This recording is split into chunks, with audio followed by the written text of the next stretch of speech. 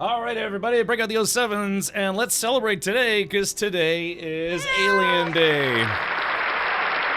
Welcome. Hi, my name is Kem Richard. We're live at twitch.tv/Sulaco, or maybe Nostromo, one of those two. Anyone else getting buffering? It looks like it's, if you're getting buffering, it's not on my end. Could be a Twitch thing. You might want to refresh there. Welcome, Steve. Nice to see you on a Saturday. It's weird because it feels like a Friday to me, but I guess it is Saturday, right? But yeah, sometimes they stream on Saturdays, especially when the biggest holiday of the year falls on a Saturday, Alien Day. All right, hey Tony, welcome, and hello Intraz, hello Belakiri, meow. Let's see, Red Baroque and Glacier, Dovakin, sorry to hear about your kidney stone problems. It's like your body has turned into a BB gun. That's happened to a buddy of mine, and he said it was not fun. How are you, Cap? I'm doing well. Yeah, I was a little busy today. I've been studiously working on trying to get my YouTube VODs channel up. I've except for, I only missed like 3 or 4, I can't remember. But I've got almost all of the VODs in 2025 on YouTube now. Because again, I spent 10 years never really putting my VODs on YouTube or anything like that. I am the ultimate fan. Tarmon, thank you for the 21 months. The perfect amount of months. Hey, happy Alien Day. Oh, well, thank you for that. Hey, Cap, is it weird that my Twitch bookmark is the direct link to your channel? I do exactly the same thing, Red Baroque. I have a link, a bookmark on my browser that leads right to Twitch, but it leads right to my own channel on Twitch. And then from there, I navigate to other, better channels on Twitch. Tony says, I finished Alien Dark Descent today. Well, that's funny, Tony, because I was actually planning on playing that. A little bit of, uh-oh, here we go. EV66 asked me, welcome all to Alien Day 2025. Captain Weirdface is here to represent Weyland-Yutani and celebrate this holy day. Today we play some scary games, fun more than scary, and celebrate our day. Remember, chat, kill those Xenos and touch its butt. It's extra good luck. In a galaxy far, far away, Captain Weirdface of Weyland. Yutani leads us into the uncharted territories of Alien Day 2025. With daring quests in the darkest corners of the universe, brace yourselves for spine-tingling alien adventures. Remember, brave souls, touch a Xeno's butt for a cosmic dose of good luck. Oh, that just never gets on. I like it. I like now. Yeah, it's got the whole animated back, or the the movie theater backdrop. That's what I had in my mind, but I just struggle to get things done on time. I really do. But let's see. So yeah, Aliens Dark Descent. So we were gonna talk about some alien stuff. I'm in the just chatting category finally, like I should be when I yap for too long. But yeah, we're just gonna talk about some alien stuff. Watch some Alien Earth preview videos. Another 2 videos launched today. So we're gonna check those out. Maybe discuss some other things as well. The pain was worse than the hernia pain I had 2 years ago. Yeah, that's what my buddy said. He said it was not fun. I have to confess that you are the only Twitcher I watch. Why is that, Red Baroque? I have to be honest. There are quality issues aside, there are other streamers out there, and quite some fun ones. Many of the people that I try to raid are people that I enjoy as streamers, and yeah, you can give them a shot. Last time we raided Burke Black. I've known Burke for many years now, and so yeah, he's worth checking out. Katie Peters and Verity and all sorts of folks. Let's see here. Dark Descent is awesome, Cap, sir. Oh yeah, Tony, I'm gonna be playing a heavily modded version of it, which just basically makes the game feel a little bit more like the movie, I guess you could say, the movie Aliens. At the time, there was only Star Wars and Alien for me. Oh, okay, gotcha. I just watched the 3rd episode of Andor. It is so amazing to see Star Wars back to being a show for adults. I had me feeling like when I first watched A New Hope as a kid in the early 80s. And yeah, it's and that's the thing that, that's the reason why Star Wars, the very first movie, episode 4, if you want to call it that, why it did so well, is because it was appealing to both adults and kids. It's not super dumbed down for kids, and it's not too highbrow for, it's not dumbed down for kids, and it's not too highbrow for kids either, and it's enjoyable by adults and kids alike. I don't know. It's kind of one of those things where it worked very, very well because it didn't skew itself to one age group or another. It's enjoyable by like any age group, which is really the sign of a good movie. If you're trying to go in that realm. Curie, thank you for showing me cat butts. But yeah, it's like for instance, today's not today's not the day for Star Wars. No, we're talking about a different franchise. But yeah, I mean that's why Star Wars worked really, really well, and it got very, very popular.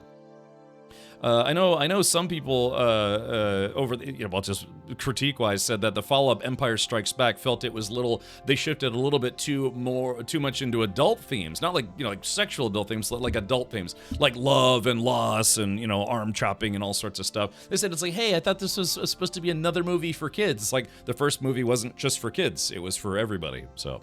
But yeah, and then you got like the Phantom Menace, which basically was kind of at certain points was very dumbed down for kids. So what can you do? And the sequels are just the sequels, so take them or leave them. It's because of the OnlyFans simulcast. That's true. Which one?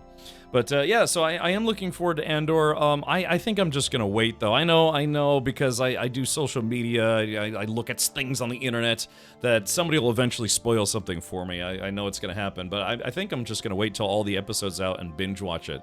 I forget, is Andor a 10 episode series or is it an 8 episode series? I can't remember. Nobody does it like you do, Cap. The other channels are too gamestery. That makes sense. Gamestery. I don't know. Yeah. Howdy, Cap. Leaving Langley now on the way back home. Yeah, getting court-martialed again. I hear Matt Blanchester.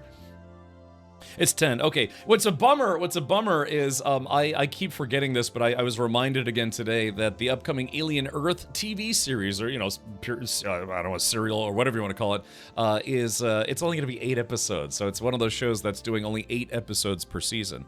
And it's crazy to think that when we used to have TV shows like sci-fi TV shows like Star Trek or Battlestar Galactica or whatever, they had one season was like 23 or 26 episodes an entire season. But now the seasons are like, we're lucky if we get 10 episodes, every 1 to 2 years of a show. So in Andor, it's been about 3 years since Andor first came out? Hey Chris, welcome. They're starting to show trailers for the 3rd Dune movie. Really? Oh, I didn't know that was out already. What, like teaser stuff? Did I know that? I don't think I knew that. Either way. Let's see. Season 1 was 3 times 3 episode chapters. Robot. Which season? Season 1. I'm sorry if I mentioned like 4 different shows at once. Season 1 of Andor was 3 times 3 episode chapters. I don't know what you mean by that. You mean like there were 9 episodes? It's kind of uncommon. Usually they do 10 or 8 episodes. Modern shows slow down, allows extra episodes to find their footing. It's really dumb. I think a lot of it goes into is because of budgetary reasons. Because now they're really pumping huge budgets into these TV shows. I mean, look at Rings of Power. They said that all 5 seasons of Rings of Power is probably going to cost over $1 billion to make. That's B billion. So, but yeah. So I'm assuming that same thing with Aliens. Aliens Earth, when it comes out, it's probably going to be a somewhat high budget affair. So maybe that's why they're only doing 8 episodes to save on money. 8 to 10 episodes sucks. Used to watch series with 15 to 25 episodes per season. That's what I'm saying. Yeah, but and then you have stuff like what happened with Game of Thrones or The Expanse, where they're good shows, and then their final seasons felt kind of abridged. Instead of doing 10 episodes, they only did like 6 episodes or 7, something like that. So yeah, they're both shows, their final seasons felt a little rushed for that very reason, but I'm guessing it was just budgetary issues, maybe. Unfortunately, I was not detained at the gate, so that's a plus. Also, Thunderbirds were absolutely amazing. Loud, though. I have been to an air show before. Last air show I went to was here in Florida, I think not this year, but last year, and it was... not a celebration, but an anniversary of Pearl Harbor. So they did a Pearl Harbor reenactment, which was awesome. The show itself, I mean, not the event, but they had like the American fighter planes and Japanese Zeros and stuff, and they were doing simulated combat and simulating bombing runs where they had these little ship things, and they were just doing explosions and stuff, and it looked crazy. They were playing they had the huge speakers playing sound effects of blaring sirens. It was nuts. TJX says 2 billion. That's stupid level crazy. What, 2 billion for Rings of Power? Last I read it, they said it was going to cost just over $1 billion to produce 5 seasons. But, Tony says, Alien Earth, I have some concerns. Well, there are some new trailers out today that we're going to watch here in a moment. In fact, we're going to watch the whole Alien Earth preview, teasers, trailers, everything in honor of Alien Day for today. They just put out some new ones today. Hey, Grim, welcome. So, let's see. And who did the what? Who's making Alien Earth? It is, I believe it's just 20th Century. You know, they used to be called 20th Century Fox. Now I think they're called 20th Century Media. But you know, it's Disney. You know, well, Disney is the parent company of, they acquired 20th Century Fox and a bunch of other companies. And so they basically, they own the rights to it now. So, but yeah. So anyways, yeah, today is Alien Day, and the reason why, for those of you who wonder, it's like, why is today Alien Day? Well, it only makes sense if you have, if you do dates the way we do dates here in America, which are wrong. I'm an American, and even I'm going to say that they're wrong. Having it be month, day, year just doesn't make sense. But the reason why we do that is because in English, we typically say, let's say November 11th, 2020, or, you know, in this state, 4/26, it's April 26, 2025. Or 2025, however you want to say it. In English and how it's written, we do month, day, year, which it's never made sense to me, but it's based on our language. I posted the teaser for it, movies and TV. Oh, really? Okay, maybe we can watch that here in a bit. Triple D says, careful, Kanye. Yeah, that guy is probably going to end up in a mental asylum at this point. He's just completely out of control. He's going to do something probably very dangerous sooner or later. You know, maybe he'll start dancing with butcher knives like that other kooky lady. I have so many videos and photos to post in Discord, I had to switch to my other phone because my main one ran out of storage. Oh, really? Okay, that's interesting.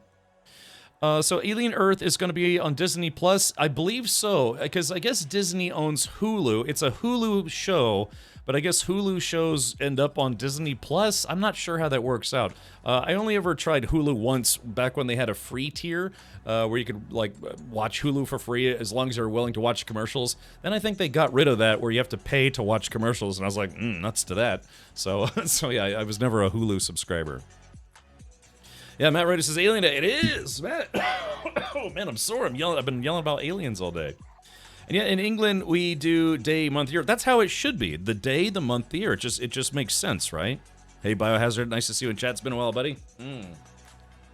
Thank you for coming in, hang out on a not just a Saturday, but an Alien Day Saturday. Yeah. Nuts to face. Well, that's also a distinct possibility. Xenomorph to balls. All right, so enjoy your very brief break there, Triple D.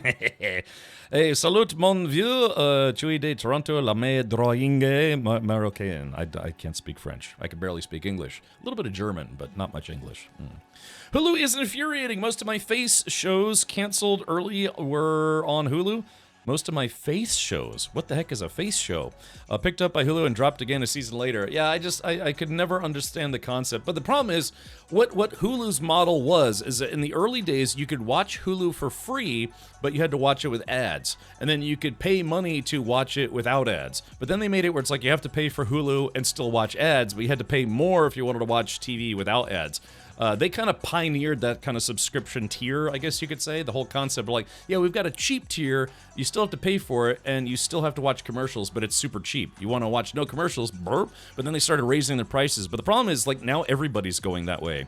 If you have a baseline subscription, even my father did know about this, Prime Video, you know, if you have Amazon Prime Video, their bottom tier subscription now includes ads on TV shows. He was watching, I think, Rings of Power, and then a commercial came on. I was like, that's weird. You're watching Rings of Power. Why are you watching commercials? He's like, what do you mean? It always has commercials. And I was like, no, it's Amazon Prime. If you have Amazon Prime, you don't have to watch commercials watching TV shows. He's like, I always have to watch commercials. What are you talking about? And then we both looked it up, and it's like, oh, they did that thing where it's like, yeah, there's now a higher paid tier if you want to watch the same content without ads.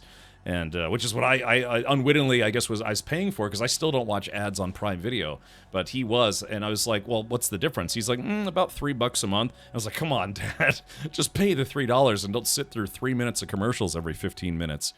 So, yeah.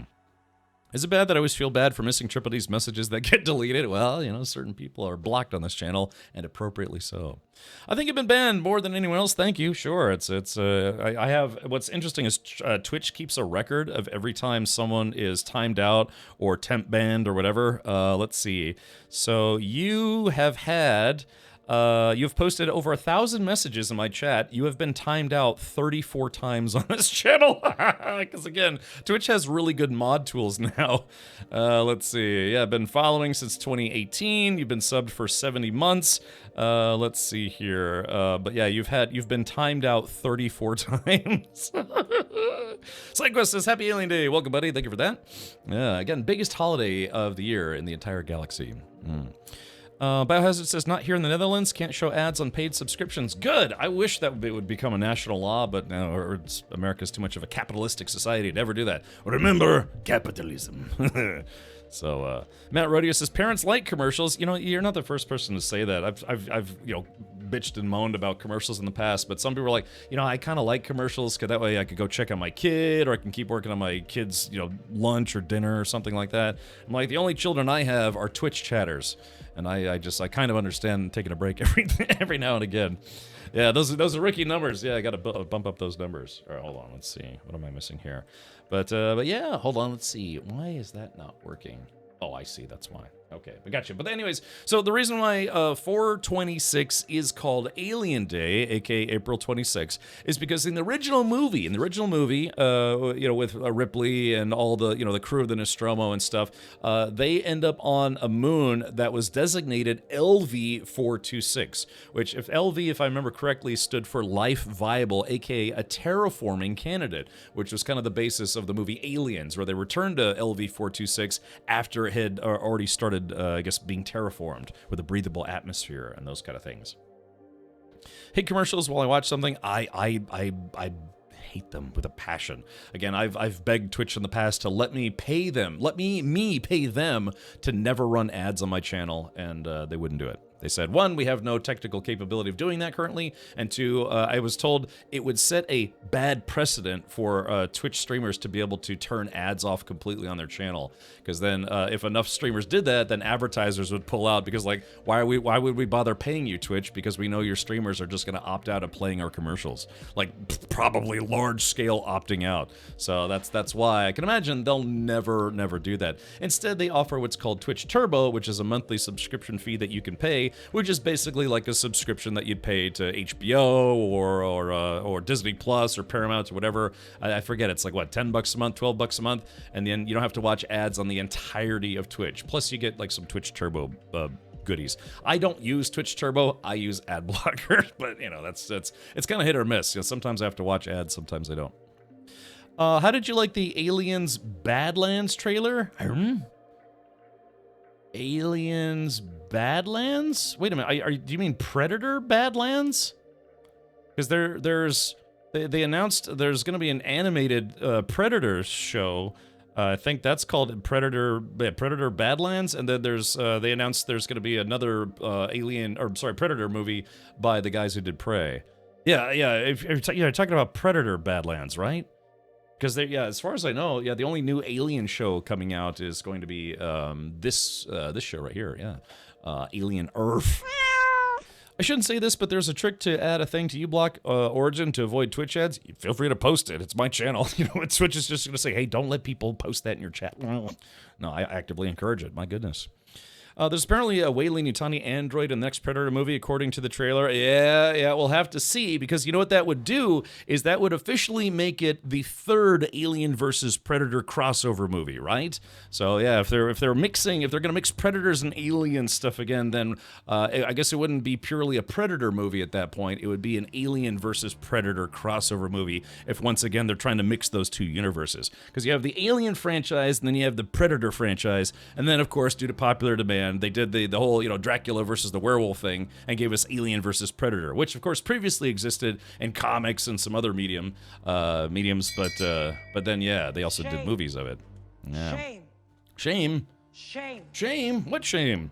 How can I have shame? I'm streaming on a Saturday. This is an optional stream for me, I tell you what. Or not optional, because today's Alien Day.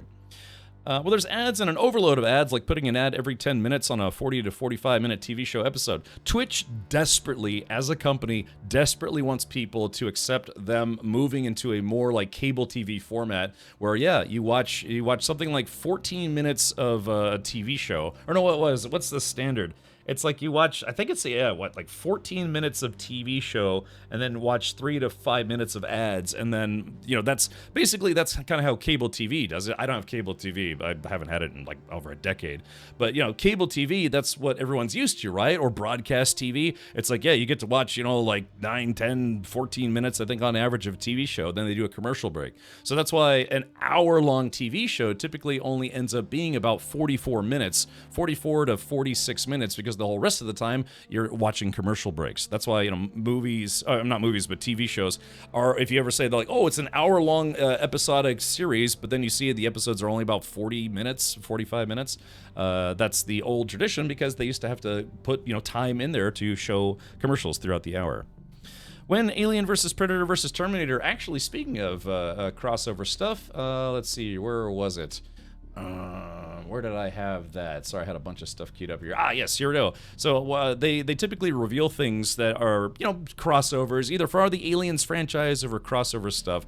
For Alien Day, they revealed that they're going to have an Alien versus Avengers comic book series. I guess a new one, because I think they've done this previously. At 22 minutes of show and 8 minutes of ads. Right, Twitch absolutely wants to move their platform into that format, because they would make a lot more money, because they're getting people they're showing more ads and getting people to watch more ads. But it'll never happen, because people will just unsubscribe and tune out. They'll go over to YouTube or something else. But yeah, Twitch, again, Twitch did mention in the past that I think Dan Clancy said about 2/3 of their income as a company actually comes from subscribers, not ads. I have to be honest, I thought for years and years and years their primary income as a company was Twitch ads. Turns out it's not, it's subscribers. Cap, do you know about the game called Prey? Why did they not make a Prey 2? I don't know, maybe Prey... which Prey? Because they've had a couple games called Prey. If you mean the most recent one from back in like 2016, 2017, 2018?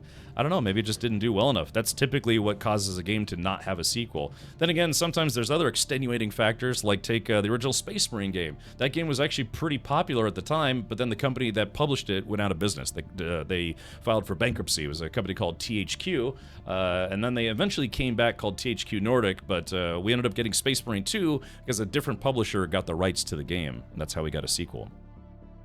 Kepsir, the Predator in Badlands looks quite bad. Morphology is weird, and the thing looks like a warrior fantasy show. So I did see somebody tweet about that. Of course, this is not Aliens Day related, but apparently it's going to be the story of a predator, a Yautja, I think they're called, that's supposed to be quote unquote the runt of the pack, or like kind of like it's going to be supposed to be like an underdog predator story. Where normally you think of predators as like they're big, imposing, they're like 7-8 feet tall, and they're all super buff or whatever. Apparently, the next Predator movie about the like the kind of like almost like the the twinkish looking Predator. He's just like, oh god, I'm a Predator. It's supposed to be a show about him proving his worth as instead of just like them saying it's like go die somewhere. Yeah. Let's see. 2017. Okay, gotcha. Slick Brett. Yeah. They just announced that they're gonna do.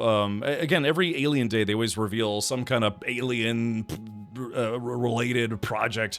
Like I said, Alien versus Avengers. They, like I said, they do a crossover stuff. It tends to be pretty popular, especially kind of sometimes when you've taken an original story and kind of beaten it to death from sequels, prequels, or whatever. That's where you start delving into crossovers like Alien versus Predator.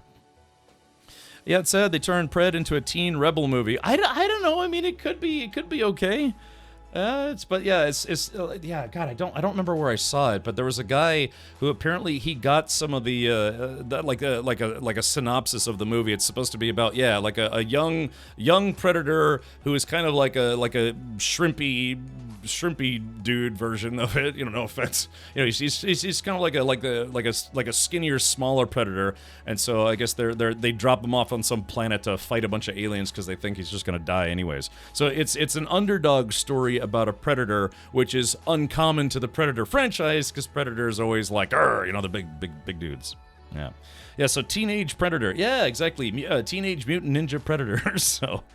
Yeah, next up, Predator the musical. Look, I saw the please don't get me into it, but I saw the new Star Trek Strange New Worlds SpongeBob crossover commercial. And like I said, I like Star Trek and I like SpongeBob, but when I see the goddamn Star Trek captain sitting there talking on like the SpongeBob phone while like one of the lieutenants is flipping Krabby Patties, I'm like, I'm out. And it's supposed to be just for fun, but god damn, is that kind of immersion ruining? Yeah.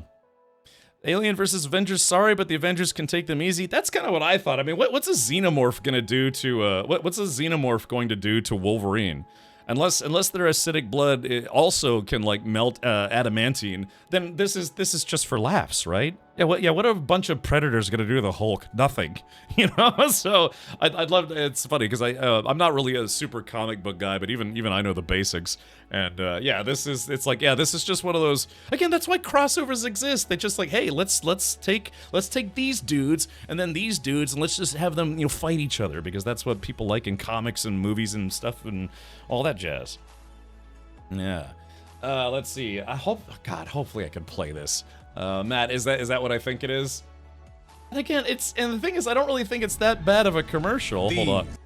I don't think it's that bad of a commercial. It's just, I just don't want to see this, All right, hold on. So again, this is, the Patrick Starship Enterprise. Come on, man, really? Like I said, I like SpongeBob, I like Star Trek. I'm actually really looking forward to this next season of Strange New Worlds. But then you have this.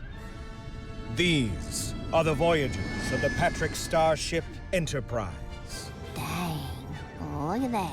What's your status, Commander Cheeks? Everything's peachy. Commence nautical nonsense. Its mission, unclear. Krabby Patty, engage. Hit it, Krabs. Aye, Captain. Jumping jellyfish. Its crew, unfazed. Mother of pearl! Fire on the poop deck! Sound the foghorns. God damn, man. Where's Officer SquarePants?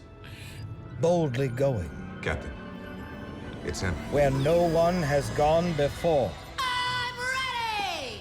Greetings, Sponge Robert. Sponge Robert. Weird dream. Perhaps it was your imagination. Whether you like SpongeBob, Star Trek, or both, find your mountain of entertainment on Paramount Plus. Oh, yuck. I guess I'm just saying, it's like, hold on, where is it? Yeah, it's, next time you think of, oh, hold on, where is it? I can't find it anymore. It's just, hold on, yeah, next time there's Captain Pike. When you think of, like, Captain Pike doing, like, a serious scene or anything, or just, like, the early Uhura, hold on, or Uhura, what is it? Hold on. Just I want you to burn this into your memory, whether you like it or not. So next time you see her, instead of being in charge of communications, maybe she happens to be piloting the ship or whatever. Yeah, just think of her using the SpongeBob steering wheel now. Amazing how they can take two things I like and make it awful. That's what I'm saying. Nobody wanted this. Like nobody needed this. Yeah. When you think of a really serious, tense situation that Captain Pike is going to get himself into, and he's got to communicate with like a new alien race, or maybe the Klingons, or something like that. Make sure that he's using the seashell phone. Think about this. It's like, well, yeah, he could be using the ship-to-ship communications, or he could be using the damn seashell phone and just having. He's like, seriously, look how serious. He's like, I need to. Yeah, the inner tube toilet seat, right? And I just realized, he's not even sitting in the seat. He's sitting on the armrest. God. I mean, don't get me wrong. I actually think this is kind of funny, but it's just nobody needed this. It's because Paramount, they wanted to. Man. Game over, man. It's game over. Right, exactly. There's Captain Pike. He's like, don't worry, Ensign. I've got the burger in my hand. I'm ready to make a Krabby Patty. I'm about to make a shitty commercial. But the biggest thing, the Patrick farting ship is actually kind of fun. But the biggest thing, I want all of you to burn into your memory, and you'll never be able to unsee this. Wait for it.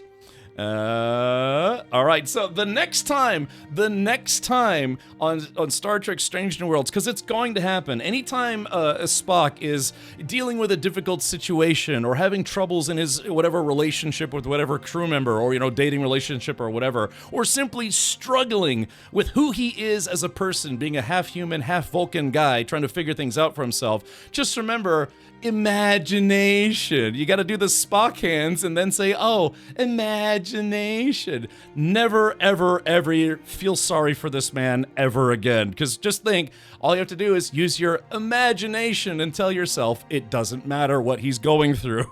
Yeah, the double Vulcan salute into a rainbow. It's like, goddamn, man, nobody needed this. God. That's what I was, and you know, the thing is, I said it's like, I was complaining about this on Discord, you know, just whining, but, you know, Red Flames kept saying, it's like, well, look, you know, Captain, Star Trek has always had some campiness, but yeah, but it's been like in-universe campiness, with like holodecks or tribbles or any of that stuff, but it's just, yeah, when you see goddamn Captain Pike talking to the SpongeBob phone, it's like, what, it's just nothing matters anymore. That's just it. For the sake of commercials, nothing matters anymore. For the sake of branding and exposure and just, I don't know. I mean, like I said, it's actually kind of fun, but it's just, nobody needed this. Nobody needed this. Like I said, I didn't even realize till somebody mentioned that he's not actually sitting on the toilet, the inner tube toilet seat. He's sitting on the pool toy version of this. I kind of dig it, man. These guys can sell serious stories and also be pretty darn goofy. I'm impressed. Free beer tomorrow. I mean, I was very vocal about the fact that I thought the musical episode was also just very nauseating. But again, Star Trek is no stranger to trying new things, especially when you have what's called a holodeck episode, right? And then it's like where they can literally do whatever they want. Captain Picard and his merry men, you know, going back to the repeated episodes where they go back to like Sherlock Holmesian times, or, you know, the 1930s, and they did that both in like TNG, DS9, the original series, all that stuff. Yeah, Gene Roddenberry's ghost must be bad. Who knows? Maybe he would have appreciated it. But then when I just see this, I think to myself, it's like when people see this, when you show this to people, it's gonna get stuck in their heads, and then it's like, I just can't take this crew seriously anymore. Yeah, because I'm always going to think it's like, well, that's okay, call Sponge Robber to save the day. And I know it's just a commercial. It's just a commercial, but still, it's just one of those things where nobody needed this. Nobody needed this. If you want to be weird, like the storyteller episode in Strange New Worlds, which is also, yeah, I kind of liked it, but it was admittedly kind of cringy. It's just, yeah, that's fine. You keep it goofy, keep it campy, but keep it in universe. But, you know, it's just, I don't know, man. I saw this and I think I fused a few vertebrae with how badly I was cringing. Like, oh, God. Yeah, hold on. Let's see. One more time here. Your imagination. Whether you like SpongeBob. Let this, I want this, everyone who's tuned in right now, all 146 of you, I want this seared into your imagination. The next time you see this guy, be like, oh, I'm so frustrated being a Vulcan, half-human hybrid guy. It's okay, because I'll just use my imagination to sort the problem. I'm surprised he didn't do, like, jazz fingers, like, somehow do jazz fingers with his Vulcan hands. Yeah, so... Yeah, Red Baroque says, I think I will unsubscribe from your channel for you showing that. Where's the complaint department? It's the number that you pull that's attached to the grenade. Yeah, pass me the eye bleach. So, anyways, it's too bad our fantasy shows can't meet our expectations. Right, you know, Spiral Plus? I don't know. It's okay. Like I said, I actually think this episode was kind of funny. SpongeBob, Star Trek, or both. Yeah, exactly. Or both. Yeah, exactly. So, I mean, to be fair, you know, Strange New Worlds did a crossover with the... His brain ain't right, but it's fun. With a cartoon. You know, they quite literally did a crossover episode with a Star Trek cartoon, Lower Decks, but, you know, I think that turned out pretty well. So, yeah, just the musical episode where it's like, oh, they all caught some kind of virus that causes everyone to sing songs. It's like, okay, you know, just, it's not for me. It's okay. You know, Star Trek has done a lot of weird things across, what, it's been like 50 years of Star Trek? So, no more. God, what, the original show was 1965? How long has it been? What, like 60 years?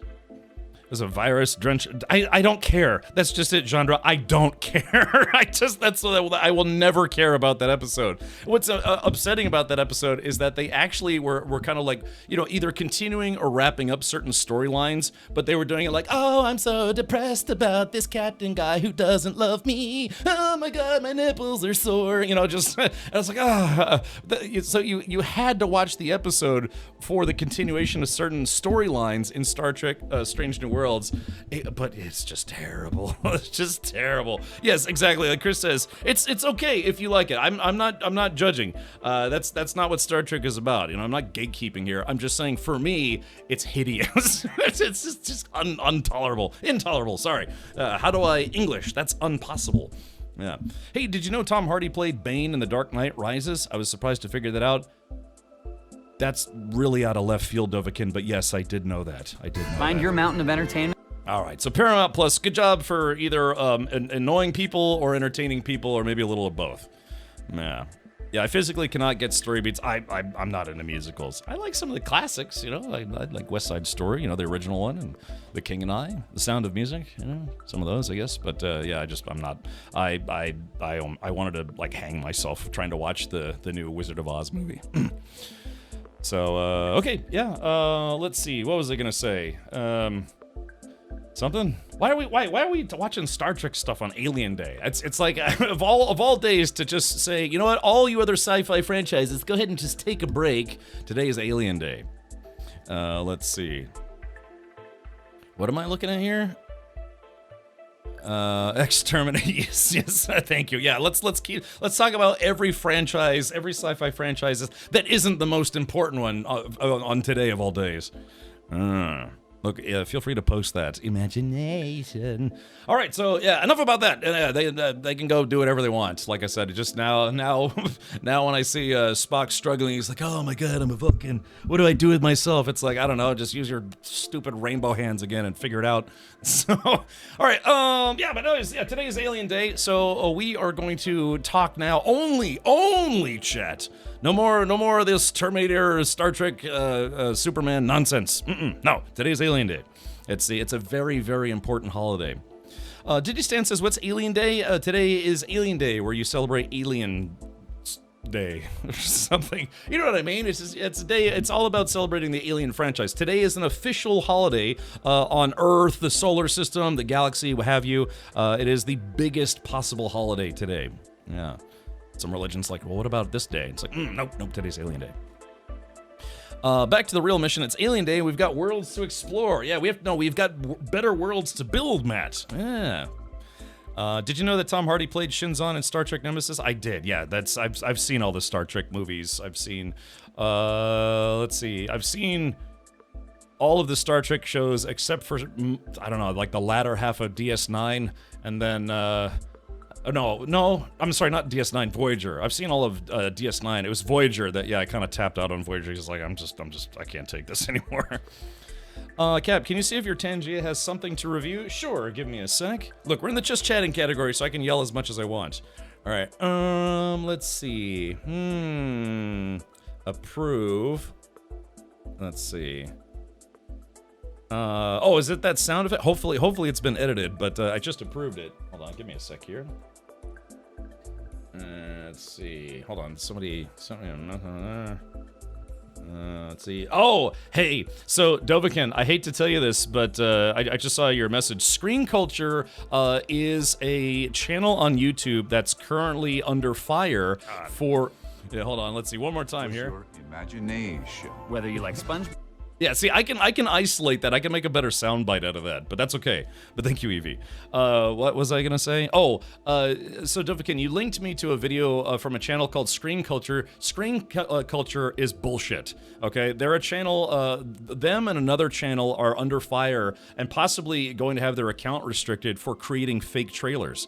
That's bullshit. Exactly. That's something that they've been doing a lot of to the detriment of just about everybody's mental well-being. being. No, it's okay. If you didn't know, you didn't know. But that's something that enough people have complained about them now that, yeah, their account is at risk of getting suspended because they keep cranking out all these AI-driven videos that say, official trailer, brand new trailer, the most official trailer possible on YouTube. And then a very fine print that said, this is our concept trailer.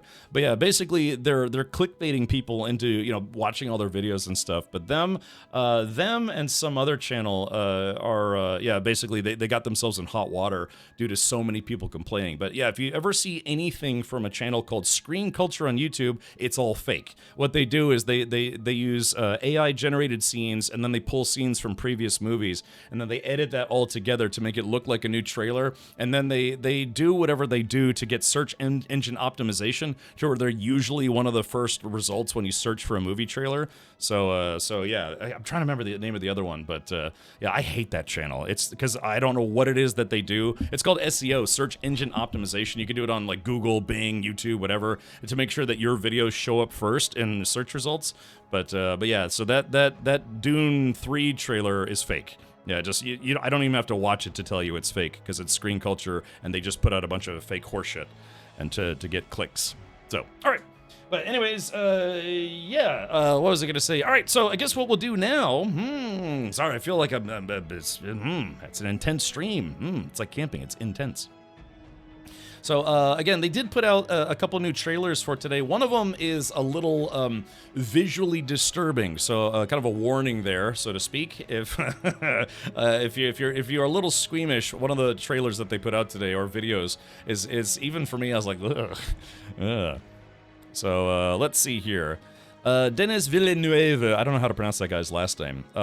He's not far from where I live in the Quebec. Okay, cool. I don't have any famous neighbors. I mean, there's a guy across the street who's got like this battleship alarm anytime someone gets too close to his house. It's April 26th, LV426, the deadliest day for space truckers ever. Absolutely, yeah. This is the day that space truckers everywhere have to, maybe take a second look in their cargo bay and hope for the best. So, yeah, anyways, so if you did not know, Alien Earth is an upcoming show that's coming to Hulu, which I guess is Disney Plus. I don't know, I guess Hulu, maybe? I don't know. But it is going to be a series. One of the things that was confirmed, sadly, and I'll bite my tongue here for just a moment, but sadly, this was confirmed to take place after the prequels, not before it. There was kind of like a little bit of a toss-up on whether this was going to come after or before them. There is a loose Star Trek and Aliens crossover, Star Trek Strange New Worlds, All Those Who Wander. It had Gorn resigned to represent how alien xenomorph function and kind of look. Oh, you mean like redesigned? Yeah, redesigned to represent. Interesting. Hold on. So it wasn't like an actual Aliens crossover. It was more like Aliens inspired, because there are a great many things out there that have been inspired by the Aliens franchise. Hold on, Strange New Worlds. All Those Who Wander. Oh, you mean the show itself? Yeah. I mean, I guess the Gorn are the Gorn. They did decide to make them a lot more vicious and cunning and brutal in the new show. I don't know, maybe, I could imagine they took some beats from Alien. I didn't really notice that myself. Then again, I only watched the episode once. But yeah, so they did, the Gorn got redesigned, if you didn't know that, for the new series. So, I like it though. Yeah, they made them a lot more vicious and less, ridiculous. It's no longer a dude in a rubber suit. It's all CGI now, but it's pretty awesome otherwise. Okay. So, yeah. All right. Anyways, yeah, let's pull this up here. So for Alien Earth, I don't think there's been a set release date for it yet, unless I missed that today. If they were going to announce it at any point in the day, it would have been today. Or at any point in time, it would have been today. But yeah, why don't we do this? There is a playlist of 13 videos, including some little, basically kind of like, I don't know, like teaser, like TikTok things that they actually put on YouTube. I haven't seen these yet. I had no idea these existed. I've only ever seen the regular trailers. There are many kinds of Gorn, to be fair. Oh, okay, gotcha. Also, the redesign has the Gorn using host to incubate young, and they too burst through the chest. Oh yeah, that's right. I do remember that now that you mention it. Disney owns 67% of Hulu, so yes, you could say that Disney owns them. Yeah, they're a majority shareholder or majority owner. Anytime you have 51% or more of a company, you basically are running the show. That's been explained in other obviously business schools, but there was a show called Silicon Valley. They kind of explain that process. It's kind of like an IT comedy, I guess you could say. But yeah, if you end up having like a board of directors or say like shareholders or anything like that, then yeah, if another company comes in and they're like, oh, we want to acquire part of your company, it's like, okay, how much? 51%. It's like, oh, so I'd still retain 49%. It's like, yeah, you would. yeah, handshake. Okay, guess what? We're calling the shots because now we are the majority shareholder of your company, and so yeah. So anyways, yeah, if you ever have a company and you decide to go public or simply take on investments or whatever, make sure that you never sell more than 49% of your company. Yeah. I mean, there's 50-50, sure, but then that's where legal stuff can get kind of weird. But if you sell a company 51% of your company, you basically no longer own your company at that point. So, unless you have a really good lawyer who can write a really good contract somehow. All right, so yeah, why don't we watch these? We're just gonna watch these in order. Let's see. So yeah, we have a few teaser trailers. Some of them might be kind of repeats or whatever, but yeah, we're just gonna watch all of these, all 13 videos back to back. So let's queue up the first few, and okay, all right, here we go. Let's turn this off. So here is the, let's do this. So there's the trailer for this is the very first teaser that was debuted for Alien Earth. This came out, God, when did this come out? Last year? Something like that? Red Baroque says, I don't like hockey at all. Don't tell immigration. I think the Capitals, the DC Capitals are, I think they're one game ahead of the Canadians. I don't really follow hockey that much, but I used to go to Capitals games from time to time. Not much of a sports ball guy, but I'll take a hockey puck game occasionally. So, all right, here we go.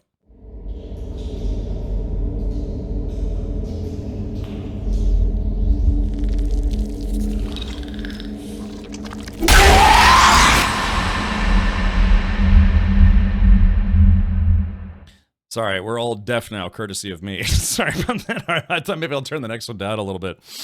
Let's see. The AVP movie had aliens on Earth. Yeah, so that's why. But again, that's where it becomes problematic, right, Jandra? Because again, if it's Aliens versus Predator, technically that's not canon to the Predator franchise or the Alien franchise. It's a crossover thing. And, you always get people who debate whether or not that's canon or not. But then if it breaks lore in either franchise, then it's like, but yeah. All right. Anyways, so here is the next trailer, which I guess, I don't know if this was similar or different. Kind of don't remember. Let's see. Wait, is this the first one or the second one? Let's see. Yeah, because they had 3 previews, and then they actually had a South by Southwest trailer. All right, let's just watch this one. This is the second one. It might be the same as the first one. In 2120, Mother Earth is expecting.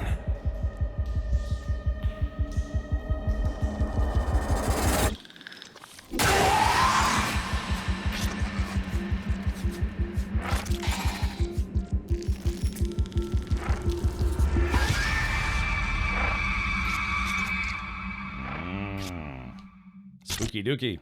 All right, so there is that one. That's the that's number 3. Let's see. This one's Destination. All right, let's pull this guy. This one, I remember this one. We watched this one like 15 times on stream. Alien Isolation was free to get on Xbox. Was it free to get or was it just free to play? I can't remember.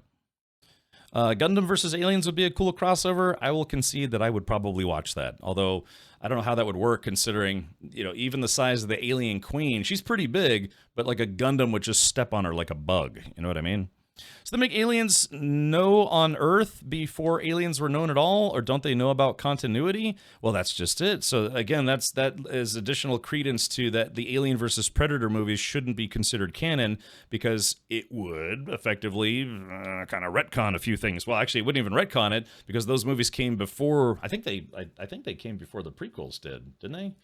I don't know. I have to remember the timeline. But either way, so again, the guy who is running this show, Noah Chomsky, Noah Hawley, I think his name is.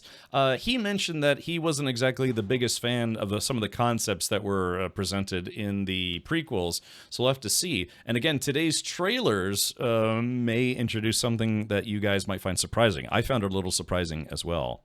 Purchase price was free. Not sure if it still is. Oh yeah, they announced that Alien Isolation. I thought it was just going to be free to play over the weekend, but maybe it's just free.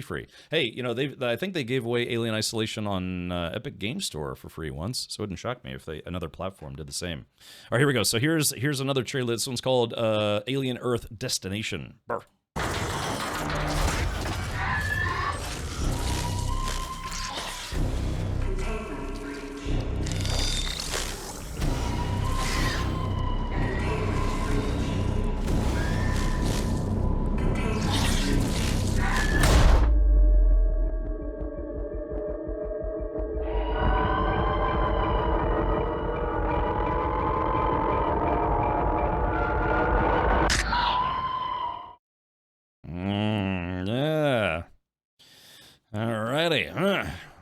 So there you go. Let's see. In the AVP movie, the Predators brought the aliens to Earth for a special hunt, but stopped using that site and eventually got buried over time, and the modern humans have no idea about the aliens, but had ancient records of predators. So again, if you've seen the AVP movies, which I have, I own them, and then you've seen the prequels, yeah, it's yeah, it does. That wouldn't make sense timeline-wise based on what was presented in the prequels, which I think is kind of stupid, but that's okay.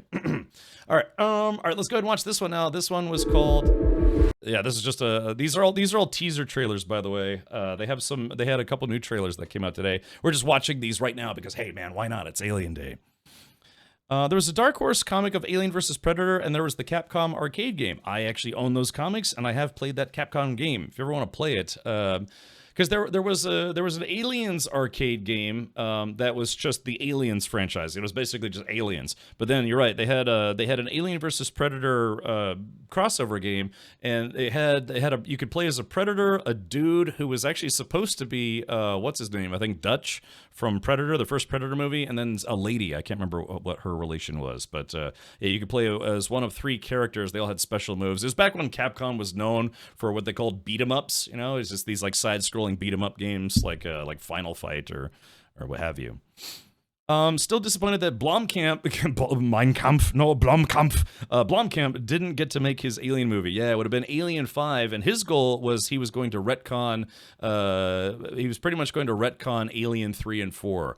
He had a bunch of concept art. Apparently, Sigourney Weaver was interested in reprising her role, where Ripley and Hicks would have been older. And I don't know what the premise of the movie was going to be, but yeah, it was basically going to ignore the events of 3 and 4 to create a different timeline, so to speak. So what do aliens eat other than humans? How do they feed? That's a good question. I don't know. Maybe they're into Cheetos. Alan Dutch Schaefer, right? So the Alien versus Predator Capcom game. Oh, let's see if we can pull this up here. Just a quick screenshot for those of you who have no idea what I'm talking about. Let's see here. Alien versus Predator arcade game. I remember playing this in a retro arcade, and definitely not when it was new. Let's see, images. Let's go to tools. Let's go to size, large. If you you can play this. Let's see here. Yeah, so here it is right here. We pull this up. So yes, Alien versus Predator. So it didn't really kind of adhere to, I don't think, any really of the movies or anything, other than having different kinds of xenomorphs and all sorts of stuff. But yeah, you could play as the Predator. They had a bunch of different like aliens and bosses and stuff. Yeah, Major Schaefer. That's right. Yeah, so he was supposed to be, Dutch from the first movie. And then you could play as a lady. I don't remember what her whole thing was, but yeah, you could get into a power loader, which is pretty cool, and all sorts of stuff. I think, or maybe that was the first one. I can't remember, but yeah, there was an Alien versus Predator arcade game. If you use a MAME program, it's a multi-arcade. God, what does MAME stand for? It's like multi-arcade mega enough or something. Yeah, there was a comic where Hicks and Newt survived that I enjoyed. If you've ever played Aliens Colonial Marines, which I don't think is considered canon anymore, but at the time, I believe 20th Century Fox was like, oh no, this should be considered canon. Hicks didn't die. Man, Hicks didn't die. Let's see. The AVP games released in 1999 and 2001. The aliens did eat predators. Sure. Yeah, why not? Yeah, like even in it was an Alien versus Predator the movie. They showed aliens not well, you know, predators are predators, but they're not infallible. I mean, shit, man. The first time we were introduced to predators in general, it lost. It technically lost on its hunt. You know, it was hunting people, and it lost to Arnold Schwarzenegger. Yes. All right.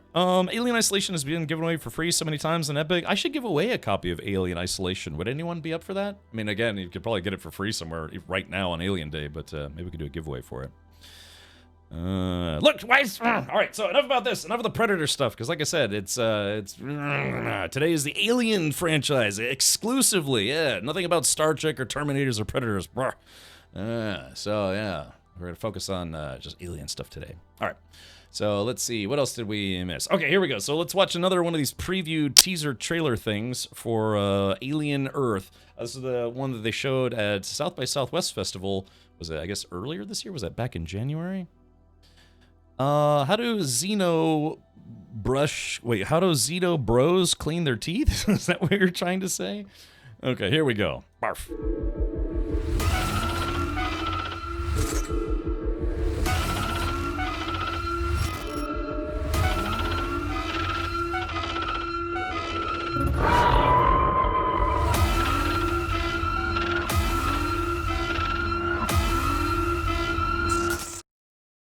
All right, yeah, so that was just a bit of a teaser that they did for the South by Southwest Festival, which takes place in Texas every year. Okay, so now we are going to watch, let's see. So these are, I haven't seen this before. So this came out just a month ago. I don't know if this is like a compilation. Hold on, let's pull this up here. Oh yeah, it looks like they put a compilation together. So this is something I actually haven't seen. I have no idea how I missed this, but this is it's supposed to be kind of like probably like, I don't know, kind of like YouTube Shorts, TikTok videos that they did, but it's in universe. So let's go ahead and watch these right now and feast our eyes. I've never seen these before. Colin Kester. No, it wasn't. No, it wasn't. No, I don't know where you got that from, but that's weird. Okay, here we go. Let's do this. Hello, you little rascal. How you keep on dropping it? Huh? I'm your boss. Remember who got you the job? Where you going?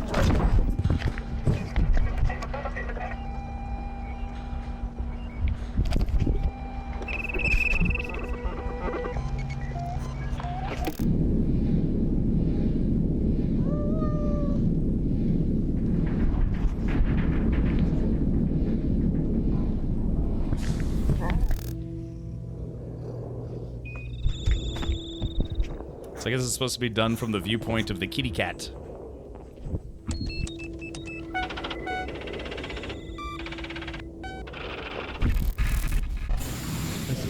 Maybe the ocean. That's probably what I miss most. And it's not people. Everyone I know is dead. Not everyone, but might as well be. The kids are older than me now.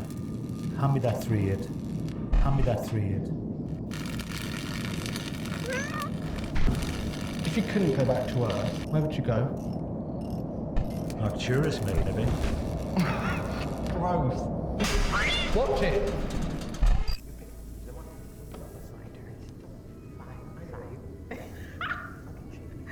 Pick a card. Richie, that's you. You're I know projecting. you. I know. Hey, kitty, kitty. So I want to see me beat this big bad guy. Flora or fauna? I'm not sure. Maybe both. Right. Still running tests. Jen.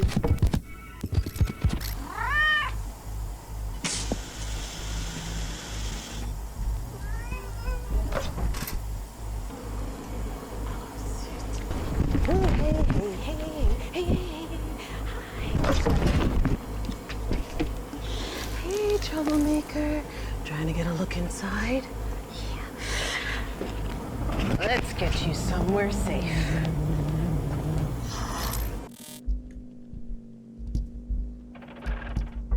This is creepy. I hadn't seen these before.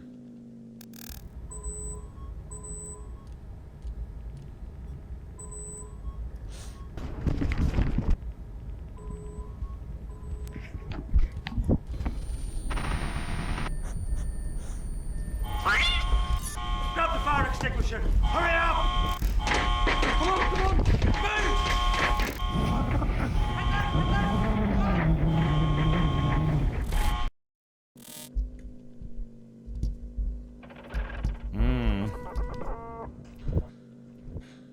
Oh, I think that was okay. I think that was the montage of all the shorts that they put together that they released.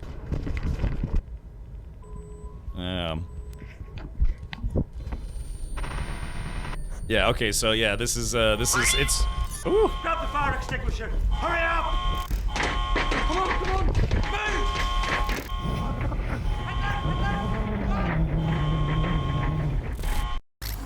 Okay, so yeah, so now it's just playing through all the individual ones, but yeah, I hadn't actually seen that before, so that's interesting. Yeah, those came out about a month ago. Alrighty, so we just have 3 teasers left, which are, like I said, there's 2 new ones that came out today, actually. Moosey Geek says, I can't wait. Yeah, me neither. They put a cam on the cat's collar. There are YouTube vids where people have done that. Yeah, sure, Chandra. I've seen those. I'm saying these specific videos. You know me, I'm kind of like religiously obsessed with all things aliens, but I don't know how I missed that one. Okay, let's do this. All right, we have, let's see, we only have 3 trailers left here, 3 teasers. One of these came out just 4 days ago. It's another official teaser for the show, and then 2 new ones came out today as well. Oh, let's pull this up. Okay, all right, 3, 2, 1, and activate. Our Earth is rich with diverse, vibrant, delicate ecosystems, and we must protect them at all costs. Together, we can discover the wonder of our planet before it's too late.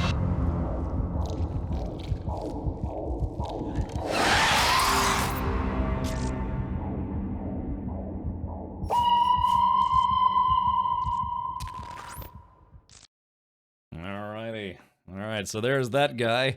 And then, alright, ladies and gentlemen, boys and girls, here is the new trailer, one of the 2 new trailers that came out today. This one is called Gestation Complete. So if you're a bit on the squeamish side, maybe avert your eyes, or maybe, you know, maybe... But, alright, here we go. This one's called Alien Earth Gestation.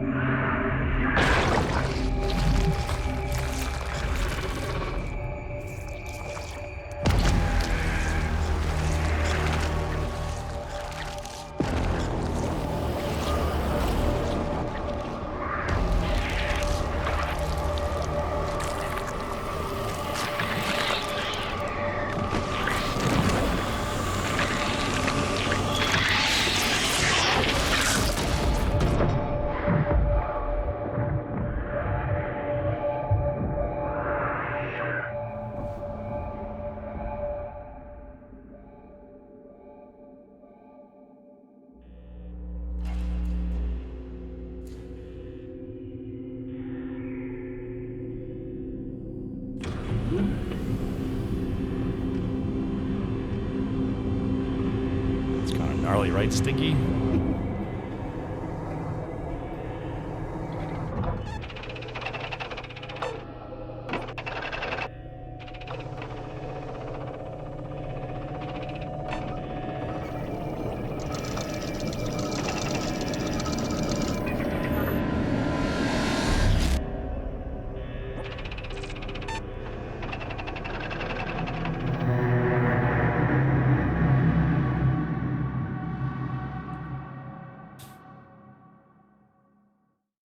All right, so there you go. They did this right so far. Yeah, we'll have to see. It wasn't just gruesome, it was full. Yes, yeah, a little squishy, that video, right? Can you play that video of the old man posted next? I don't. That one's more horrifying. Triple D. I don't know who's worse, Wayland or Vault-Tec. I'll have to see. All right, here we go. And here is the final teaser trailer that came out a little earlier today. And this one is kind of the thing that was kind of surprising. Oh, hold on, let me snooze the ads. Stupid Twitch ads coming on again. All right, here we go. 3, 2, 1, and activate. This ship collected 5 different life forms from the darkest corners of the universe. Each one a unique, deadly species. Monsters.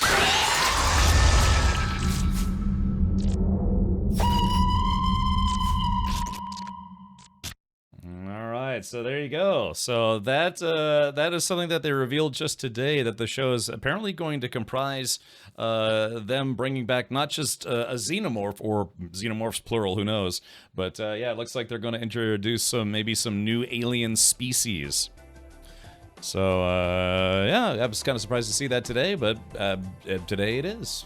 All right, but yeah, again, the show, if you hadn't gathered, is going to be called Alien Earth. Still no set release date, but it is apparently supposed to come out this summer. Let's see. Ralstel says, hello, is Dune down, or what's going on? Today is Alien Day. Yeah, it's the most important holiday imaginable. Yeah. Well, if you're into alien stuff, anyways. Where in the timeline does this fall in? It is in the year 2120, so it does come after the, I think, what is it? It comes after the, I'm trying to remember the timeline. So it's after the prequels, but I can't remember if it's before or after the events of Alien. What's that, Matt? Never knew that? Okay, Alien Day. Yeah, it's an official holiday as far as everyone's concerned. And I'm not biased or anything. Yeah, April 26th every year. Normally I don't stream on Saturdays, sometimes, but yeah, we're streaming today because today is officially Alien Day. This holiday was come up by a long time, I guess you could say, just fan and, I don't know, I guess archivist, you could say, of all things Alien franchise, Alien universe, or whatever. And so he kept coming up with the concepts like, hey, we should have one day a year, because, you know, there are a lot of, like, big holidays, a lot of frivolous holidays. It's like, he's like, why can't we have an important holiday for the Alien franchise? And he's like, well, if we're going to pick a day, why don't we pick the 426, which is, you know, April 4, the 4th month, so that's 4, and then 26, the 26th day of April. It's a reference to the planet that or the moon that they land on in the original Alien movie, LV-426. And so it just kind of grew in popularity, and then 20th Century Fox kind of ran with it and started promoting the Alien franchise on this day, and then it became an official holiday as far as literally everyone's calendars are concerned. Yeah. But what's an alien? How do they do an alien? Aliens Day parody, it's 19 seconds. Is it, music-wise, is it safe? I know, I'm kind of actually taking a risk even showing these commercials, because apparently you can get DMCA strikes even from commercials. But hold on, let's give this a go. Yeah, there were some Alien short films. Let's see. Yeah, there were some Aliens short films that came out, I want to say maybe like 5 years ago. I was just tuning in to find out why today was Alien Day, and now I know. There you go, good timing. All right, so let's do this. You know, Burke, I don't know which species is worse. You don't see them fucking each other over for a goddamn percentage.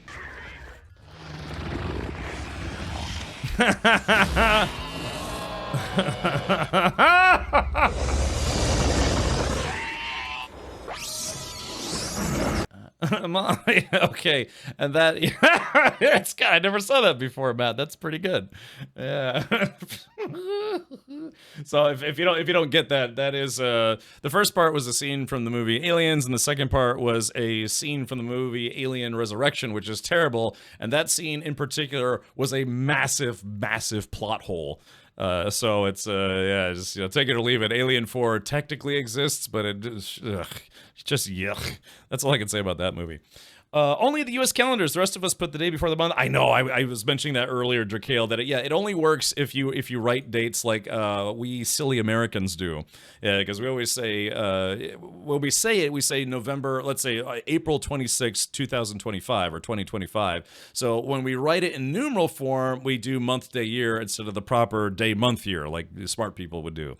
So anyways, yeah. So, but anyways, it's 4/26 Alien Day, but it just became, it just kind of stuck in general that, yeah, it's April 26, 4/26 is Alien Day. So, but yeah, for those of you tuning in a little bit late, or not late, or maybe late, I don't know. Today's a Saturday. I don't blame you. I don't normally stream on this day. Yeah, Alien Resurrection was special. Yeah, you have to, you have to take a real special interest in that movie to enjoy it, I suppose. April 26, 1992, there were riots on the streets. Tell me, where were you? Probably watching Aliens. Yeah, maybe. No, that's 1992. I probably wasn't alive then. I'm only 21. I heard the new Predator movie has an alien reference in it. Yeah, potentially. So that would make it officially an Alien versus Predator crossover movie, just like the first two crossover movies. Something to consider. Because again, you have the Alien franchise, and then you have the Predator franchise. And like I said, it goes all the way back to Dracula versus the Wolfman crossovers. They did a crossover between the Alien franchise and the Predator franchise, and that's how we got the comics, the movies, apparently this upcoming film, that kind of thing. So.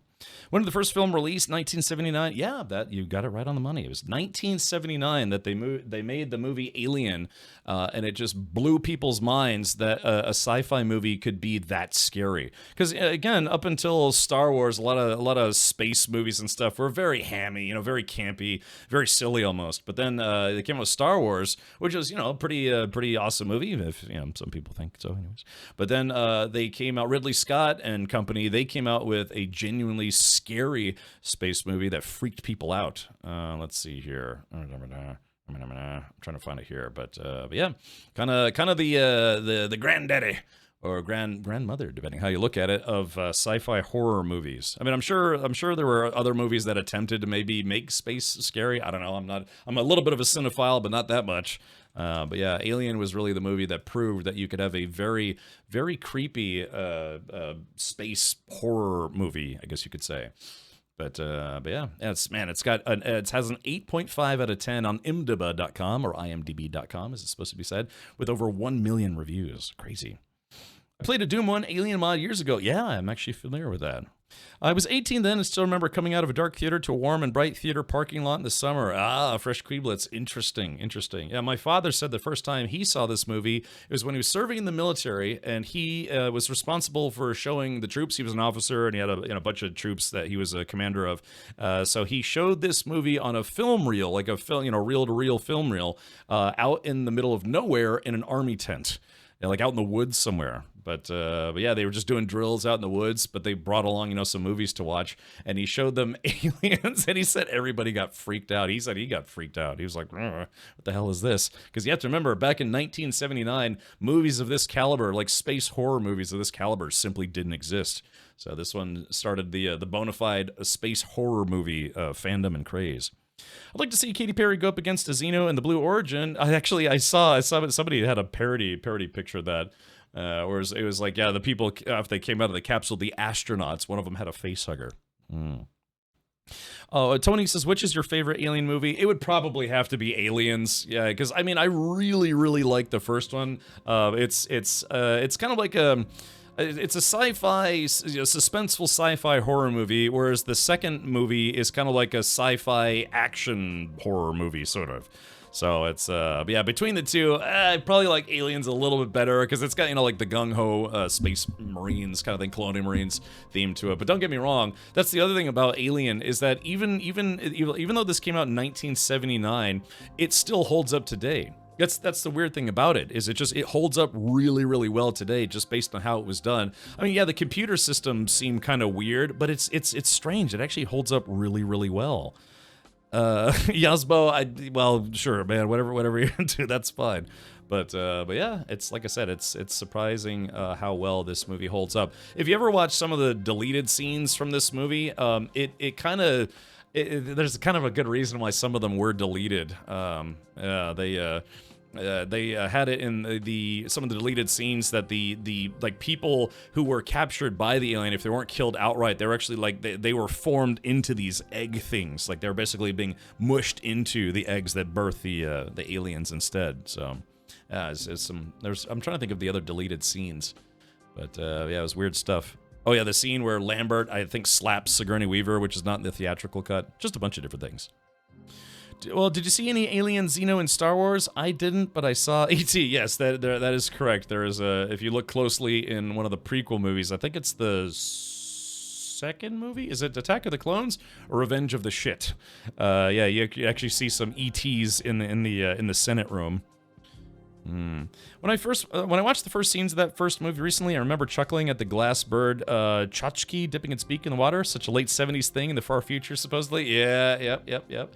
But yeah, again, a movie in general. I mean, I've seen this movie, God, I don't know how many times, dozens of times. It surprisingly holds up well. And I don't say that just because I'm a fan. It's just how it was done and how it was directed, how it was written, the screenplay, the story, what have you. It just holds up really well. One of the gifts that I got from, I believe was it you, Triple D, or was it Mammon? Maybe both of you. The screenplay actually played out a little differently than how it plays out in the movie. Some of the characters were different, some of the themes were different, and I was gifted a graphic novel that it's basically a graphic novel of the original screenplay, not the one that ultimately was used for the movie. And it's not as good, but it's very interesting to see what all changed. So Decide says, we need Kit Richard in an Alien movie. Look, man, if there's someone that I could Hollywood just go to town on, I'll be like, look, I'll do whatever it takes, just put me in as an extra, just throw me in the background, like let me be one of the dead people stuck up on a wall in a xenomorph hive, like my insides becoming my outsides. Yeah, I would. Yeah, there's not much I wouldn't do to be featured in an Alien show or movie, what have you. Was one of the first movies to have a form of digi-editing too. Weaver refused to shave the muff hair, and they had to remove it for that undies scene. Really? Did they do that in the original cut? Yeah. Well, thank you, Triple D. Yeah, like I said, I enjoyed it. It was it's good that they did kind of change it, because some of it was a little hammier. Again, it's just people were just used to campy sci-fi space stuff. And then, they tweaked a little bit, and Ridley Scott, did an amazing job, and he kind of ruined it all with his prequels. No. All right. So, so that's basically that. What do we talk about? Yeah, they're doing, like I said, Aliens versus Avengers crossover comic that was announced today. I think that covers just about everything. Also tomorrow, other than, other ones just, yakking and playing games here on Twitch, we watch movies on Sunday nights. Tomorrow, we're going to watch Aliens Expanded. It's probably the best possible documentary that you could have on the movie Aliens, which out of the entire franchise is probably my favorite movie. So I haven't seen this yet. I was both a backer and promoter for this, documentary. And so we're gonna watch this. I'm gonna watch it for the first time tomorrow. It is literally like 4 hours long, so we'll probably just watch this. I thought maybe we could watch the movie Aliens first and then watch this, but yeah, then you're talking like 6.5 hours of camping out on Discord. I don't know. Stinky says, I've got that documentary. It's awesome. I've been waiting ever since I got it in the mail, Stinky. I've been waiting for it, and finally gonna watch it tomorrow. Do it! Fantastic documentary. So glad I backed it. Yeah. So I backed it myself, and then they reached out and asked me if I'd be interested in helping them to promote it. Kind of like a sponsored thing. And I was like, yeah, sure. Absolutely. So yeah, it's speaking of which, wait a minute, hold on. Since I actually still have it here, why don't we go ahead and watch the trailer for it right meow. Hi guys, I'm Jim Cameron, and this is Aliens Expanded. Talk to me, Hudson! Multiple signals. Without a doubt, Aliens is the best movie that I've ever been in. We all knew that we had something. If you're gonna only be in one movie, this was the movie to be in. I don't think we had seen that in film before. It was so real. It's brilliant. It's so fresh, so exciting, so adrenal. Pack 'em in! Get in there! I want this thing to go smooth and by the numbers. Paxton turned to me and he was like, "Oh, dude, this is gonna be so awesome." This wasn't just a hit movie, it was something that would really endure. A phenomenal piece of filmmaking. I'd been on a lot of sets, but this one was the next level. In my mind, it was experimental cinema. Everybody thought I was nuts. Is he going to be casual? Is he going to be a monster? He was under pressure. If you're screwing around, he's gonna tell you. A little bit of abuse doesn't hurt. And it all just went dark. 6. Remember, short, controlled bursts.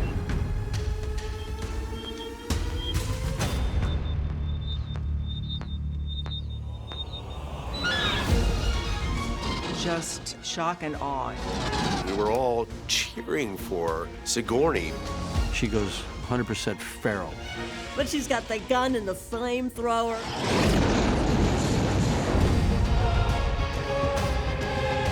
He's alive. There's still time. It definitely is movie history. It was a great time in my life. Get away from her, you bitch! I was born to make that movie. Yeah. All right. So this was the original promo that I was showing back when, before the documentary was out. So, They actually just announced that they are doing a double DVD or double Blu-ray set, I should say, now that has just 14 hours of stuff that wasn't actually included in the formal documentary. So the documentary itself is literally about 4.5 hours. Geez, the credits are like 20 minutes long alone.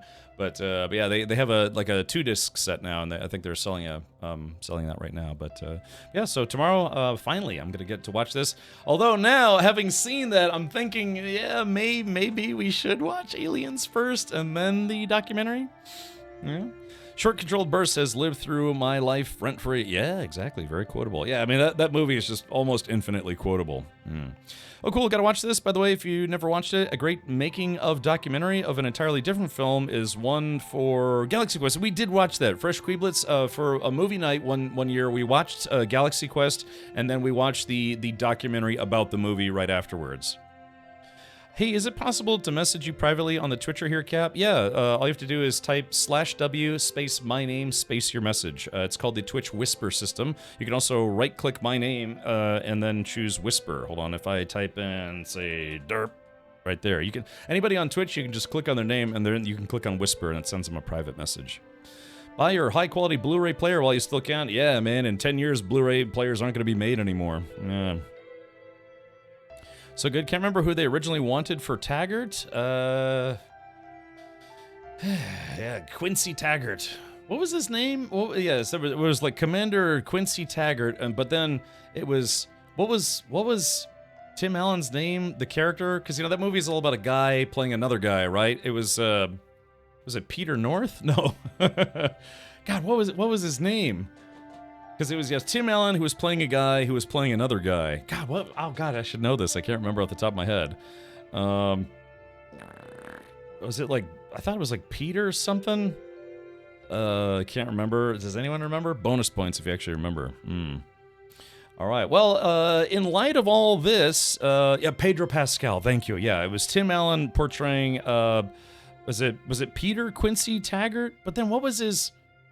Because he had a character name, and then his character was playing the guy on the show. Because the Galaxy Quest is all about the cast of a fictional TV show, sci-fi, Star Trek-ish show, getting whisked away into space by aliens who think they are actually space people.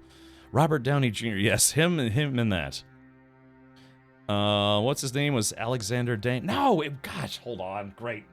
Look, Chad, I have to look this up. All right, let's see here. Galaxy Quest. Let's see. Jason Nesmith. That's what it was. It was Tim Allen was portraying Jason Nesmith, the actor who was portraying Commander Peter Quincy Taggart? Yeah, there it is. Yeah, so it was it was about a guy playing a guy pretending to be a guy. Yeah, then and Sigourney Weaver was in this. They gave her a blonde wig and they gave her push-up bras to wear the whole time. So, great movie. Yeah, let me tell you. Will Smith, God no. Let's see. Will Smith and Tom Cruise are who you need to defeat these aliens. Yeah, they'll just bother them to death by being the assholes that they are in real life. Woof.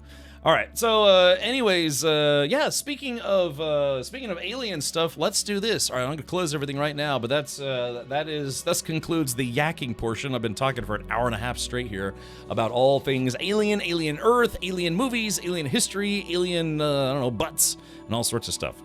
So let's see. Let's close this. Let's close this.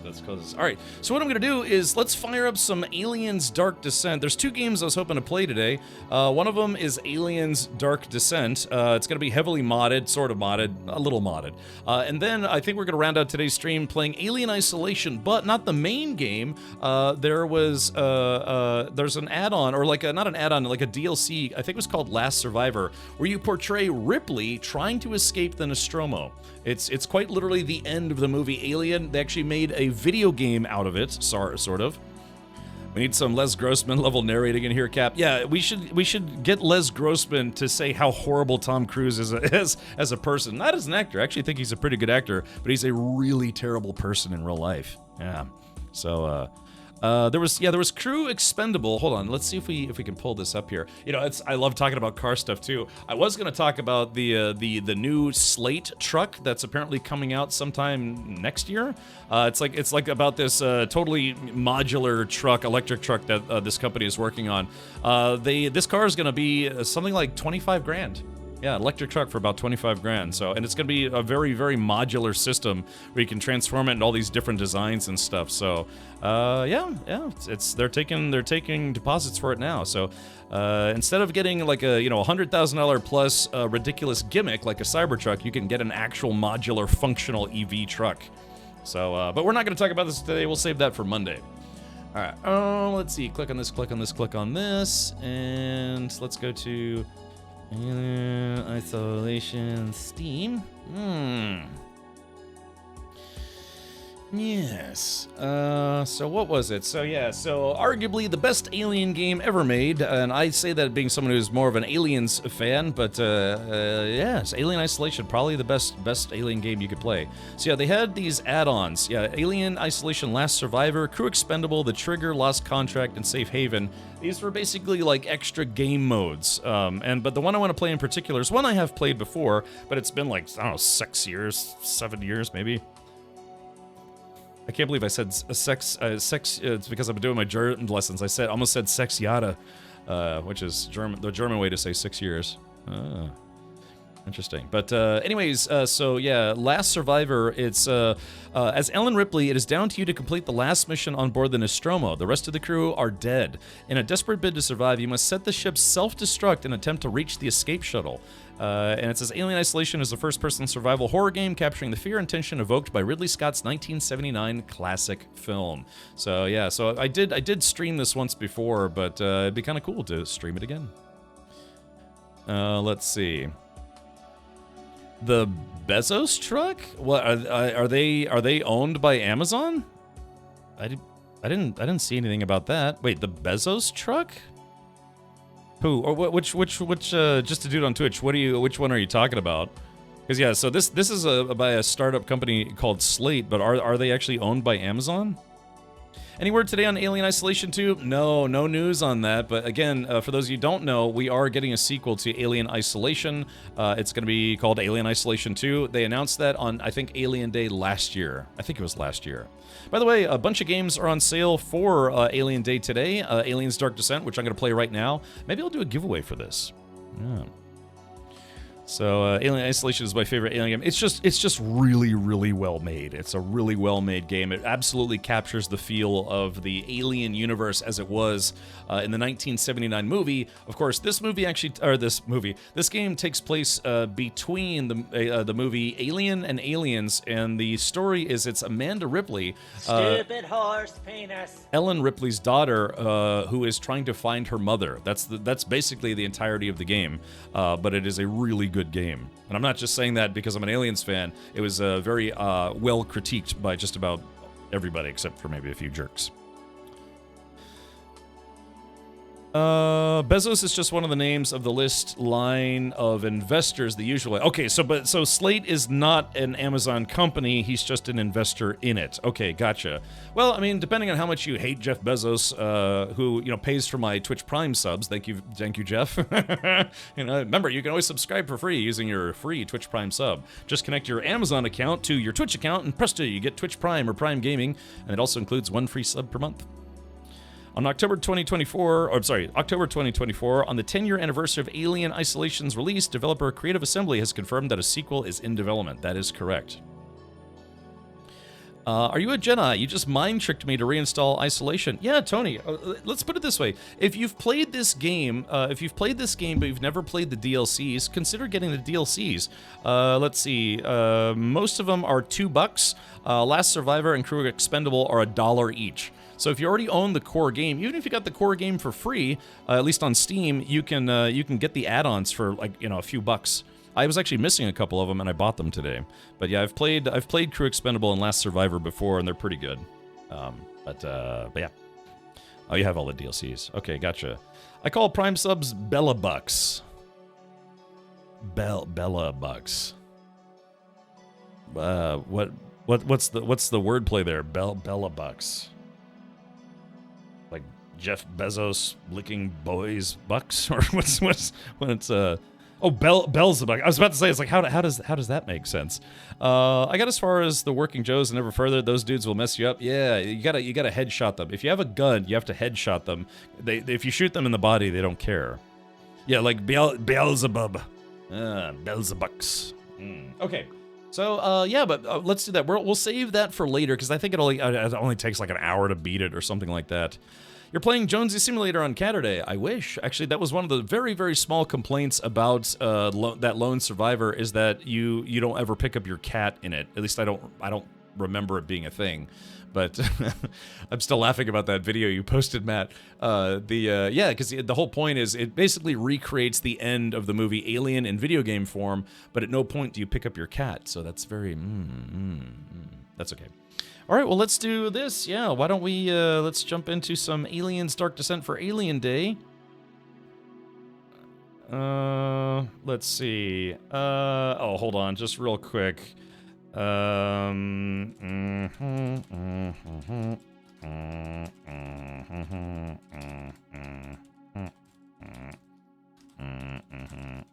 see.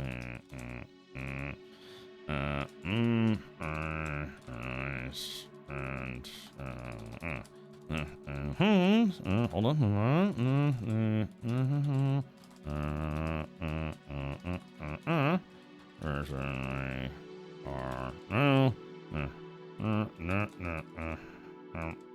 I can't type when I have to think about typing. Okay. Okay, there we go. Yeah, Stinky, much appreciated. Thankfully, that was taken care of. That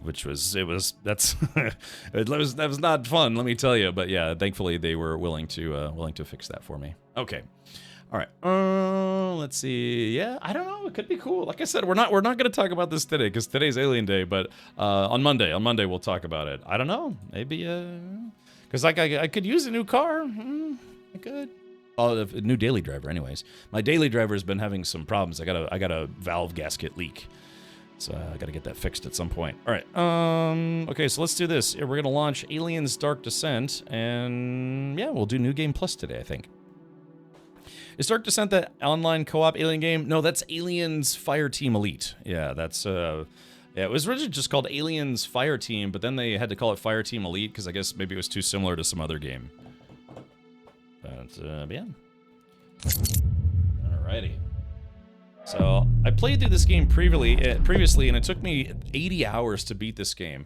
Then I saw JGrind beat it in 39 hours. I was like, how? Oh, it's like, oh right, probably no distractions while streaming. But thank you, Sticky. I appreciate the concern. Okay, yeah, so mod loader active. Yeah, we're gonna be playing a modded version of Aliens Dark Descent. Not that there's anything wrong with the core game. There were actually a few things in this game that were not movie accurate, surprisingly, and they were things that were changed for the benefit of challenge for the game, I guess you could say. So yeah, there were a few mods that I installed that actually make it more like the movie, which is a weird thing to say, but it's true. Alien 7 film collection 50% off right now too. Really? Where? On Blu-ray or on what, like Amazon or? Are the scare alerts active? You know, actually, I forgot. Well, there's the facehugger one, but yeah, the alien one. Dang, you know what? I completely forgot to set that up this year. Usually, I would have a alien alert where people could, you know, do stream tips or whatever, and I'd have like an alien guy try to bite my face. But but I forgot. Man, I was a little busy today. I completely forgot about that. But the facehugger one is still on Tangia. Boop. Bum. All right, so let's do this. So, let's see, new game. So, we're gonna have to. Oh, let me change categories. Actually, hold on. Let's see.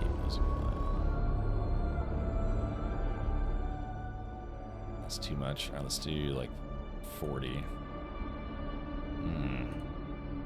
Okay, so here's the thing: is we're gonna play New Game Plus, and what that does, well, I'll just show it to you. New game. All right, so there's New Game, and I actually already. Actually, let me turn the music down a little bit more. Sorry, it's a little loud.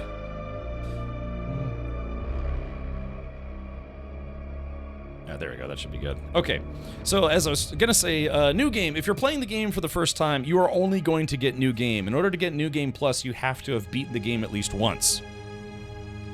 Actually, just literally, wait, what?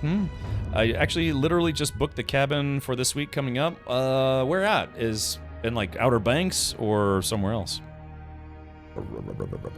Okay, so New Game Plus is start a New Game Plus campaign in Aliens Dark Descent. When starting a New Game Plus campaign, the following rules apply. You keep your Marines from a finished campaign. I've only beaten this game once, so it'll be the previous ones. We'll try to rename them for people today. Oh, Chinkati. Okay, gotcha. This game is on sale on Steam. It is, yeah. Probably the better Aliens games out there are on sale today. It's also a hella good discount going on Aliens games, right? So you keep the Marines from a finished campaign, so we'll use the same Marines. Marines keep their level, trait, attributes, and prosthesis, but they lose everything else. Marines' maximum level is raised to 15. A new upgrade slot is available at level 15. You can change the campaign parameters of your New Game Plus. So we are going to do New Game Plus, but... hold on. Hold on, I got... just while we're talking here, I'm just going to turn this down a little bit more. Woof. I might have to turn down the sounds a little bit too. Because I'm afraid the cutscene's going to be too quiet, so maybe not. So unfortunately, what we have to do though is for New Game Plus skips the entire intro of the game, like all the the cinematics and the dialogue and all sorts of stuff, and it basically just starts you right into the game because the devs assumed it's like, okay, if you just beat the game and you want to do New Game Plus, you don't have to do like the whole 30-minute intro again. But I do want to do the 30-minute intro because I haven't played this game in about a year, or 2 years. I think this came out in 2023. So let's do this. We're gonna do a new game first, and then we will do New Game Plus. Like basically, we're gonna watch the intro to the game, then we'll switch over to New Game Plus. All right, new game. Okay, so we'll do empty, select a campaign. Oh yeah, so yeah, it was August 7th, 2023 at about 11:12, so I actually ran late that night, and we beat it on medium difficulty. Yeah. Let's see. What's this? What is this? Oh, a Spring of Deception. Not here in Florida. Man, it's already pushing almost 90 degrees here in Florida. So I got the AC cranked. All right, let's do this. Okay, select difficulty parameters. And again, I'm not gonna be able to beat the game today. This game actually takes probably, at least for me, it'd probably take me another 50 hours to beat it. Hey, Menchu, welcome. Yeah, today's Alien Day. Yeah, it's Alien Day. So, And I hope I'm not getting sick, speaking of which. So let's see. Medium. Enemy health is average. Detection is average. Aggressiveness gain is average. Campaign death clock is somewhat challenging. By the way, this game, Alien Dark Descent, is not an easy game. It's actually a particularly difficult game, even on regular difficulty. So it's kind of notorious for being a difficult game. So let's do this. Close that. Aliens Dark Descent. There's literally like one person streaming this game right now, or two people. Oh, something like that. I really love your love for Alien. It's just a fandom, really. You know, I could take it or leave it. yeah. This is not an easy game. I played this on medium difficulty. I did add a couple mods, but it was not to make the game easier. Not really, in my opinion. It is to kind of just make the game more reflective of the movie that it's based on, I guess you could say. And one way to put that. I could be lying, but you know. Alright, let's do Aliens Dark Descent. Why don't I do a giveaway? Let's do this. Let's do a giveaway for a copy of Aliens Dark Descent. Alright, let's set up the game, and then I'll set that up maybe during one of the cutscenes. Okay. Alright, so I guess we'll leave everything on medium difficulty. Save system is permissive. Perfect organism. Yeah, you can actually make the aliens even like harder. For people who are real masochists, you can make this game just insanely unbeatable. We're too late. The infestation level at campaign start is not modified. Yeah, you can make it just like horrible if you want. Warning, you won't be able to change the difficulty later on. Okay, let's go story mode then. We could do story mode just to see how much we could get through in one day. What are you talking about in the new clip you added to your opening video when you say it's just like the movies? It's this game. So to explain that, in the special edition version of the movie Aliens, they use these auto turrets. Basically, they set up these gun sentry turret things to help them, help keep the aliens away. They completely cut out all those auto turret scenes or the sentry turret scenes. But if you watch the special edition, they have 4 of them, and 3 of them run out of ammo, and it's down to the last gun. And I think the aliens finally run away after only they had something like 5 or 10 or even 2 rounds left. And just like when I was playing Aliens Dark Descent, the same exact thing happened. The same exact thing happened in the game that happened in the movie. And it's like there's no way you can script that. It's just by sheer random chance that it ended up just like it did in the movie. So it was just incredible, and that's why it's the final clip in the new edit of my intro. The game that was nuts was Alien Dark Descent. Man, I was at the edge of my seat watching you play that. Yeah, and that's what we're playing right now, so... I don't know, should I just put it on story mode and see how far we get? I don't want it to get too easy. Alright, I guess we'll just do medium, which is like normal difficulty. Okay, here we go, we're gonna launch. Lorp.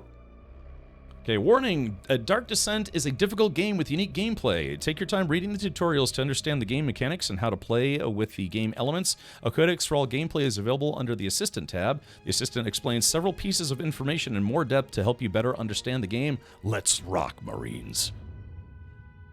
Okay, I guess we'll do medium difficulty for today.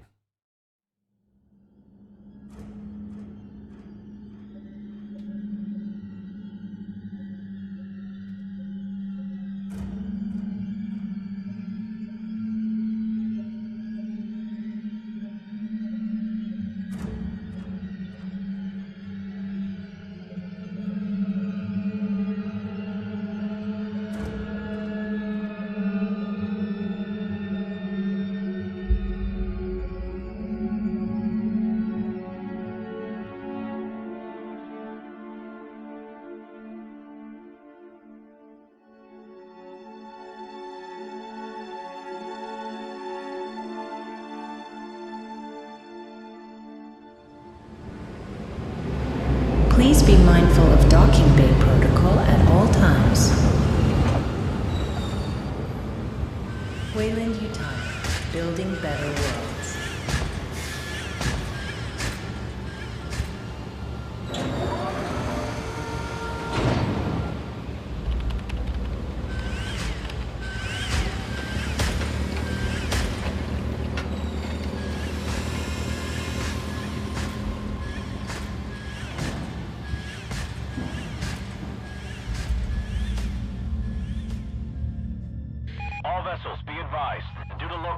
Federation currently have no contact with Lethe.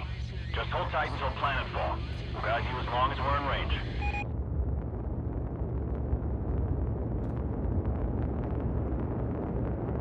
USS Otago from Pioneer Control. All transit corridors show green. You are cleared to begin proving trials. Try not to hit the planet. Over. Can't guarantee that, Pioneer Control, but we'll see what we can do. Over and out.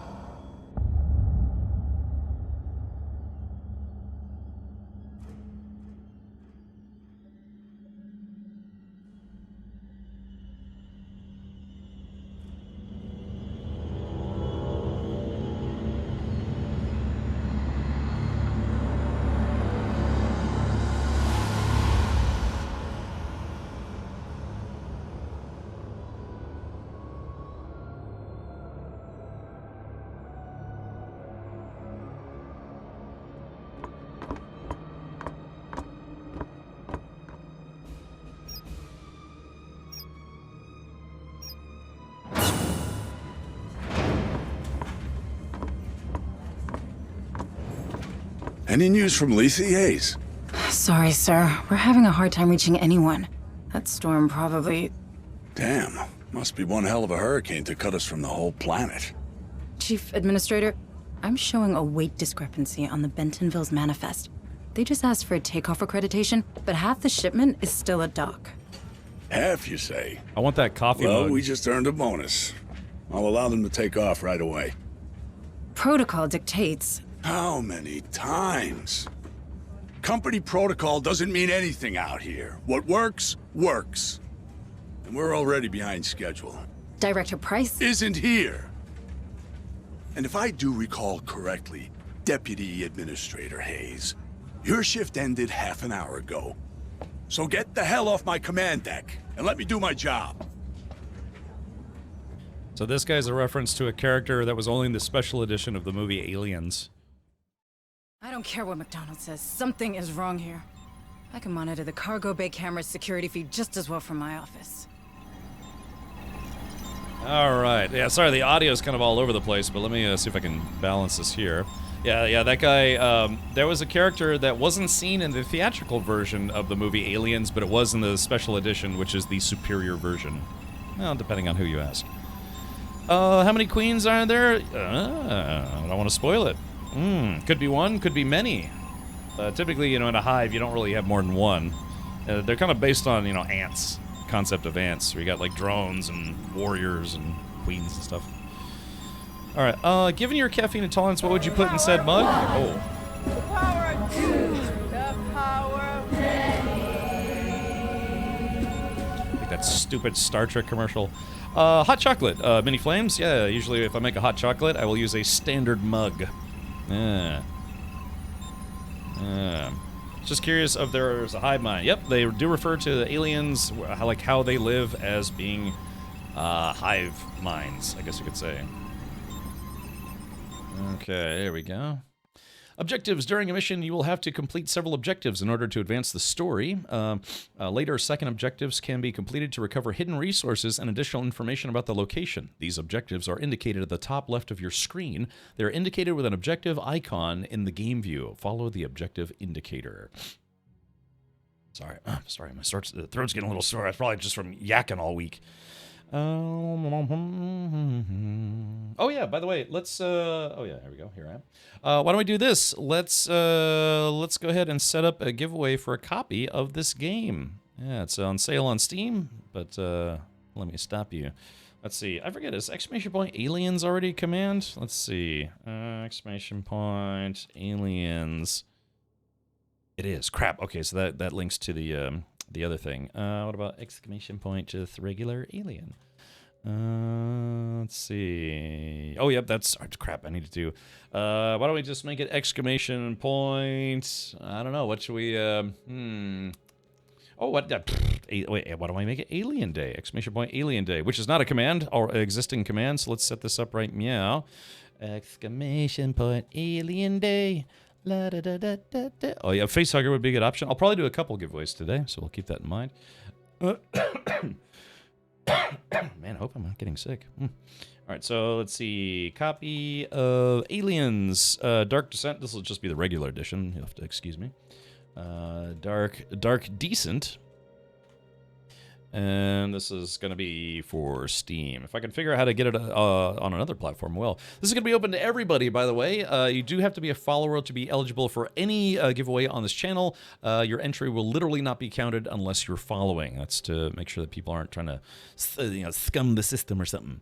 Used to have Aliens toys. One of the ones I had was the Alien Bull. I remember those toys. I think that was Kenner who made those. I think that was Kenner. Yeah, they made a bunch of there've been a bunch of toys from the Aliens franchise. Some were kind of more accurate to the movies. Some were just like literally children's toys with just made up stuff that didn't exist in any of the movies. But they just, they kind of make them vaguely adjacent to the stuff and scenes or premises of the movie. But yeah, they had a bunch of weird aliens that were never in the actual films. But later, some of the video games, including this one, would introduce things that were also not in the movies. Kev, did you like Colonial Marines? I did. I actually liked that game. I don't feel it deserved the abuse that it got, other than the fact that, yeah, when they released it, it basically wasn't done. But after, I was very disappointed to find out that it didn't have a good launch, so I ended up waiting about 3 months before starting to play it. And then I do distinctly remember when I finally started to play it, I played it with a friend of mine, and then a friend of his, and then some other person, and then the person that they brought in, like the friend of a friend or whatever, just kept ragging on it from like the first minute in. And after playing the first level, I said, all right, guys, I'll catch you later. I'm just going to play this game by myself. And they're like, wait, what? Why? And it's like, yeah, I just don't want to hear somebody pissing on the game that I'm trying to enjoy.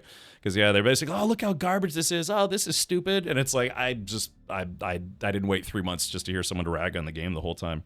But I played through it, and I've since played through it multiple times. I actually think it is kind of a fun game.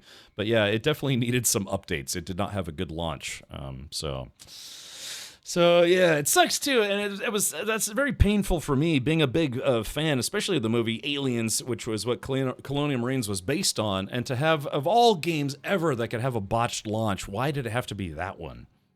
That came out years later. Well, one of the things that people felt was that the xenomorphs in Colonial Marines were just dumb. They just didn't function very well. Turned out it was like a bad integer that was input for the AI, I guess the AI of the creatures. And then it wasn't someone from the company. It was like a fan who's like, hey, I found the problem in your code and fixed it. And then it made the aliens more challenging. So they weren't like, just like... But it's still, I always thought it was a fun game. You get to, you can get like a smart gun. You can be in a power loader. There's different aliens and stuff. But yeah, it's like of all the games, I had such high hopes for that game. But like I said, I enjoyed it, but it's still kind of universally panned for the most part as being a bad game. But I think it's a decent game. I think it just suffers too much from its own history. Kind of like how No Man's Sky didn't have the best launch ever. I still thought it was fine on launch, but a lot of people ragged on it for not having all the things that they said they were going to have in it. And they've since, made do and then quite a bit more. But yeah, just Aliens Colonial Marines never really got never really had its day. So it's only just for us Aliens fans that actually enjoy it.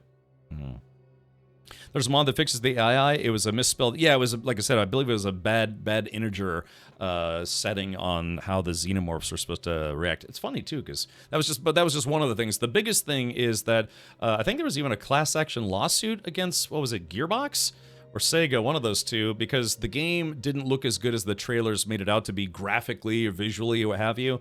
Just people noted that like the graphics were just really not as good as what they had been shown in some of the previews. Cap, I loved Colonial Marines. Yeah, I thought it was a fun game, but I'm just letting people know why that game ended up not being a big game, because it just had launch problems.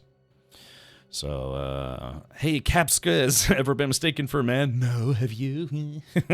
No? So, anyways, yeah, so it is what it is. I will still play it to this day. In fact, Z-Man was saying, hey, Cap, you going to play Colonial Marines again this year? Because for previous Alien Day streams, I've actually streamed that game. We played through the main game, we played through the DLC, all sorts of stuff. Yeah, it's called, hold on, let's see if we could pull this up here. If we go to, let's see, Aliens... let's see, because yeah, they're having an Alien Day sale. Yeah, you can get the whole kit and caboodle. The Aliens Colonial Marines collection, it's $6. And so that includes all the DLCs, the map packs, all the collector's edition stuff, all that jazz. Yeah, $6. And like, hey man, if you could spend $6 and have a fun game to play over an entire weekend or two, then, you know, it's money well spent. So... okay, all right. But yeah, let me, for starters, let me go ahead and get started here, but let's go ahead and start this giveaway. 3, 2, 1, and boom. All right, type in exclamation point Alien Day. For those of you who already entered it once, you have to enter it again because the giveaway hadn't actually been opened just yet. So, yeah, let's run this for just a wee bit, like maybe like 42 minutes or something like that, and then we'll go ahead and give away a copy of this game. And then later we're going to switch over to Alien Isolation's, just one of the DLCs for that game, Lone Survivor, and we'll give away a copy of that game as well. So, in celebration of today, Alien Day. All right. Okay. Let's see, understood. So I played this game. It's hard to believe this game has actually been out for almost 2 years now. Unbelievable. Okay, reach the designated area. Okay. Okay, doors with green lights will open automatically when the character approaches them. Understood. There is an Aliens VR game, and I was considering streaming that today, but I kind of got busy today. Didn't have time to set up my VR stuff. I ended up buying it today, though, so I do own it now. Maybe next year. No Man's Sky's Fallout was all the promises of what it would have, and most of them were missing at launch. The game itself was decent, though. I played it at launch, and I thought it was fun. Yeah, but yeah, they've made good on fixing their game. Of course, that game is kind of more conducive to like fixing it over time, whereas Colonial Marines was supposed to be just like an FPS campaign. You play it and it's done, right? So, No Man's Lies. No, it's good now. So let me know, is the game too loud?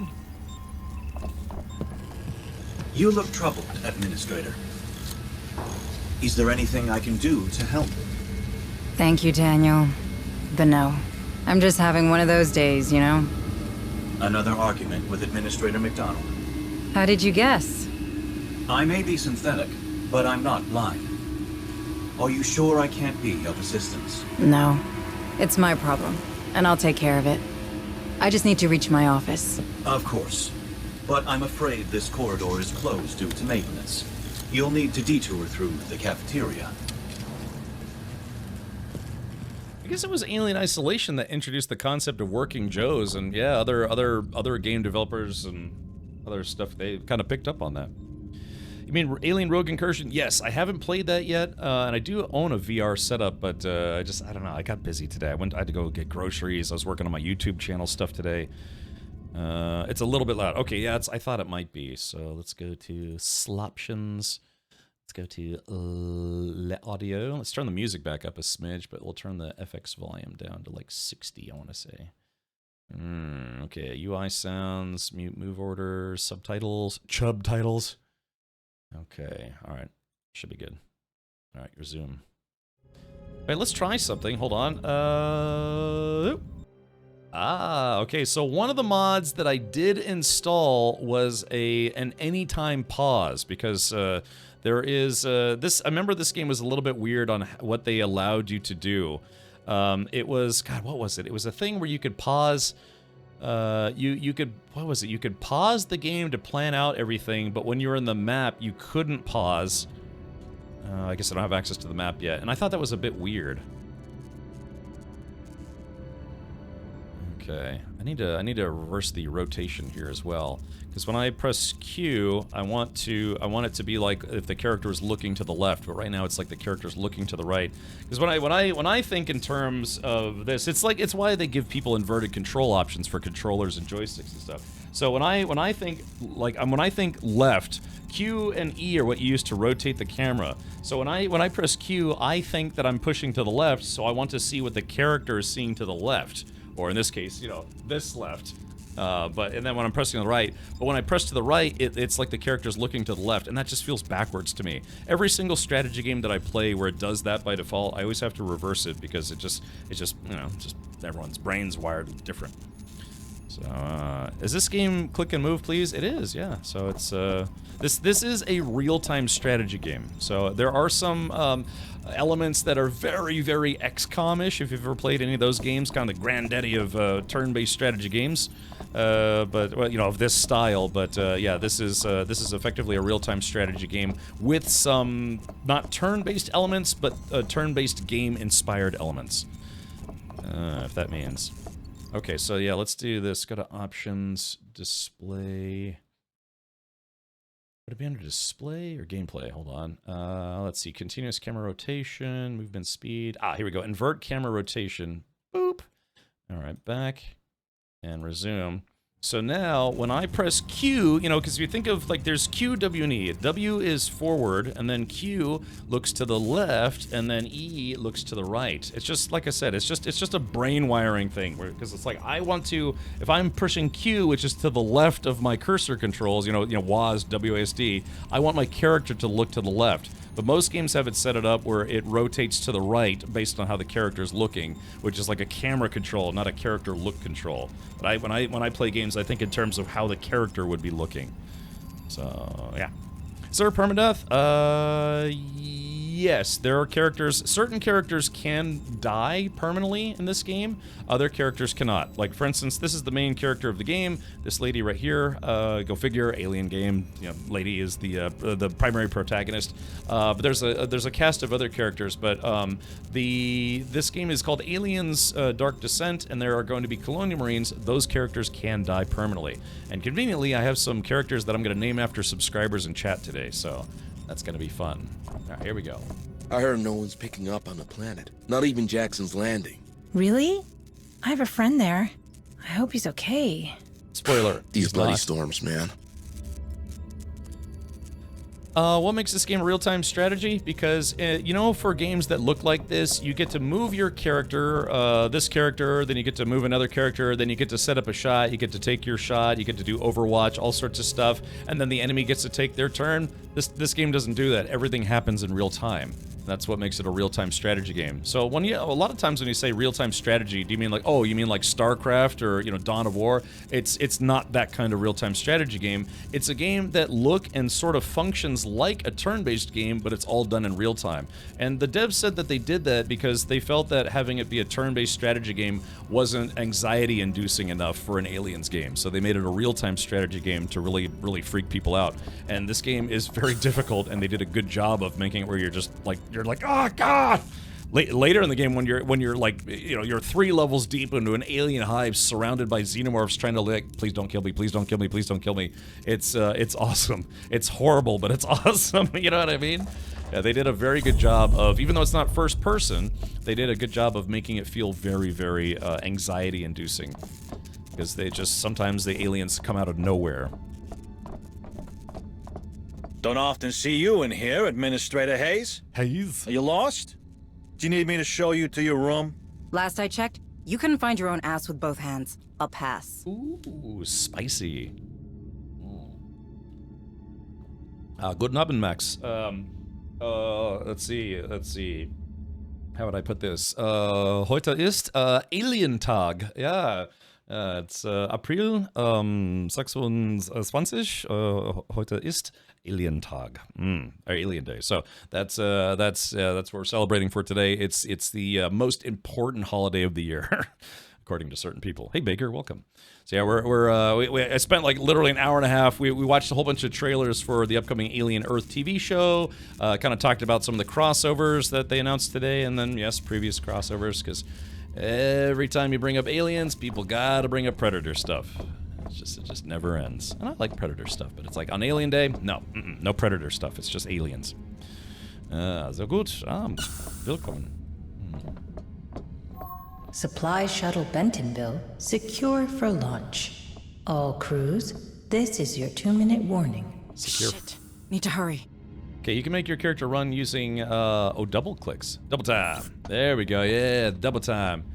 So this game, like I said, is played in a real-time format.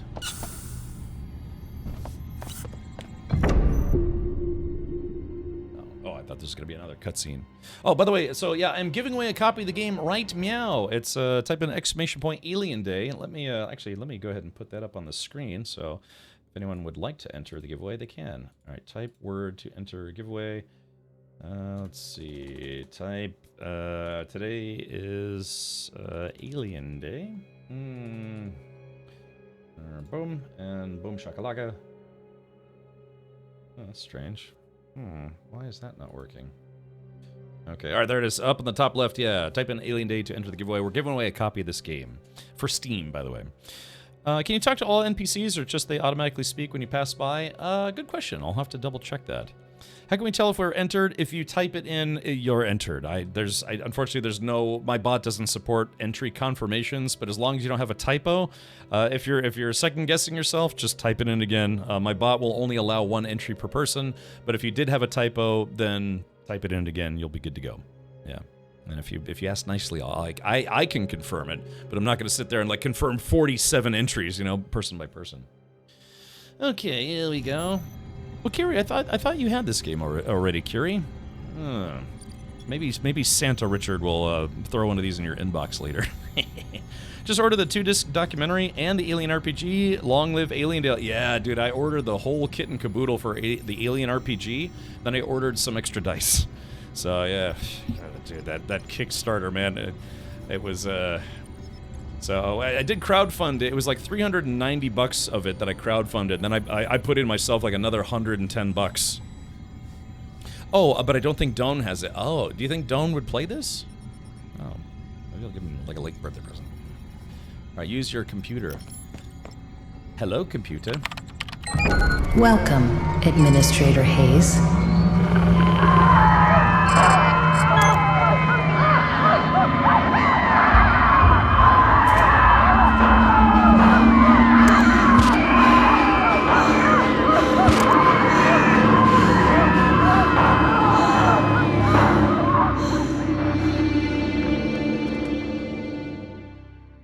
What the hell's going on down there? I'll have to take a closer look. Sorry, I wish the cutscenes weren't so loud, but that's okay. Let's see. What if I slipped your bot some oil? Could you get 1 extra entry? I used to have this thing where subscribers could get extra entries, but I don't think I have that set up anymore because I think people complained about it being unfair or something. I don't remember. Hey, Raven Hunt, welcome. Willkommen. All right. Okay, so let's do this. We got a double time to the elevator.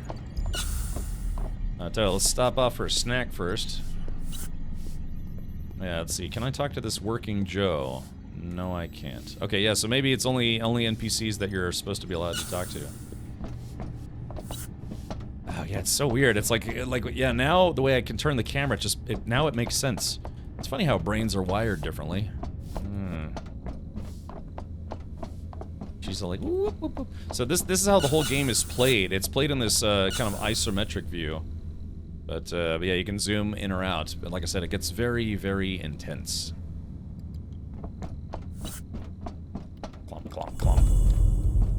Where's Chief Durant? Settling the labor dispute on the rally. Then you'll have to gather a security team and come with me. Not a chance. McDonald just linked in. Told us you'd be stirring up trouble. Again. I ain't getting involved. Take it up with him. Thanks for nothing. You gonna die, sir. Yeah, everything is fine. Arg, Scott. That's all right, Scott. Thank you, buddy. Thank you for the 63 months. Maybe you could drive an AMG 63. Sorry, Cap. That's okay. All right, welcome. Is there any? Let's see. Here we go. Don't forget, I'll physically answer your question. Yeah. So that's me using my keyboard to control the camera and the camera movement, and then it's the mouse that controls the characters. And eventually we'll have. I think you can have up to 5 characters on screen. But thank you, Scott. Sub-hype indeed. All right, we're gonna go to the docking bay to do some docking. Scrummy dum dum dum, scrum bum, scrummy dum bum bum. Okay. Before. What is the quickest way there? Open the auto map with M. Ooh la la. Yes, okay.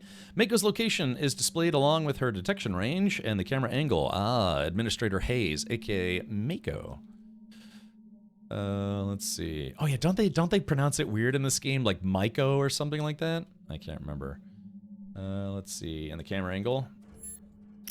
Okay, let's see. On the left of the map screen, all the mission's active objectives are displayed. The current objective can be selected by pressing BARF on it in the objectives list or by directly selecting an objective on the map. Understood.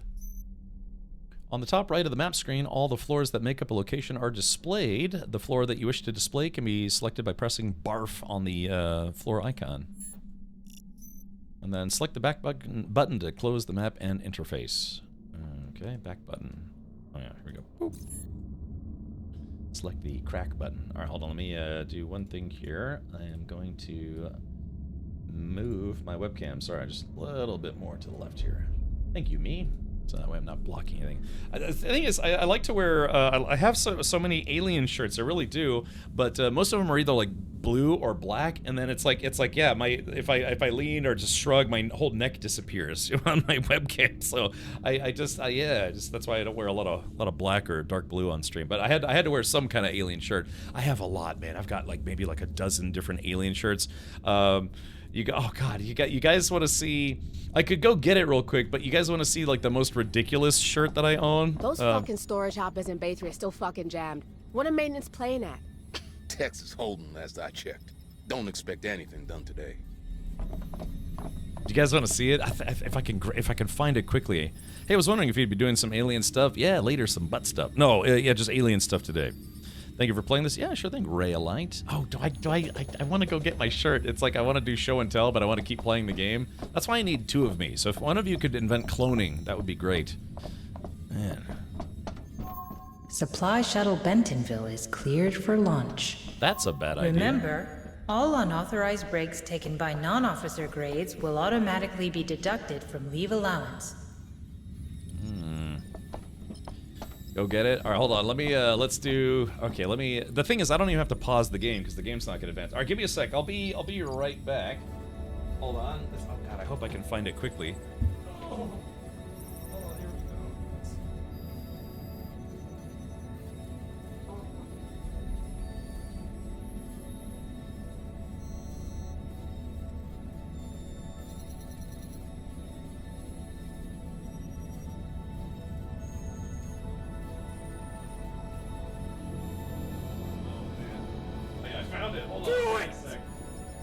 Just do it! Oh, okay. Alrighty. Okay, I'm back. So, here's the problem though, is the shirt is green. It's a green Alien shirt, so I gotta turn my green screen off for a second. Hold on, let's go to just chatting for just a moment. So, but yeah, I would show you this shirt, but it's a green shirt. That's why I can't wear it on stream, because it's mostly green. It's like literally, see, look at this. It's literally like green screen. So let me do this. Hold on, I'm about to ruin your immersion for a second here. I'm really in the Aliens hallway. Let's see. All right, we go to settings. Okay, I'm gonna turn off the chroma just for a sec here. Masking. Okay, here we go, and boom, shakalaka. All right, so this is the most ridiculous Alien shirt I have. It's this. So check this out. So I saw this online and I kind of bought it on a whim, you know. So yeah, so there's the ship. And there's the alien derelict there, and it kind of just repeats on the back. I never wear this shirt. I bought it because I was like, oh, that's a cool shirt. So yeah, so there is that. But yeah, I don't know. I like it, but for obvious reasons, I can't wear it on stream ever. I would wear it right now for laughs, but then I couldn't use my green screen. So yeah, so there it is. Yeah, that's easily, I have like, I don't know, 15, 20 different alien themed shirts. That one's probably the most ridiculous one I own. All right, here we go. 3, 2, 1, and there it is. And let's see if we can jump back into the game. All right, here we are. All right, thank you for that. I just wanted to do a little show and tell. Like I said, I got pulse rifles. I have my Aliens Colonial Marine helmet somewhere. If you start cloning yourself, I want to have a copy. What if I could just clone parts of me? How would that how would that work? I tell you what, man, the running in this game comes in handy where you're being chased by xenomorphs. All right, where's the cargo bay? I think this might be it. Okay, here we go, chat. Help me. Hold on. You're going to be all right. Cargo bay. Things came out of. Stay with me. Stay. God damn it. Okay, something definitely happening in the cargo bay.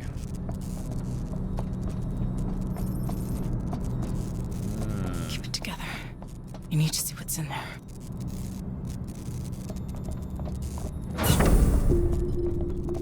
Alright, take the gun. Better safe than sorry.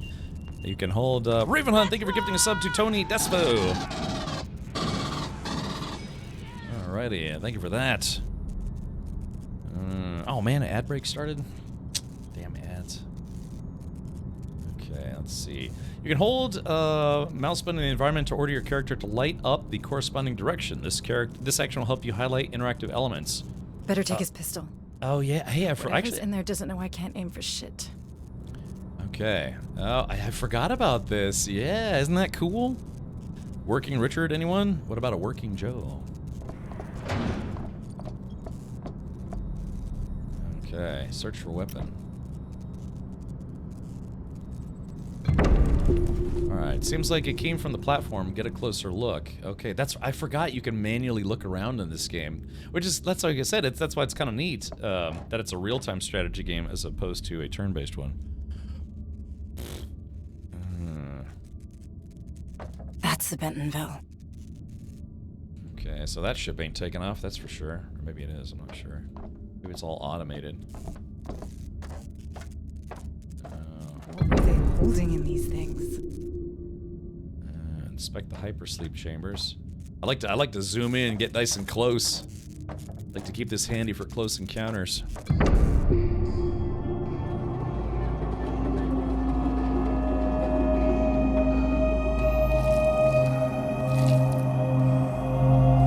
What is all this?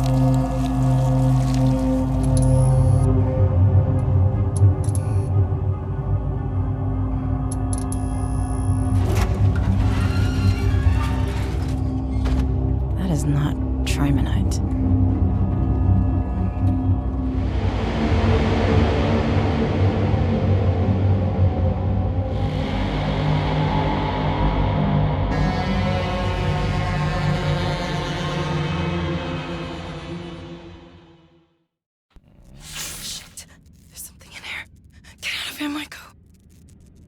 Oh yeah, Maiko. Yeah, they pronounce Maiko instead of Mako.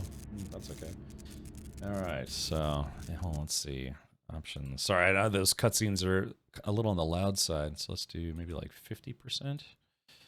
Yeah, like most of my high school test scores. Yeah. Alright, let's see. Close this. Alright, resume. Need to hustle on the way out? I guess I do. Hey, Cat Mark Mage, welcome, buddy. Hopefully you're having a pleasant weekend. Hopefully having a pint of cider or something. 50% is still passing. Oh, not in American or not in American schools.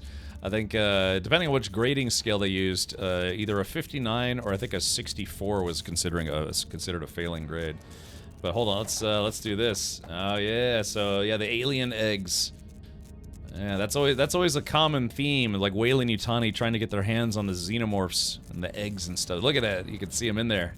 The question is, how did they get them in there? you know, hustle, you get eaten. Maybe. I can't leave that thing running loose. I need to lock this damn door. There's a welder back there. Ooh. All right, let's see. Okay, zoom in. Search technician. Time to get it sealed up. Whatever that thing is, can't chew its way through a door. Or can it? Together, Michael. Well, time to go. Alright. Okay, here we go. Alright, welding a door prevents enemies from passing through until they have breached it. Welding a door consumes 1 tool. Let's go ahead and weld this guy.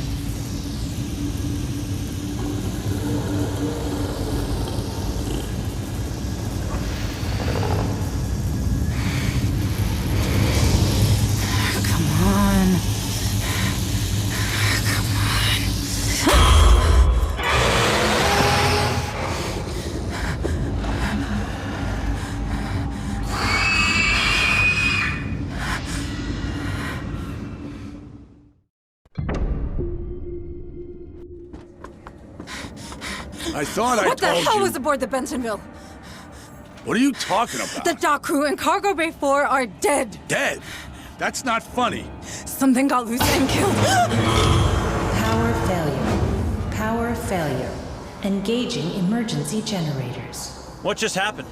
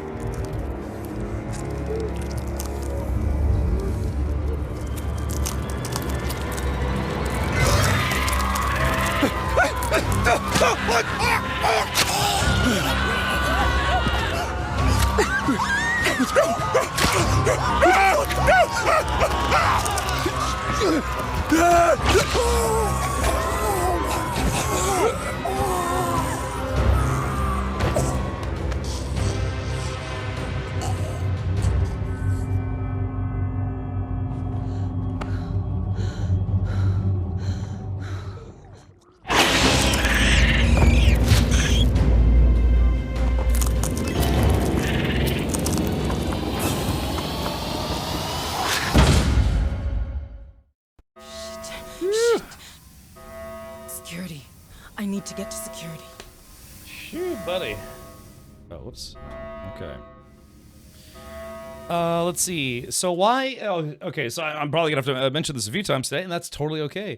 So the reason why today is considered Alien Day is because in the original Alien movie, they landed on the moon. God, what was it called?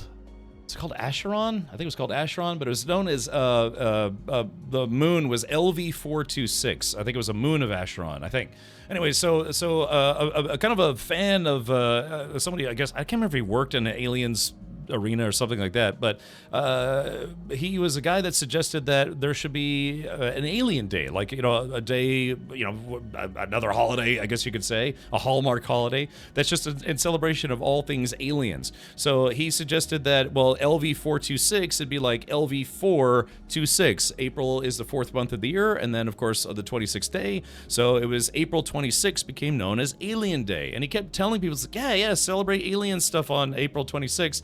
Eventually, 20th Century Fox picked it up and said, "Hey, you know, that's not a bad idea." So they started promoting it as Alien Day as well, and it kind of caught on, and now it's an official holiday globally. Yeah.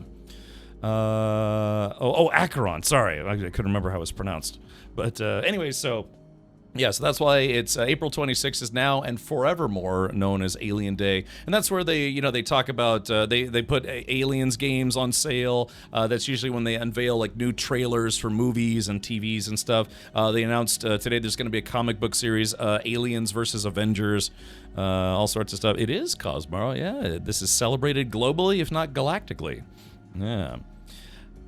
Not aliens in general, but what is that? The Kona franchise? Yeah, I mean, it's, yeah, not just the movie Aliens, but yeah, the whole franchise, sadly, which includes the prequels and, you know, Resurrection and blah, blah, blah.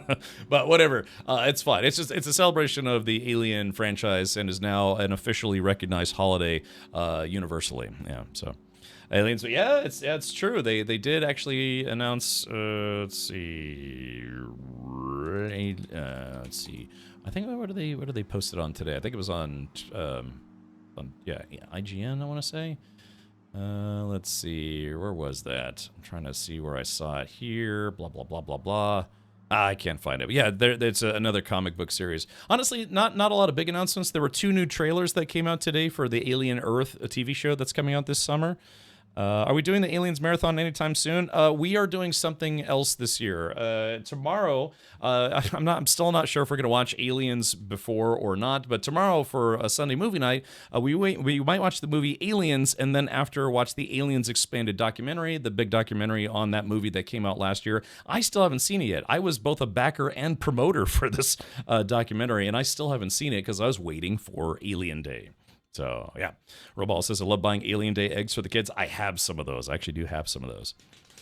I wonder if we'll get the Superman facehugger movie. Yeah, like I said, they do lots of crossovers. You know, Aliens versus Marvel, Aliens versus Predator, Aliens versus literally everything. So, yeah, they have the Aliens franchise has been very, very popular to cross over into other franchises because they're like, well, yeah, what if Superman had to fight an alien? What if RoboCop had to fight an alien? Very famously, what if Predators fought aliens? All sorts of stuff. But yeah, it's good crossover fodder because people like it. But yeah, it is what it is. Okay. All right, so today I'm just revisiting a couple of different Aliens games that I like, including this one, Aliens Dark Descent. Okay, let's see.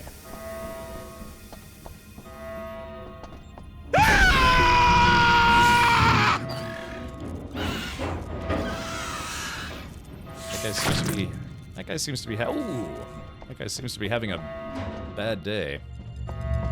What the hell is happening? Everyone's dying in there. The Bentonville. I can't let that happen.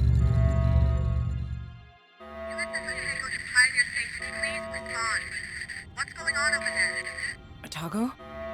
The Colonial Marines. USS Otago. This is Administrator Hayes. There's some kind of infestation aboard. Otago, you have to intercept the Bentonville before it leaves the system. Can you hear me? Otago? Please copy. Is everything all right? Please copy. Damn it! Comms are down. I can't fix them from here. I need to get to the comms room. Let's see. Well, there was a cartoon Superman that a facehugger got onto Superman. Oh, really? They actually did put was it a comic or a cartoon? Because that would be interesting, right? Because you figure Superman, he's like crazy, crazy strong. You'd think he'd be able to just like pull a facehugger off of himself, right? Because yeah, the whole thing is like if a facehugger gets its tail around your neck, it basically just starts choking you into submission. Oh, it's a cartoon. Really? Is it on YouTube? Maybe we could watch that real quick. Yeah, today I'm kind of I've already shown a few things that might put me at risk of getting DMCA strikes, but we might go for it. Lewis? Are you in there? I need access to the comms room. Lewis, answer me, damn it! Go away! You'll draw them right to us. Open the damn door! No way! It's staying locked to keep those things out! You think that'll help? They're in the vents. Vents?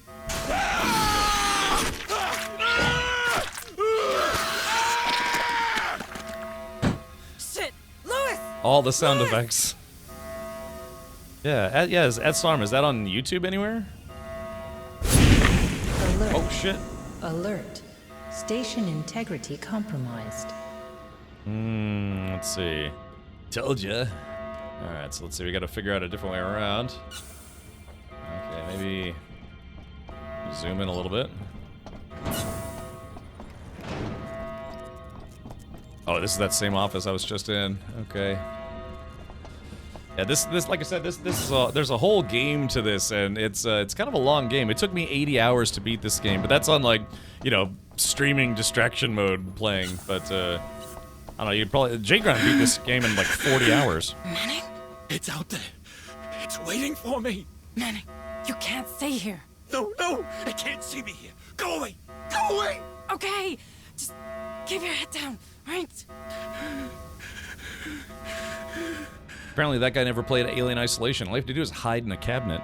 Yeah, Dinosaurus, anyone who's a subscriber on the channel, whether you subscribed outright, Prime subbed, or were gifted a sub, you can always post links. It's basically, that's all I ask for people who want to post links. If they're not subs, you just have to ask first. That's all. Okay, so let's see.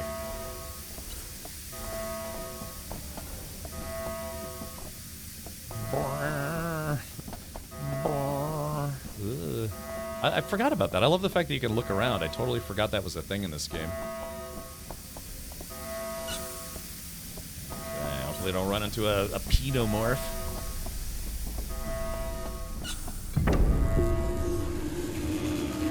Yeah, the intro has a lot of cutscenes. Daniel, you alright? Deputy Administrator, it appears that these creatures have destroyed our communication system. Why would they do that? They're animals. They're animals. Sorry, I have no idea. I wish I could help you further. Shit, the Bentonville. I need to stop that ship.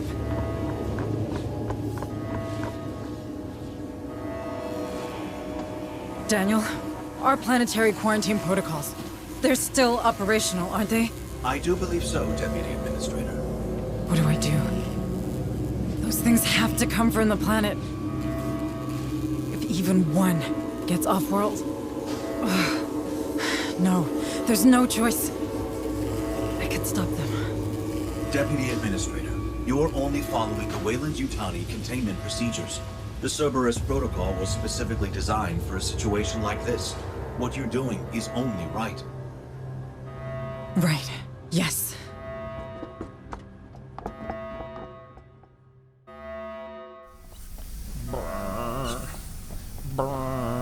Alright, Chad. By the way, we're doing a giveaway for this game. Type in !point Alien Day to enter. We'll pull a winner here in about 18 minutes. You now have 18 minutes to reach minimum safe distance. Let's see. So how do I shoot the goo? Oh, the Cerberus room, the multi-headed dog room. Oh, okay. All right, hold on. Let me pause it real quick here. So what are we looking at? About something or other? I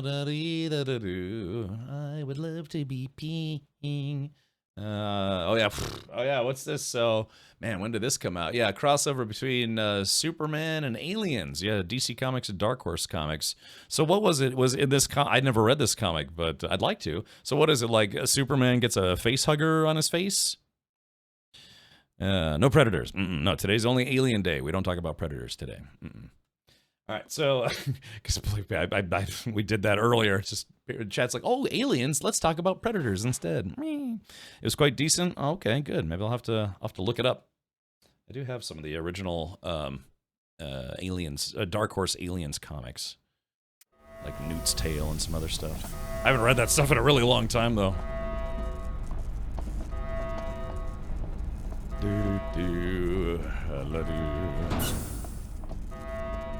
There was one that leapt onto Superman and it controlled him, but I don't remember more than that. I wonder how it would control him, though. I mean, I'm just curious, personally.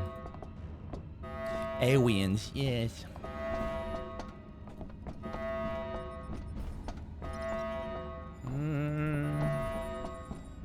Is this the big rig? Let's see. I guess this is the outer chamber. Sorry if I'm moving the camera too fast, let me know. Ooh. That's me moving the flashlight around. I think that's so cool. Aliens Fireteam was a messy game, but I loved how they combined the lore across the franchise intelligently. Yeah, I liked Aliens Fireteam. So, Aliens Fireteam does take into account Aliens 1, 2, and 3 and the prequels, but it omits, it takes place before Alien Resurrection, so it completely 100% omits any of the stupidness from Resurrection, which is fine by me. But I liked Aliens Fireteam. I almost picked that instead of this today. But I did Aliens Fireteam, I think, last year. So I kind of wanted to switch it up a little bit. Okay, the Cherubis room. Yeah, remember we're on a big-ass space station right now. With Administrator Hayes. Alright, Cerberus Protocol. Activate the Autonomous Planetary Defense System. Boop. Warning, 3 ships detected. USS Otago, Bentonville, Baldwin. Will be caught in the high orbit interdiction radius. Please confirm command. I am so sorry. Cerberus protocol activated. Purging contaminant vectors. Stand by. Stand by.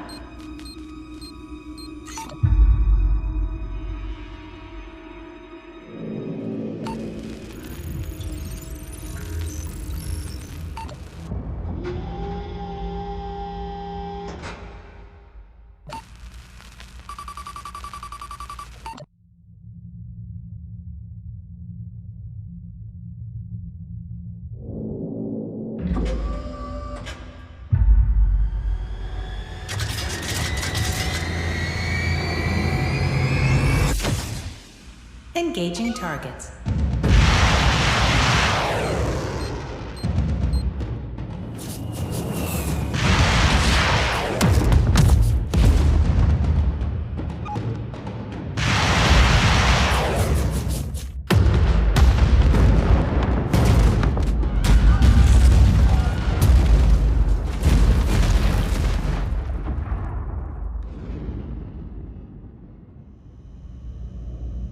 It had to be done.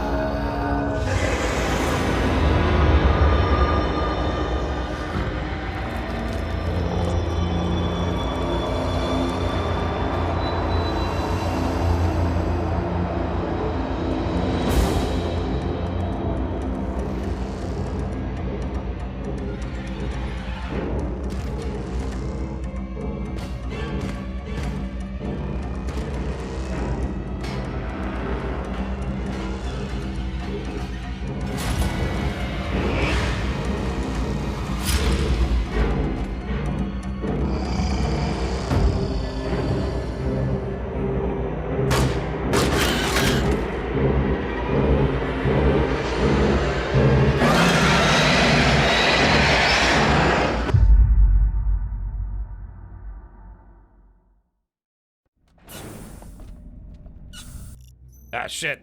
Okay, here we go. Sorry, like I said, the cutscenes are very loud. Sorry if it's running a bit loud in-game. Enemy detection basics. When your squad encounters an enemy while undetected, the enemy will not detect your squad immediately. The detection delay is represented by a yellow line that goes from the enemy to one of your squad members. This line will gradually fill up with red, and when it is completely full, the squad will be detected. Okay. Okay, so it says we have to squat behind some stuff so we don't get seen.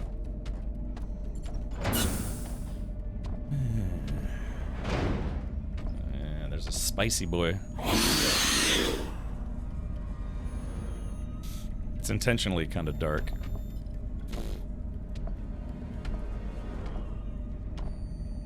Let's shoot it with your pea shooter. Well, Dovahkiin, to be fair, Vasquez did kill a xenomorph just with a pistol. But, it was, things didn't end well for her regardless. Okay. Oh shit, there it is. Okay, so yes, I gotta sneak around this thing.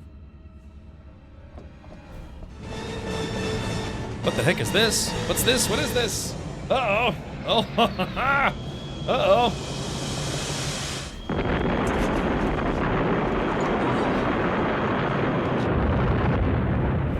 Woo! Wow, Agent Smart, thank you for gifting not just a sub bomb, but a sub nuke. Yeah, 20 subs. Holy butt badgers.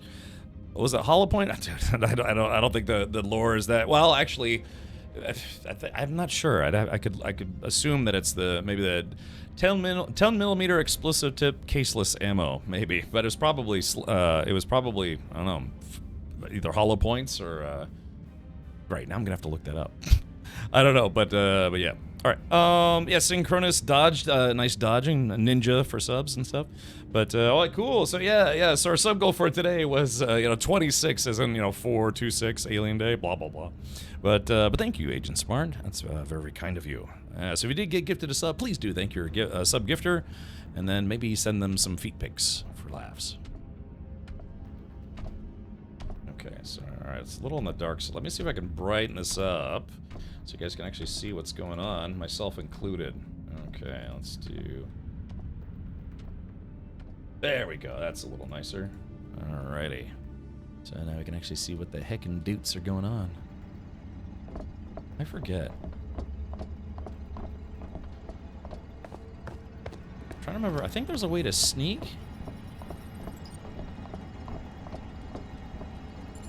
I can't remember. I genuinely can't remember if there's a sneak button or not. Let's see. I think I kind of accidentally kind of fast forwarded through some of the commands.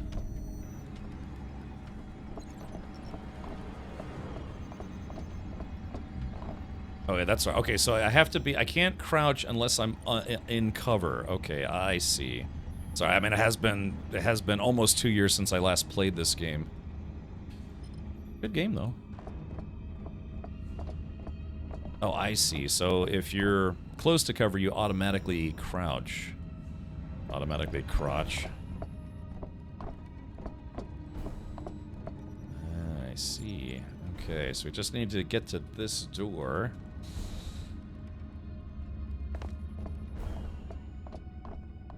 And again, running is bad because it kind of attracts the alien to you.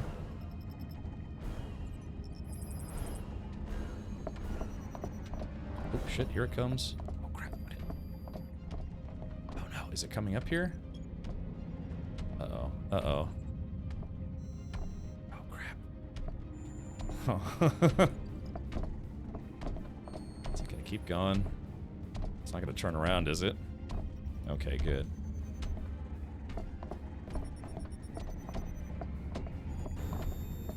Okay, hold on, I'm gonna hide here for just a split second of a doodle snoops. Where is it?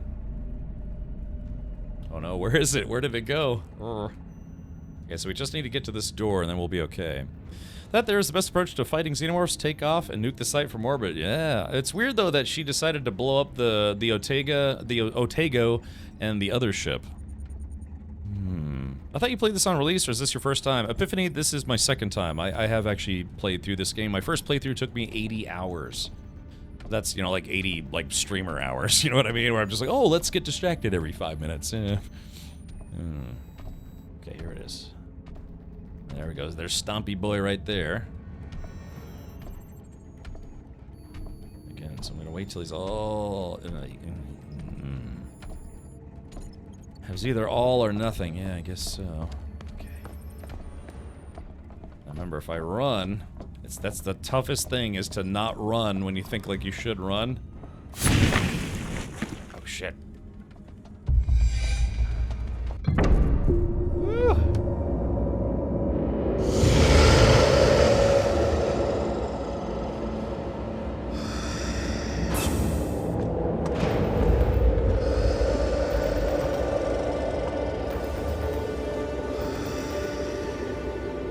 Come on, we'll cover you.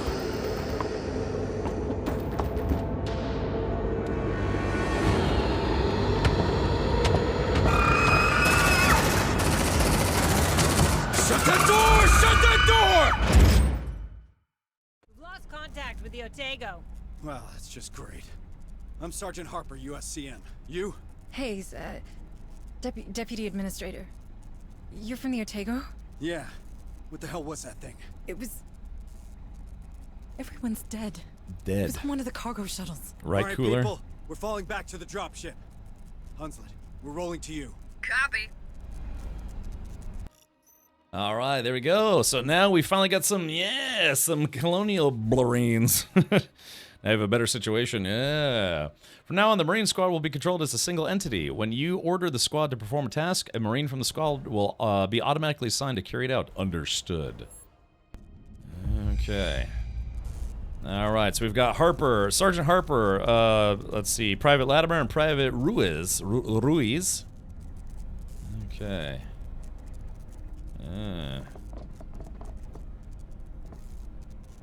So we gotta...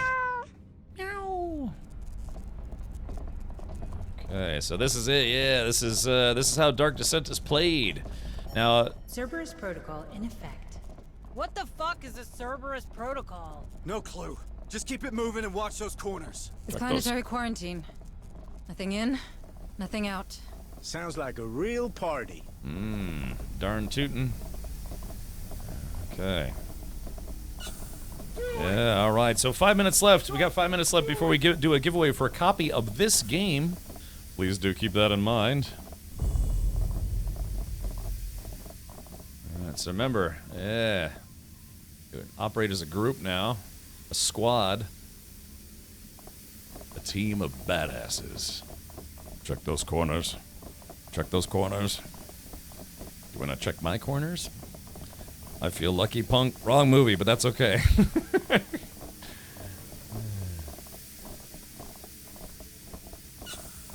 Alright. We have the run inside for no good reason. Whee!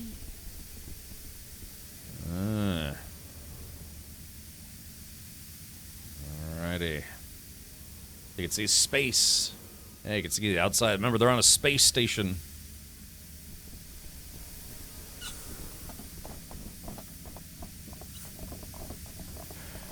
Woo! Gotta make a run for it. Remember, xenomorphs, they can hear the running.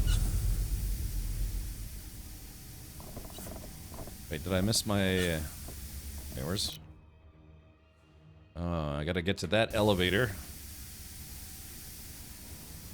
Alright, so we gotta go around the long way here. This is the cafeteria. You okay, Sarge? Eyes ahead. Something's coming. Uh-oh. Harper? We've got movement. Uh-oh. We've got movement. Squad motion tracker. The motion tracker indicates any moving entities within a 60-meter radius while with a white dot.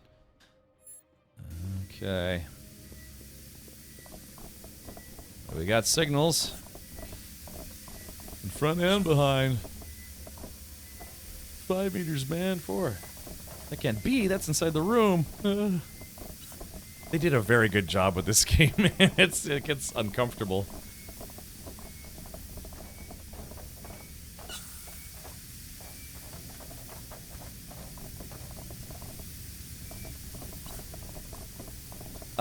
Let's see. Hold on. So these are United States Colonial Marines, right, Cap? Not yet United Space Colonial Marines. They ended up, in the future, they were called the UACM, which is the United Americas Colonial Marines. So, yeah, it was United States Colonial Marines, but then in the future, I guess America and Central America and South America all, I think, if I remember the lore correctly, they all became one giant, like, mega country. And I think it was called the United America. I think it was South America too. It might have just been Canada, America, Mexico, and Central America, but I thought it included South America. But yeah, eventually the name did change purportedly to, yeah, instead of United States Colonial Marines, it became United Americas Colonial Marines, because there are different factions out there. There was the oh god, this is stuff that was never explained in the movies, but yeah, video games and books and stuff. There were some big factions out there. Of course, the Colonial Marines. There's the Weyland-Yutani Corporation, and then I think they were I can't remember what this is called, the Free Star Settlers or something like that. But it's basically like a breakaway faction that, you know, they didn't want to be. God, what were they called? Does anyone here nerdier about this stuff than me? Yeah, Three World Empire. Yeah, there was these other factions and stuff. There's the Union of Progressive Peoples, right? There was that, and then the Three World Empire. Yeah, so there's all this stuff that was never explained at all in the movies, you know, because it was just, you know, they're movies. But yeah, in the books and games and things, there was expanded lore for different groups of humans. Because, you know, and it makes sense. There's just like how the show The Expanse kind of touched on, even in our own solar system, when humans went to Mars, then they went out to the belt eventually, then they ended up becoming 3 different factions, right? There was Earth, there was the Martians, and there was the Belters, and they all couldn't get along, and we hadn't even got out of our own solar system. So imagine in a game like or in a franchise like Aliens, where humans had gone out to colonize places, hence Colonial Marines. They were the detachment of Marines that would go out to the outer rims of human known space to do army stuff, to do military stuff. So they were still called, I guess you could say, just regular Marines on Earth, but they had like almost the equivalent of like Space Marines. But then United States Colonial Marines was the military they operated on the outer fringes of known space, including taking care of colonists, aka the colonists at Hadley's Hope that was seen in the movie Aliens. Hey, Noriak, I'm doing well. Yeah, we're celebrating Aliens Day. Oh, let's do this. Since we're paused, let's go ahead and do a giveaway for this game, Aliens Dark Descent. Last call for entries. Let's see here. Last call for entries. We'll pull a winner here in 60 seconds. So just type in !, Alien Day, and then we will pick a winner, and that will be it. Well, we'll give away a copy of Alien Isolation later for those of just for the few of you who don't have it yet, because they've given it away so many times. Yeah. There are also the corporate states and the independent colonies. I think that's what I was thinking of. Yeah, the independent colonies. But I read some of the books. I have a bunch of books that I haven't read. I own them. I actually have them on shelves and stuff, and I still haven't read them. Mostly because I never learned how to read. No, I haven't gotten around to them. There were some newer ones. There was Aliens, I think it was called Aliens Vasquez. Let's see, Aliens Vasquez book. I think I'm pretty sure I bought this.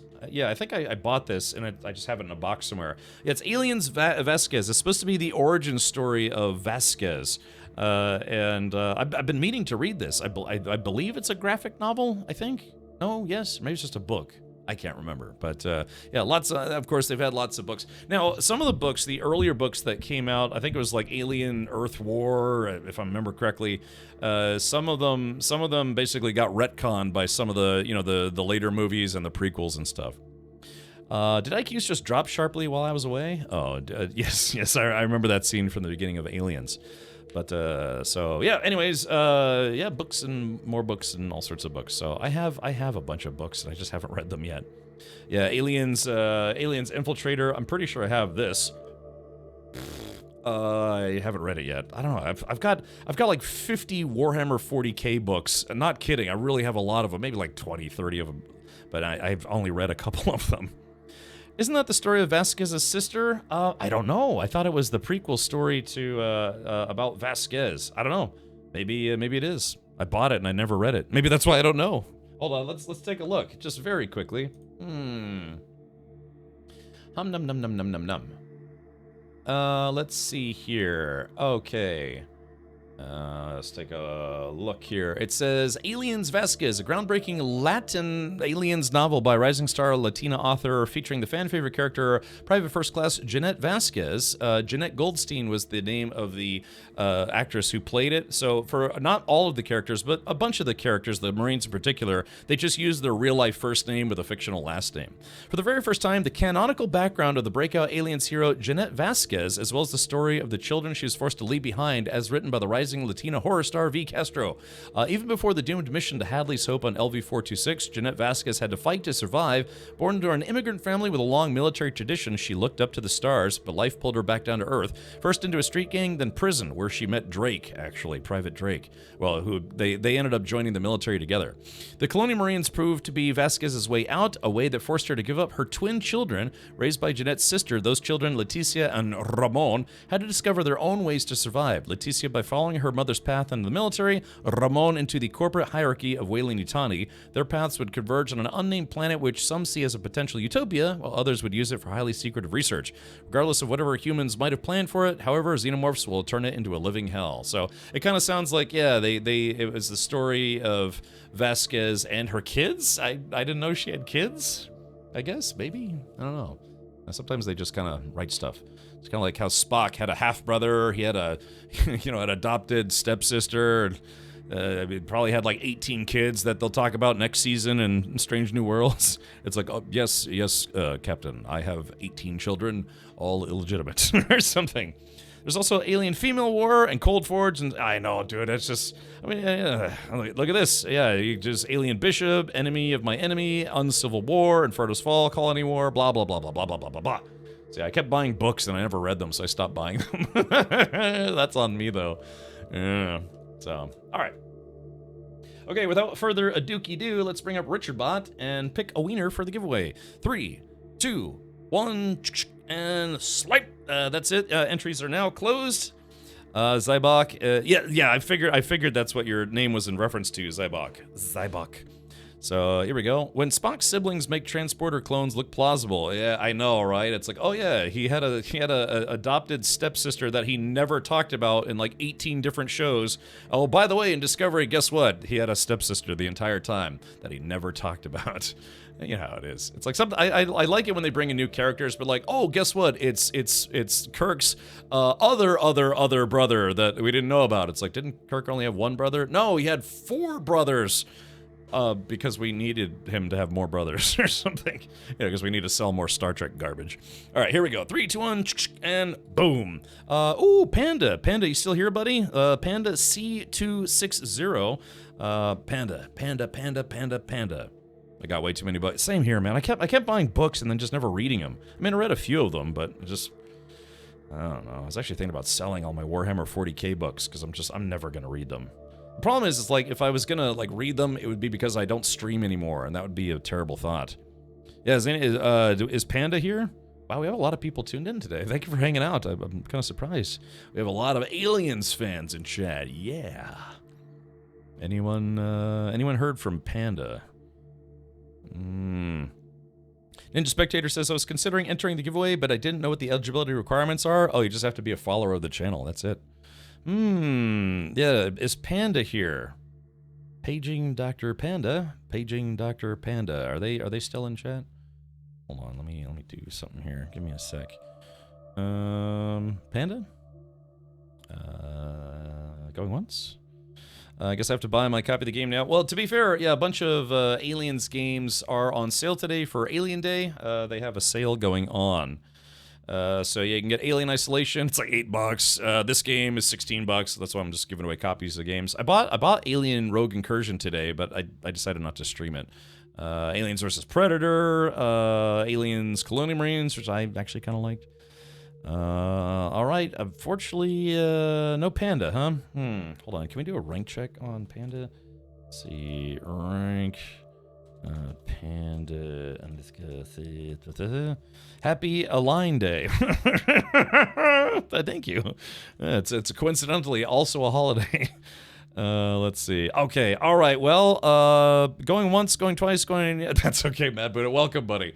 Oh man. All right. I guess we'll go ahead. Ninja Spectator, if you want to try to re-enter. All right, here we go. 60 seconds. Ninja Spectator and everyone else, type in ! Alien Day. That's our keyword up above. So since Panda seems to be gone for now, we'll go ahead and re-roll here. About AVP Classic Gold Edition and beat the Xenomorph campaign. Other factions I couldn't get into. Oh, okay, Ninja. All right, fair enough. Okay, if you had already entered, don't worry. All of your previous entries are still in. Just for people who are coming in, like Mad Buddha and Ninja just now. So, yes, doing some Alien Day giveaway. So after this, yeah, we'll give away a copy of Alien Isolation because I was gonna stream some of this game and then some of the next game. And then, I don't know, I guess 24-hour stream activate. I don't know about that, but... okay, here we go. Let's count it down in 5, 4, 3, 2, 1, and... All right, close the giveaway. Boom! All right, so Triple D getting the last entry there. 3, 2, 1, and boom shakalaka. Ooh, Aussie Texan. Ooh, Aussie Texan. I'm pretty sure Aussie Texan is a subscriber here. So, Aussie Texan, if where you at? Where are you at by way of Texas Southway? Going once, going twice. All right, I'm pretty sure Aussie is I think they're a subscriber, aren't they? No, I guess it says follower. I gotta double check that. And has anyone heard from Aussie Texan? Hello? I think so. Yeah, I wonder if the bot's malfunctioning. Hold on, maybe I could look this up. I don't think that is right. Yeah, so many people AFK for go. I know, sometimes this happens. I could be like, I'm giving away 18,000 copies of video games today, and half people would be like, what? Cooler says, I'm here. All right, fine. Only 24 hours for Alien stream. That's a discounted stream. Maybe. Yeah, Aussie Texan, are you here, buddy? Because one of the things I like to say is that if you're a subscriber and you're AFK during giveaway, I'll still let you win, but I could have sworn Aussie Texan was a subscriber, but my bot says they're not. Hold on, let me double check here. Name. Okay, hold on. I can double check here. Yeah, it says they are. So that's weird because my bot. I just looked it up and they are a subscriber. So we'll go ahead and declare them the winner. But I think the rank command's not working, so I'll have to look into that. But yeah, I looked it up and yes, they are a subscriber. Is there a way to refresh? Refresh what? What are we refreshing? Captain Gatekeeping Chat. What am I doing? What did I do? It's so, yeah, hold on. Let's see. Let's see. Brain ain't right, but it's fun. Let's see. Yeah, what's going on here? Hold on.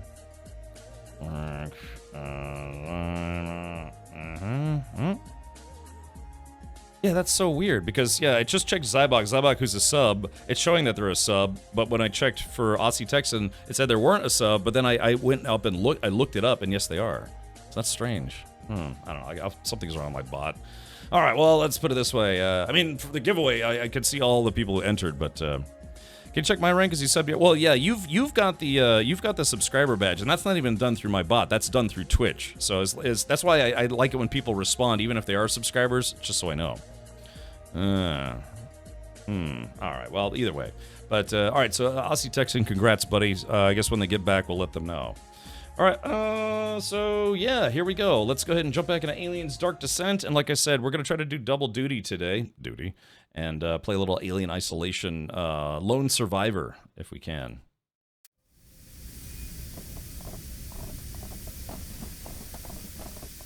Alright, so we gotta get the heck on out of here. Alright, so getting to the elevator. Manning? Where are you going? It's not safe here. It's not. Damn straight, but we'll get you out. No, you don't understand. It's here. It's here. Light it up. All right, squad, shooting basics. Marines are trained to automatically open fire on enemies when detected. Marines will open fire even when walking. When running, Marines can't use any of their weapons. Understood. Eyes up! That thing's still out there. Okay, so that guy ended up being a big scaredy cat, but oh yeah, there he is.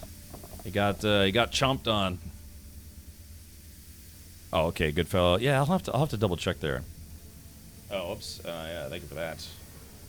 Actually, hold on. Yeah, I'm having some technical difficulties. Now my Stream Deck button for that's not working. Hold on. Let's see.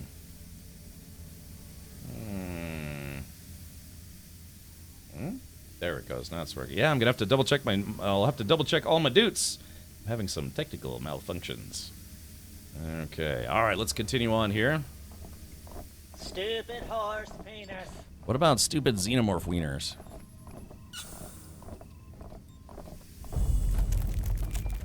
Take him out! Use a grenade! Okay, skill menu. Your Marines have access to skills that will help them deal with various threats. You can open the skill menu by pressing space. Open the skill menu. Select U1 grenade launcher in the skill menu. Okay. Oh yeah, check that out. Let's see, the closest Marine where the grenade launcher fires a grenade that inflicts damage on the selected location. Inner blast is 10 to 20, outer blast is 6 to 10. Massive damage, yeah. Eat this. Squirrely bastards, ain't they? Squirrely bastards, ain't they? Command points are a resource that can be spent in order to use skills. Command points are refilled over time until the maximum capacity is reached. You'll be able to raise this maximum later by upgrading your Marines. So I think, if I'm not mistaken, I think my characters take damage if they walk through that stuff? Oh, maybe not. Okay. I guess we're okay. We need that elevator. Punch it. Punch it, Chewie. Whoops, wrong franchise.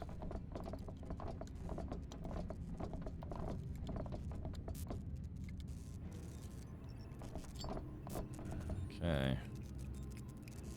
Call the elevator. Okay, there it goes. Hudson. Lighting up. All right, set for suppressing fire and check your targets. Okay, open the skills menu by pressing space. Select suppressive fire in the skill menu. Barf. And then enemies who enter an area affected by suppressive fire will suffer a huge speed penalty. The firing rate of the Marine who is shooting is drastically increased, but they suffer an accuracy penalty and cannot run. This action consumes 1 command point. Aim at the designated area and confirm with left mouse button to perform suppressive fire. The Marine covers a selected area. Within this area, enemies move at 70% of their initial speed. The Marine's fire rate is doubled, but as a counterpart, their accuracy is reduced by 20 points. It needs to be manually canceled to end. The Marine performing suppressive fire cannot run. All right, let's do it. Bam. Getting closer! Closer! Wait for my order. Steady. Steady. That's inside the room. Woo.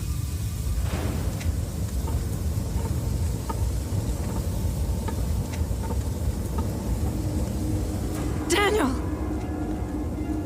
Daniel, is that you? Administrator Hayes, where are you going? We're getting to safety, Daniel. Please, come with us. I'm afraid I can't permit that. Cerberus protocols are in effect. I know, but we can't stay. It's not safe. The protocols are clear. Nothing in, nothing out. I'm sorry, Administrator Hayes. Stand down! Quarantine breach in progress. Deadly force authorized. Bring it down! What the hell was that? I don't know. I've never even heard Daniel raise his voice. Synths, man. Creepy little fuckers. Okay, interesting. All right, is the game loud now or loud-ish? Hold on. Brain ain't right, but it's fun. Okay, I just want to make sure it's loud enough for you. Nothing in, nothing out. All right, so let's go to the docking bay so we can do some docking. Didn't you play this once before? Yeah, back in, when it came out back in 2023, I did a full playthrough of it. It's just today's Alien Day, you know, we're celebrating all things alien stuff. Yeah, April 26th every year is mandatory Alien Day. Man. Barf. Sorry. Sorry again. Hey, what a mess. Fuck! Incoming! Oh, ow, ow. Ah, got her. Hold still, Oh no. What? Its blood is some kind of acid. Fuck. What kind of blood type is that?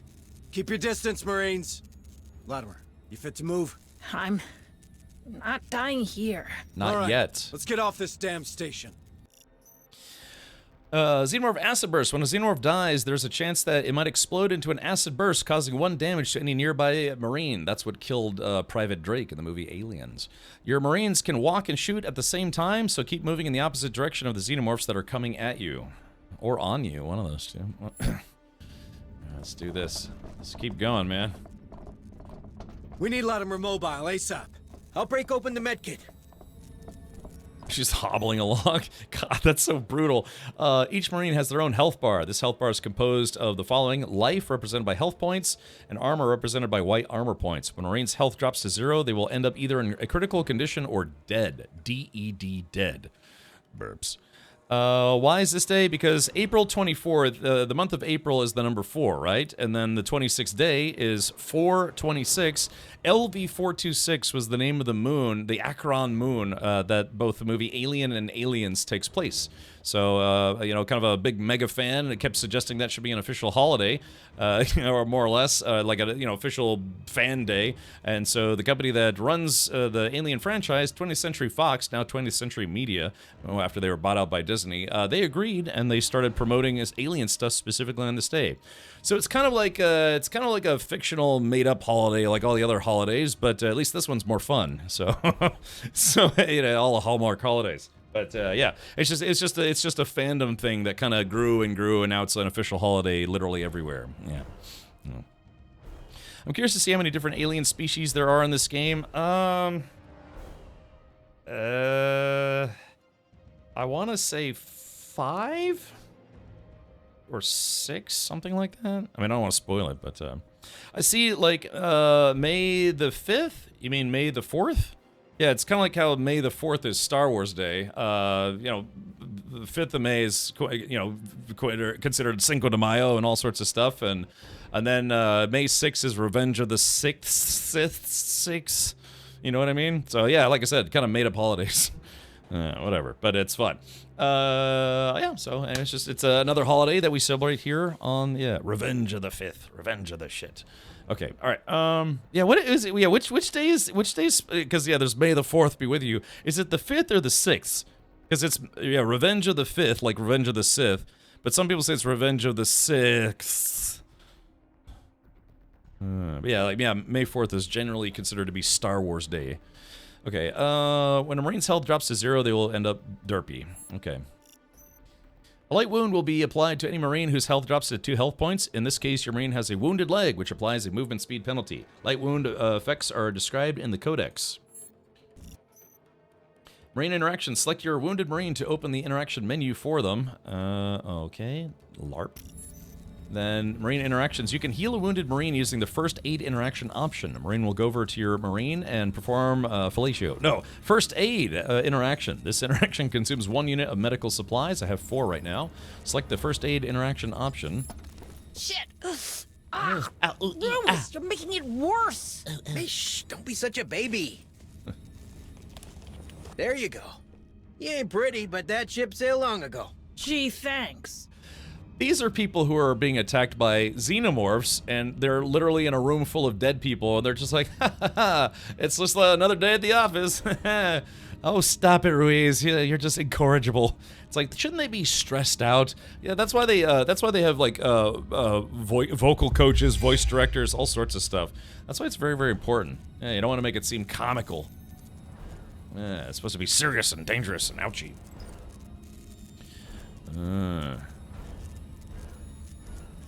Is it? I thought it was 6.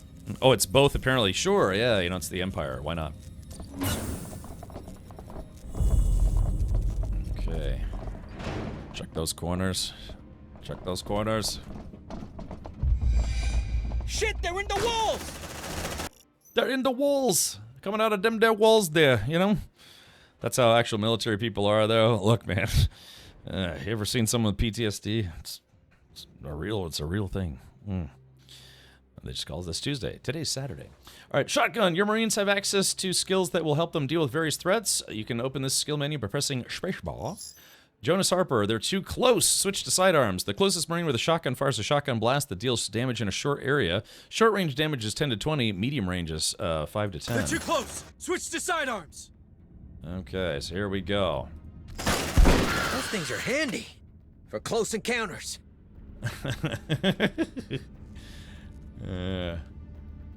That's just it though. It's like Hudson, the whole point of Hudson's character, he was supposed to provide a little bit of comic relief, but yeah, when the shit hit the fan really bad in the movie Aliens, Hudson's whole demeanor changed. He thought he was this ultimate badass guy, but yeah, when they just got their butts kicked in that hallway under the atmospheric processor, he was like, what do we do now, man? He started freaking out.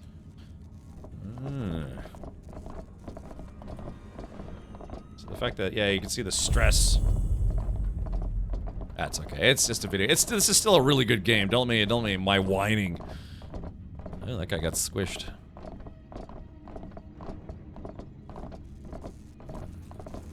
There we go.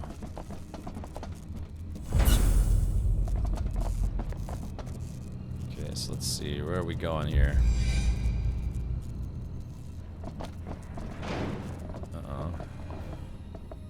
Oh, dude, look at this. Oh man, it's very chunky over here.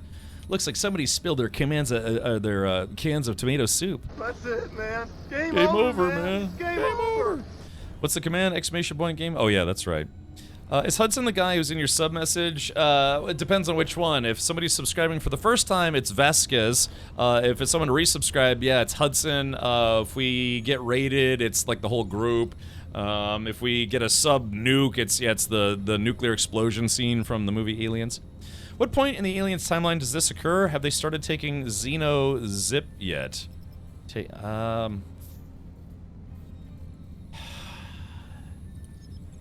That's a good question. Hold on, I'm trying, because I remember when Aliens Fireteam takes place, but let's see, when does Aliens Dark Descent take place? Let's see. Okay, it's set in the year 2198, 19 years after the events of the original trilogy films. Okay, so yeah, so I think Aliens Fireteam Elite, the other game, takes place, I think, 25 or 30 years after the third and final movie in the trilogy. So yeah, this game takes place 19 years after the events of Alien 3. Yeah, exactly. That was the whole point. Yeah, it's just to show that people who think they're tough end up getting stressed out. All right, so let's see. So these guys can go uncovered. Cover.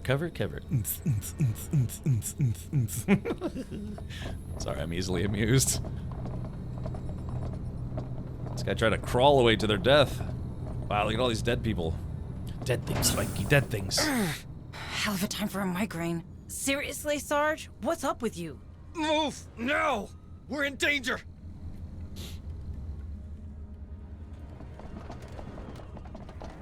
Okay.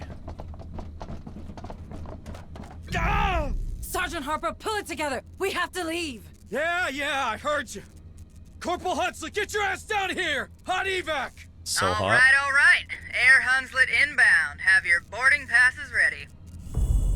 Objective completed. Creatures killed. Evacuation's coming. Get ready. It's now time for you to use everything you've learned in order to survive. Order Marine to lay suppressive fire. Okay. Alright, so let's see. We want Ruiz to do suppressive fire. Oh, reload. During the tutorial. Okay. Latimer, suppressive fire, reload. Oh wait, hold on. It's alright. It's this button. Okay, suppressive fire. Alright, where do we think they're coming from? That's the question. I don't know which way they're coming from. Where are they coming from, man? I don't know. Let's see. Third and final. Yes, third and final. The core Alien trilogy. Yes, Alien 4 is a movie that never should have been made. Okay. The problem is I don't know which way they're coming from. Maybe this direction? So I'm assuming, hold on, let's take a look, because I'm assuming this, yeah, that door's closed. I don't know if they're coming out of the doors. It's now time for you to use everything you've learned in order to survive. Order Marine to lay suppressive fire. Yeah, but from which direction? I guess the doors? Okay. Shit! Reading multiple contacts! Closing fast! How many of those things are there? A lot. Too many. We have to go. Let's see. Shotgun blast. Okay, here we go. You kind of have to estimate where they're going to be when they actually fire. Okay.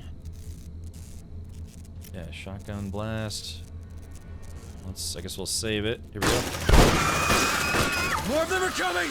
Hold your position, Marines! Well, don't worry, Hunslet. There's no rush. It's not like we're all gonna die. Okay, skill, pause and slow-mo. When you open the skill menu, either activate slow-mo or pause the game. This will give you time to use skills like U1 grenade launcher or shotgun blast with greater ease and precision. You can switch between slow-mo and pause at any time in the gameplay tab. I have it set to pause. It almost kind of makes it like a hybrid of a real-time strategy game and a turn-based game.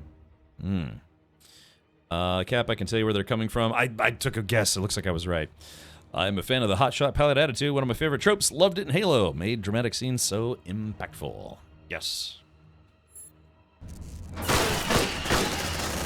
Okay, let's do this. Grenade launcher. So you kind of have to estimate where they're, like, not where they are. That's what I learned about playing this game. You don't want to launch it where they are now. You want to launch it where you think they're going to be. So right about there.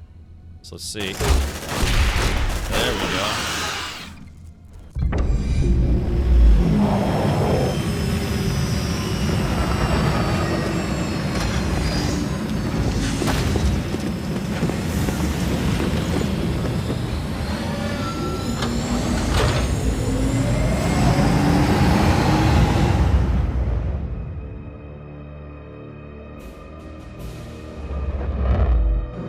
Would you look at that? Hell, she's taking a pounding. Otago, this is Harper. Do you copy? Hunslet, can you get us aboard? No way, Sarge. Between the debris and the decaying orbit, death trap. Damn it. At least those platforms are leaving us alone. They're designed for planetary quarantine, but Lethe has to remain operational. Low orbit is considered safe, but beyond that, it's a dead zone. Cerberus will shut down everything attempting to go through in both directions. Cerberus, huh? You seem to know a lot about it. I know everything about it. I'm Pioneer Station. That's my job. Yeah, you know why I decided to turn the Otago into scrap metal? I don't know. Systems failure, maybe? Liar. You saw the state of the station. Shit, there she goes. Fuck, follow her down, Hunslet. No problem. Fireball like that's hard to miss.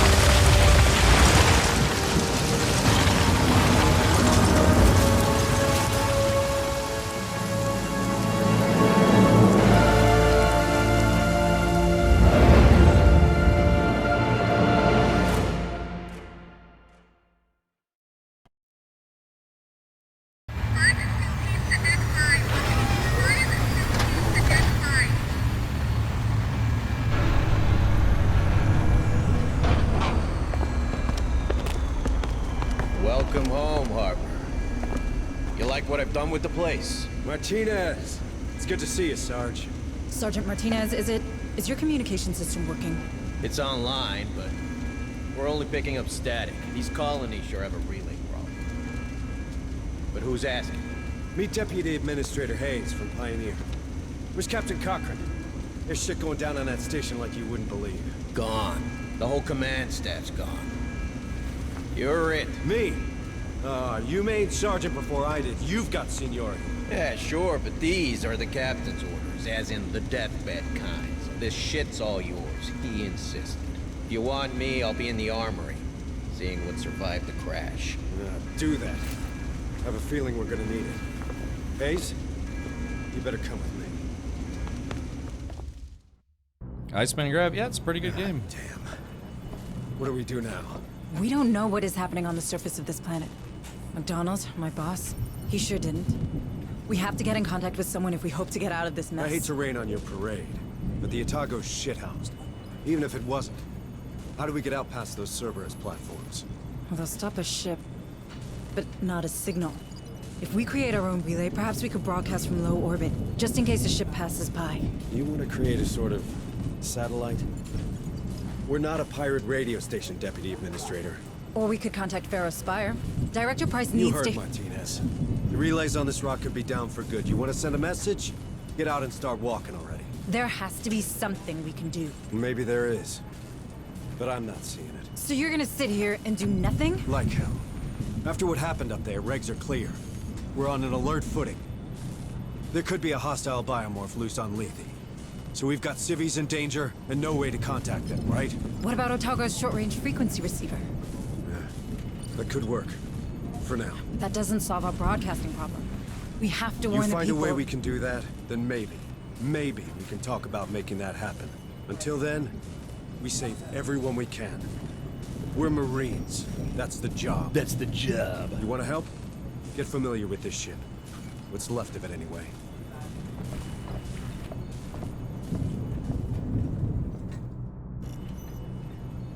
You are now on the USS Otago. The Otago crashed after the activation of the Cerberus protocol that she started.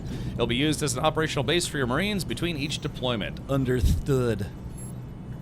Okay, Cheetah says, Happy Alien Day, and me and chat, yeah, hold on, where's it? Yeah, Alien Day, okay, so, let's see.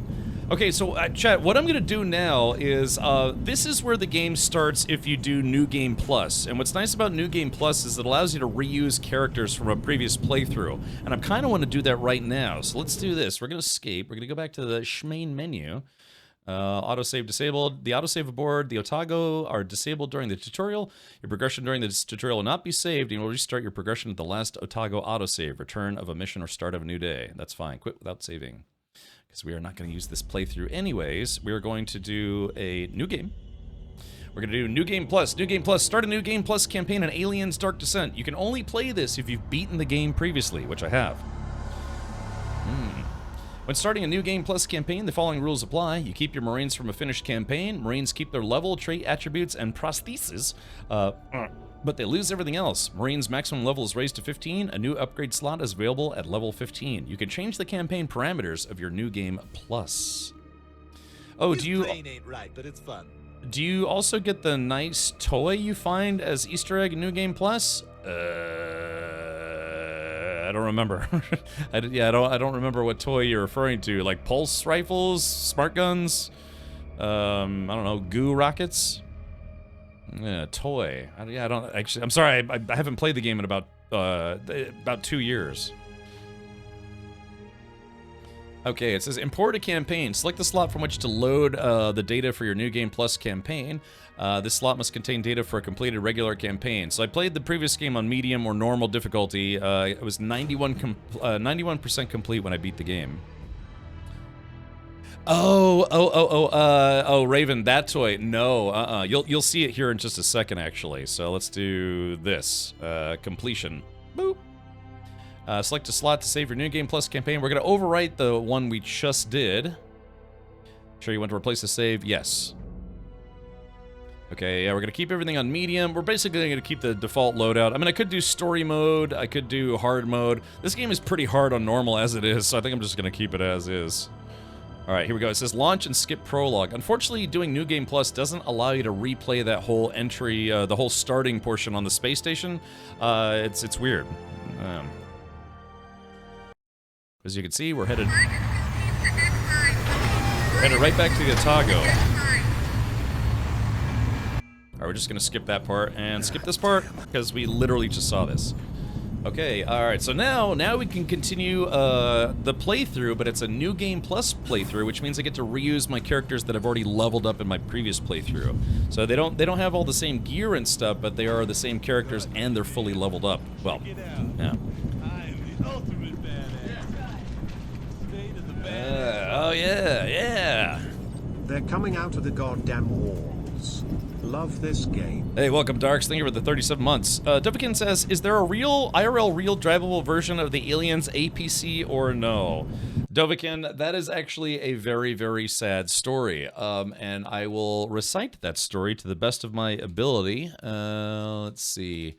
Let's see if we can pull this up. All right, so yeah, here we go right here. So the original APC, here's a little Aliens story time for those of you who may not know this.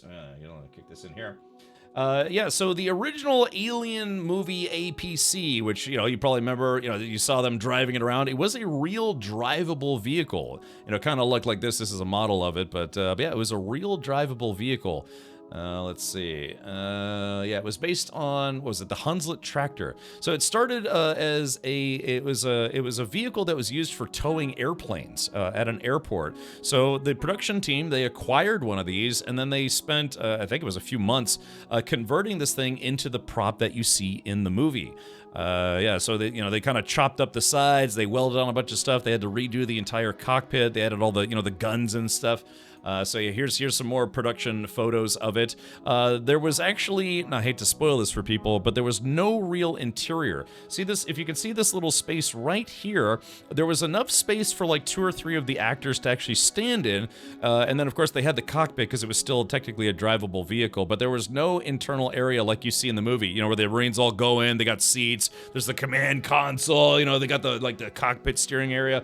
None of that was real. None of that actually was inside this vehicle. It was all sound stages. That thing is a block of ballast. Right, this thing was incredibly, incredibly heavy. That's fiberglass, not metal. I'm talking about the original, you know, like the original body of it. I don't think the original body was fiberglass. I'm pretty sure it was metal. I don't know, maybe I'm wrong. But yeah, I'm just talking about the original body was metal, and then they had to do all the fabrication and stuff for this, you know, covering up all the wheels and goodies and stuff. But anyways, so yeah, so they built this for the movie, and if I remember correctly, they actually used this for, you know, they parked it in front of a couple of different movie theaters in England. I don't think it ever made it to the States. I could be wrong about that. I don't know. I actually never really bothered to look, but I do know that they used it as a kind of like a movie launch premiere kind of fun thing where they parked it in front of some movie theaters. The original, yes, was metal. Yes. So anyways, so they had this here, and they used it for the movie, and then sadly, it kind of stayed in a storage lot for a long time. And various people actually reached out to the production company to see if they could buy it, you know, to add to car collections, or maybe add it to some, you know, Hollywood museums or otherwise. But the production company that owned it refused to sell it. Again, I'm kind of paraphrasing as best as my memory after like digging into this, because I was like, where is this thing? I want to know where it is. And sadly, after many years of just sitting, it ended up going to a scrapyard, which is really, really disappointing, because you figure this is such a huge piece of cinematic history that, and again, the production company, whoever technically owned it, was being stubborn about it and refused to sell it to like a car collection or you know, prop museum or any of that stuff. And it sat for years and years, and then eventually it just got scrapped. It got sent to a scrapyard. So a band I was in used to rehearse somewhere where the Judge Dredd taxi was parked up. Okay, I gotcha. It's a shame. Would have been cool if they built a full interior for it. There was technically no room in the interior. Yeah, there's the way this thing actually was built. There's no actual interior space. There was one small door where they simulated, you know, the Marines coming out of the door, but yeah, couldn't the scrapyard just resell it though? It's been lost to time at this point. So yeah, so again, it was based on, if I'm paraphrasing here, but I believe it was the stubbornness of whoever owned it as part of the production of making the movie Aliens. They refused to sell it to anybody. I guess maybe they thought they could, you know, sell the usage of it or rent it to another production, and they did that sometimes for movies. You know, sometimes they would use like props from one movie would be used in another movie, sound stages, goodies, or whatever. So yeah, so this sat in a lot for many years, and then it was scrapped. Yeah, it was just yeah, a very typical outcome though. No, you can't have it, no one can. What it's really surprising is that no one has taken the time to try to rebuild this thing. I know it would be a very expensive project. Nowadays, you wouldn't even need to use the original vehicle. You could just make a tubular chassis, you know, get the big wheels, big tires, put whatever motor you want, and then just rebuild this prop. If I won the lottery, which is never going to happen, but if I won the lottery, that's exactly what I would do. I would pay to have this thing rebuilt in real life. Now, granted, it wouldn't be road legal, but yeah, you could put it on a trailer, bring it to car shows, maybe put it in a prop museum, what have you. But yeah, so that was the very sad, I think they say, ignominious end to the APC for the movie Aliens. It eventually was scrapped, so bummer. Build it with balloon wheels. Yeah, you could put electric motor in it, something. You know, just have it where the gun on the front and the back. Game over, man. It's game over. Yeah, again, that's a bunch of various people, you know, people with deep pockets kept trying to buy it, and they just wouldn't sell it. So bummer. But I don't know, maybe someday. Like I said, if we all pool together and buy a whole bunch of lottery tickets and win, we can all agree as a group to try to rebuild this thing, huh? Or make a new one.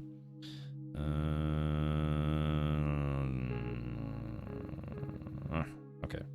All right, let's do this. All right, I'll jump back in the game, and here we go. So I'm torn, because like I did say I wanted to play some, or let's keep going just for a little bit longer here. Adds that to his lottery jackpot list. I'm not kidding, man. If I won the lottery like $100 million, I would pay to have one of those built. It probably wouldn't be as robust, but I'd have one built. Because, you know, well, the first thing I'd do is buy a giant warehouse for my impending car collection, and I'd have one of those custom built. And the thing is, it wouldn't have to be powerful or anything. I mean, yeah, you just stick like an LS7 back there with a, you know, straight pipe exhaust, and then just have the, you know, hollow tubular body with a cockpit, and perhaps someone will make a GoFundMe. Well, it's been the original movie came out in 1986. So, you know, 96, 2006, 2016, 2026. That was 40 years ago that somebody made that thing. All right, here we go. All right, can't deploy. We need to go to the med bay. Let's go to the med bay. Let's all go to the med bay. Let's all go to the med bay. I'm Administrator Hayes, I know. I don't want to seem unwelcoming, but I don't really have time to talk right now. A lot of Marines are hurting, half my orderlies are dead, and the medbay's being held together with baling tape. Ooh. How many casualties are we looking at? Between the platforms and the crash? At 20. And that'll double before the day's out. There's another 10 unaccounted for in Hangar Bay 3, but the doors are decompression sealed, so we know how that'll go. It'll get worse still if I don't get back to it, so if you'll excuse me. Yes, sorry. Sorry. Excuse me. You can put an old tank motor in it. Well, yeah, I mean, those are designed for really... Hey, I don't know if you guys noticed, you see the little kitty cat? It's not exactly an Easter egg, but yeah, they have a little kitty cat. You can find that cat, I think, in each of the rooms on the ship. Just a little kitty buddy. Let's see. Some people just don't like free money. Yeah, again, I don't really remember what it was, but...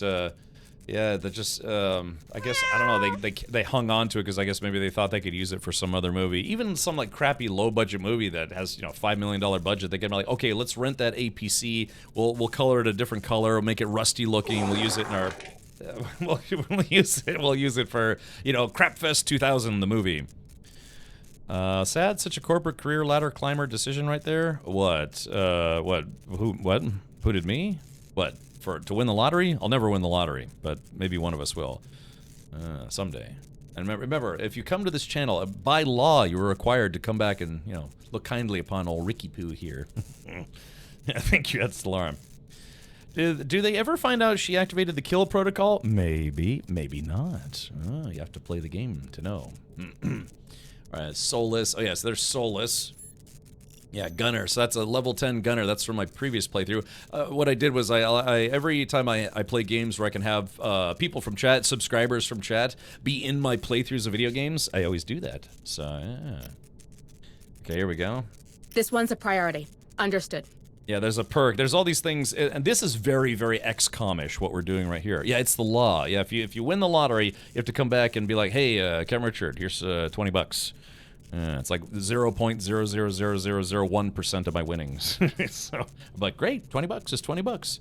I said the same thing when I was in the alley behind Arby's with a hobo. Okay. All right. Okay, so let's go to the twerk shop.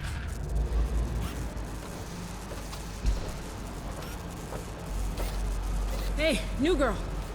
Sorry, but I'm pretty busy right now. Crash buckled half the support bulkheads. That's all I can do to stop this place caving in. All right, I'll let you get on. Thanks. Thanks. Let's see. How much do you think it would cost to build that and make it electric? Oh, I don't know. Probably about 100 grand. Because again, it wouldn't be made out of. I would even tell the people like a car. There are car fabrication companies that will make whatever you want. I mean, literally whatever you want. But usually, custom jobs like that cost about $100,000 to $120,000. So, because for that, they would just make an entire tube frame chassis. Reinforced tube frame, paint it, then basically put a whole bunch of aluminum, custom fabbed aluminum body panels on it. You know, just make it look as much like the original as you want. You know, all the guns and stuff, it's just, all it is just, you know, prop gun stuff.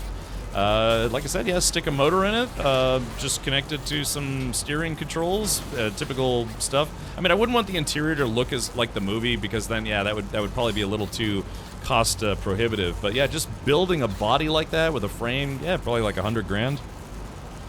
Maybe. Okay, let's see here.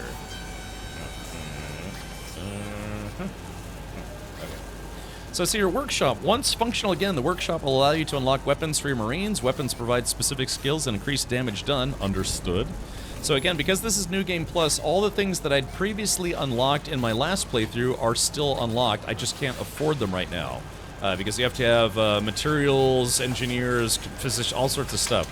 Yeah, so in the core game, when you're just starting out, you only have the pulse rifle, service pistol, and shotgun. But then, yeah, there's a smart gun, heavy pulse rifle, plasma rifle, revolver, submachine gun, incinerator unit, mines, RPG launcher, sniper rifles. Some of these things are things that were either briefly mentioned in the special edition of Aliens or weren't mentioned at all. It's just video game stuff. So basically, up it to 200,000. Would that include the armor plate? Yes, but why would you want to at that point? Because again, the whole thing about movie props is they have to look good. They don't actually have to be good. Because again, what you see on screen, it leaves a lot to the viewer's imagination. Because if you build it to look like a tank, you don't actually have to build it like a tank. It just has to look like a tank. Just coming from a movie and TV production background, you'd be surprised how much stuff is just not really made very well. It just looks good on camera. No sharp sticks, roll damage. Yeah, that's a good question. Good question. Yeah, knives, sharp sticks. The APC makes sense when you realize it had to fit in the aircraft. Yeah, it's just a little small dude. I mean, it's big, but it's not that big. Yeah. I mean, yeah, exactly. You'd have to make it robust enough to be able to be driven around. Again, something like that wouldn't ever be street legal, but you could take it to car shows, unload it, drive it around in a parking lot, bring it out to, like, you know, movies and things. It would basically just be for showing off. I don't know, way you lot are going over there, some armor plating ain't a bad idea. Drakale, I sit corrected. I'm not gonna stand corrected, but I'll sit corrected. I'm not wrong about that. Okay, so yeah, the smart gun, yeah. Yeah, it's for the gunner class, yeah. Nice, yeah, I have to have 100 resources and requires a level 3 gunner, which I have. Let's go to the laboratory.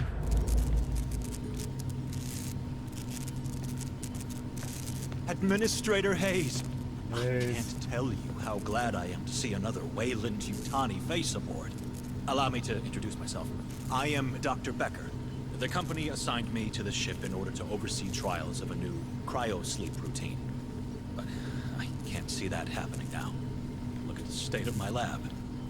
Months of vital research gone. If I at least had power, I could salvage the backups. But these brutes keep ignoring me. Perhaps you could... Sorry, Doctor, but they're not exactly friendly to me either. It's not about friendly. Who holds higher authority? A Weyland-Yutani executive or your typical Marine? Where does half the USCM's funding come from? Who provides their weapons? You might want to push them. I'm sure they'll back down. Thank you, Doctor. You've given me a lot to think about. Well, of course I have. Deputy Administrator Hayes to the bridge. Hayes, please report to the bridge. Hayes. All right. This is what the short-range frequency receiver picked up. It's a distress message from a nearby colony. This is Sheriff Sousa. Red Hills Township. They're killing everyone. We need help. The Barrows fire 2 copy. Oh no. You thinking what I'm thinking? We have Arby's. to go there. See for ourselves. What? I'm thinking Arby's. I feel for those people, but we're blind here. If we're to save anyone, we need proper comms. We got them. The Otago, Hunslet's dropship, our vehicles, my Marines, they all speak the same language. Courtesy of the USCM comms system. That's not what I meant. It's a military decision, Hayes, which means it's my decision. Those folks need help. Fine. No. What do you need from me? Well, butt cheeks. Normally, I'd lead the squad and an officer'd run oversight. You know, intel, tactical, from the ARC, our armored recon carrier. I can do that, but I need you to handle the rest from here on the Otago. Oh. Oh? I thought I wasn't military. Don't I know it? Listen, if I'm gonna keep my people alive, I need someone with smarts for when mine falls short. If it helps, this ain't exactly what I signed on for either. Welcome to the Colonial Marines. Now kiss me, you fool.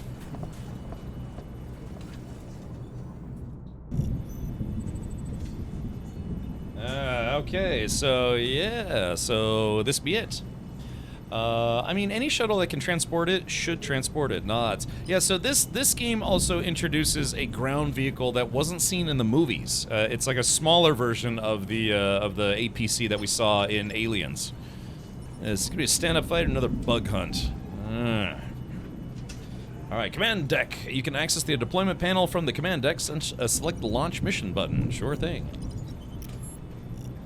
Alright, this is representation of the planet Lethe. All available missions will be displayed on this panel. All the missions take place on this planet, which looks like almost like a moon of another planet. Alright, Spread Hills. Investigate Dead Hills Colony and search for any survivors. Primary objectives, 14. Datapads, 19. Resources, 300. Materials, 2 Xenotech. Once you've selected a mission, the information panel displays the following information about the location: the number of primary objectives to be completed, number of data pads, materials, and xenotech. Let's build the squad. Alright, so I'm gonna get to use some of my previous squad members from my previous playthrough. Understood. Uploading mission data. Okay, so we've got, just, alright, so chat, real quick, just remember that, I do let subscribers, be part of my games, and then I also let them choose their own names. So that's why we've got, Sergeant Chocolate Starfish, the Sniper Gooey Handshake, we've got Commander Andrew, who's one of the moderators here, and, Shardy McShitpants, the field medic. So yeah, I think we've got maybe like a dozen characters. It's not gonna let me choose. You see the power loader in the back? You see a theme here. Yeah, letting people name their own characters, never the best idea, but it's something we do allow here. Oh yeah, I wonder where Commander Andrew's been. All right, so normally you can choose your own squad, but because this is a tutorial mission, it's kind of pre-selecting from a pool. Shardy is clumsy too. Yeah, so yeah, sometimes characters will have negative effects, depending on how you obtain them. Irony is Twitch would probably have an issue with Commander Andrew. Oh. Why? What's wrong with Commander Andrew? Because Commander Andrew is one of the moderators here. I don't know, I don't know, it hasn't been by in a while, but he was like a full-time mod here for a long time. So we're saying we know how he got his name. Who, Commander Andrew? Oh, or Shardy McShitpants, or Gooey Handshake, or Sergeant Chocolate Starfish. Okay. All right. Select inventory. All right. So this is where we get to choose gear. Yeah, they have sentry turrets. You can pick up smart guns and other junk. But we're gonna go with yeah. Let's see, repair tools, and some medical supplies. Alright, squad is ready for a mission. Like I said, well, once we finish this mission, we can see the rest of the squad, I think. Because I'm trying to remember who all got to be characters. We could rename some of them, and maybe I'll rename after a few people in chat from today.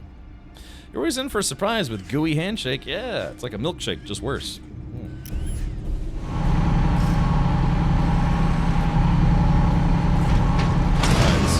Alright, so yeah, this is like a little miniature APC. It's smaller than the one that we saw in the movie.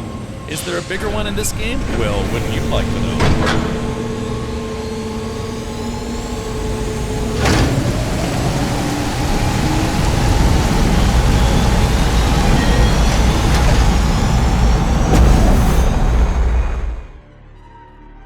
All right, Marines, listen up.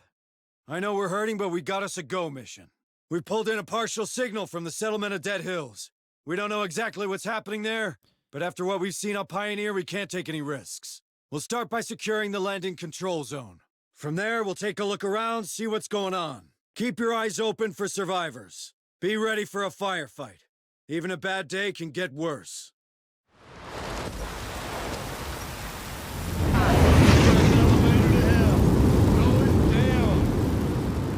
Yeah.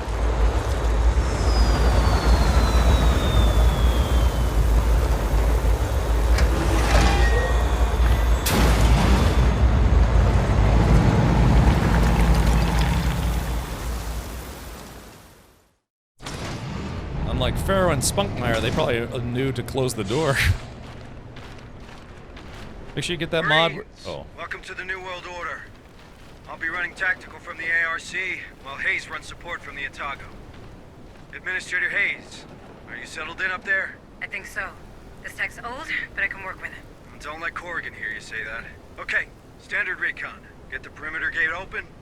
Let's see what's going down in this burg. On it. Oh. Okay, alright, so.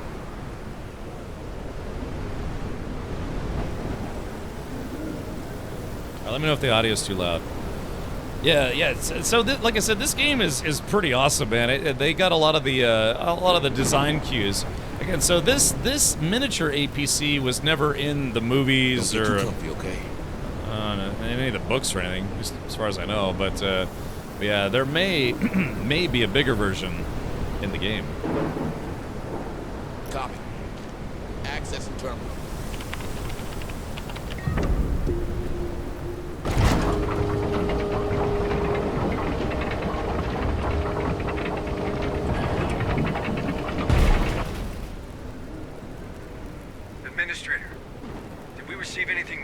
Sheriff Souza? Not a word. I don't like this. Roger that. Squad lead. Sounds like our first task is to secure the landing control zone. If things go south, fall back to the ARC and let the big guns do the talking. Do you hear? Yeah, so if I remember correctly, the APC in the movie actually had, yeah, basically like twin-linked Gatling guns in the front and then a plasma cannon on the back, but it was never used in the movie. Big guns, big guns. Just like the Cheyenne dropship, it had guns, had missiles, rockets, all sorts of stuff. Never used any of it in the movie. Yeah, this is cheap on Steam right now. Right, I gave away a copy earlier in the stream. Strictly speaking, I'm thinking the APC would rather have been an IFV? IFV. Move on. Why do I know that term? All right. Look sharp.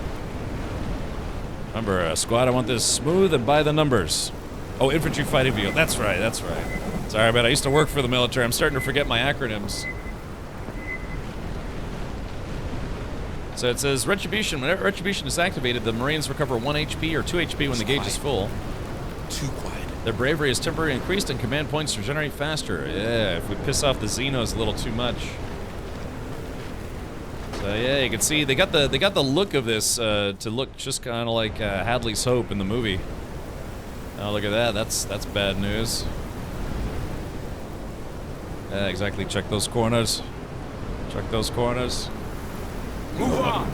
Nobody touched nothing. I think Ape. Locked. Run a bypass. Let's get in there. Copy. Hudson, run a bypass.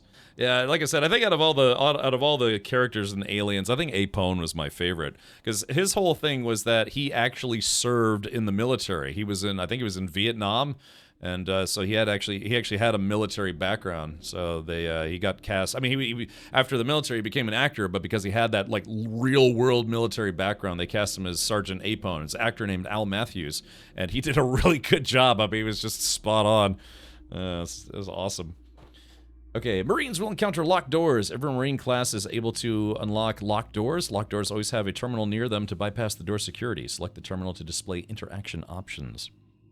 Somebody wake up, Hex. Yeah, you know the plan. Wait, God, what does he say? You heard the man, you know the drill. Assholes and elbows. Hudson, come here. Come here. Yeah. I think Apone was my favorite character. On my way. Yeah, but sadly, Al Matthews passed away a few years ago, and then surprisingly, Bill Paxton, who played Hudson, he also passed away. Access granted. Really early in life. Okay. Hey, Harper. No sign of movement from up here. Do you see anything? Not a soul. Place is a real ghost town. Don't you worry none, Sarge. You've got a squad of big, strong Marines to keep you safe.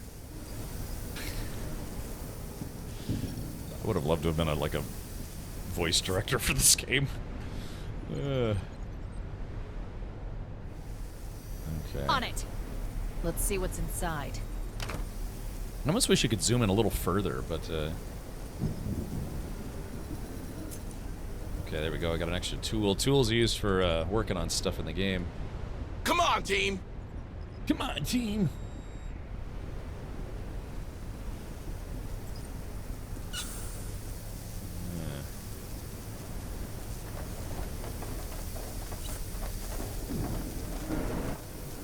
Okay, man. Yeah, like I said, you could just feel the anxiety, like the tension of the game, just like in the movie, man. Reminder: you can hold the bar. Yeah, it's just flashlight. Right. Okay. Don't get too comfy, okay? See this? Like I said, this game's awesome because you can kind of take your time with it until stuff gets bad, if you know what I mean. Okay. Copy. Let's see what's inside. Let's pee on what's inside. Please tell me your clumsy Marine isn't the medic. It is the medic. Having dealt with Expeditionary for years feels too corny. Yeah, I know. That's what I'm saying, Iceman. Yeah, the vocal or the voice acting. Come on, team. Come on, team. Yeah. Yeah, it sounds like they're more like at a pep rally versus a place where it's like they're gonna die at any moment. You know what I mean? That's okay. Voice acting is what it is. I really like the game Fireteam Elite, but yeah, one of the sour spots for me is they had a voice actress for the sergeant that like manages your fire team the whole time, and she just never stops barking orders at you. It's just. What have we got? Satellite communications access looks intact, which is more than can be said for the operator. No answers here. Looks like he killed himself. Guy must have hated his job. Like Don't me? we all? If you're done, how about getting me plugged in? Alright, SATCOM found. Use the terminal so that Hayes can establish a link with the colony. Alrighty, let's do it. Sector with On my way. Alright, let's see what's in there. Okay, I mean, everything's very well designed in this game. Is there a mod that changes the voices? There's a mod that adds a lot of uniform design stuff and patches, decals. Establishing satellite uplink. Stand by. Stand by. Stand by. Link established. Looks like someone put the colony on lockdown. You know how long it'll take to burn through every door in the complex? If you can get to the township HQ, you should be able to shut off emergency status. That'll open up the doors. I can also scan for the settlers' personal data transmitters from there. EDTs. Okay, squad, you heard the lady. We'll get this door unwelded and continue our path towards the colony headquarters. There's something wrong with my suit. There's a dead guy in it. Oops, wrong movie. What is that from? Hold on. Yeah, there's something wrong with my suit. There's a dead guy in it. Well, yeah, what movie is that from? God, hold on. I'm trying to picture it. I don't know. You'll have to let me know. Is it, Oh, Edge of Tomorrow. Yeah, that's right. Yeah, that's right. That's actually a good movie. As much as I don't like Tom Cruise as a person, he is a good actor. Yeah, Edge of Tomorrow is good. Purportedly, they actually are planning on making a sequel to that movie, but it's been kind of stuck in development hell. Yeah, The Day After Tomorrow. No, yeah, Edge of Tomorrow. Yeah, it was actually a pretty good movie. I liked it. I remember he did a couple sci-fi movies back to back. It was like Edge of Tomorrow and Oblivion and some other movie. But yeah, like I said, it's just unfortunate. He is the kind of person he is in real life. All right. Oh, let's see here. Okay. Cut that door open. Cut that cheese like a champ. Door opened. Okay, here we go. Come on, team. Come on, team. Let's all get in the station wagon and go to the pep rally. Come on, team. Oh, man. Whatever happened here, I think we missed it. Yeah, it says undetected, no hive activity. Emily Blunt for the win, yeah. Stay frosty, Marines. Okay. Tiny little Emily Blunt was a total badass in that movie. Yeah, she was. What do they call her? Like the Blade Mistress or something like that? Check those corners. This game gets really brutal later on. Does this game have a tactical pause? It has a pause, yes, you can use skills and look around and some other stuff. But what the game normally doesn't have... What the game normally doesn't have is, if you, in the map screen, the game doesn't normally pause, but I have a mod that allows me to pause the game in the map screen. That was one of the things that I thought was kind of weird, is that, but you can pause the game when it actually matters, but the game doesn't let you pause while you're looking at the map.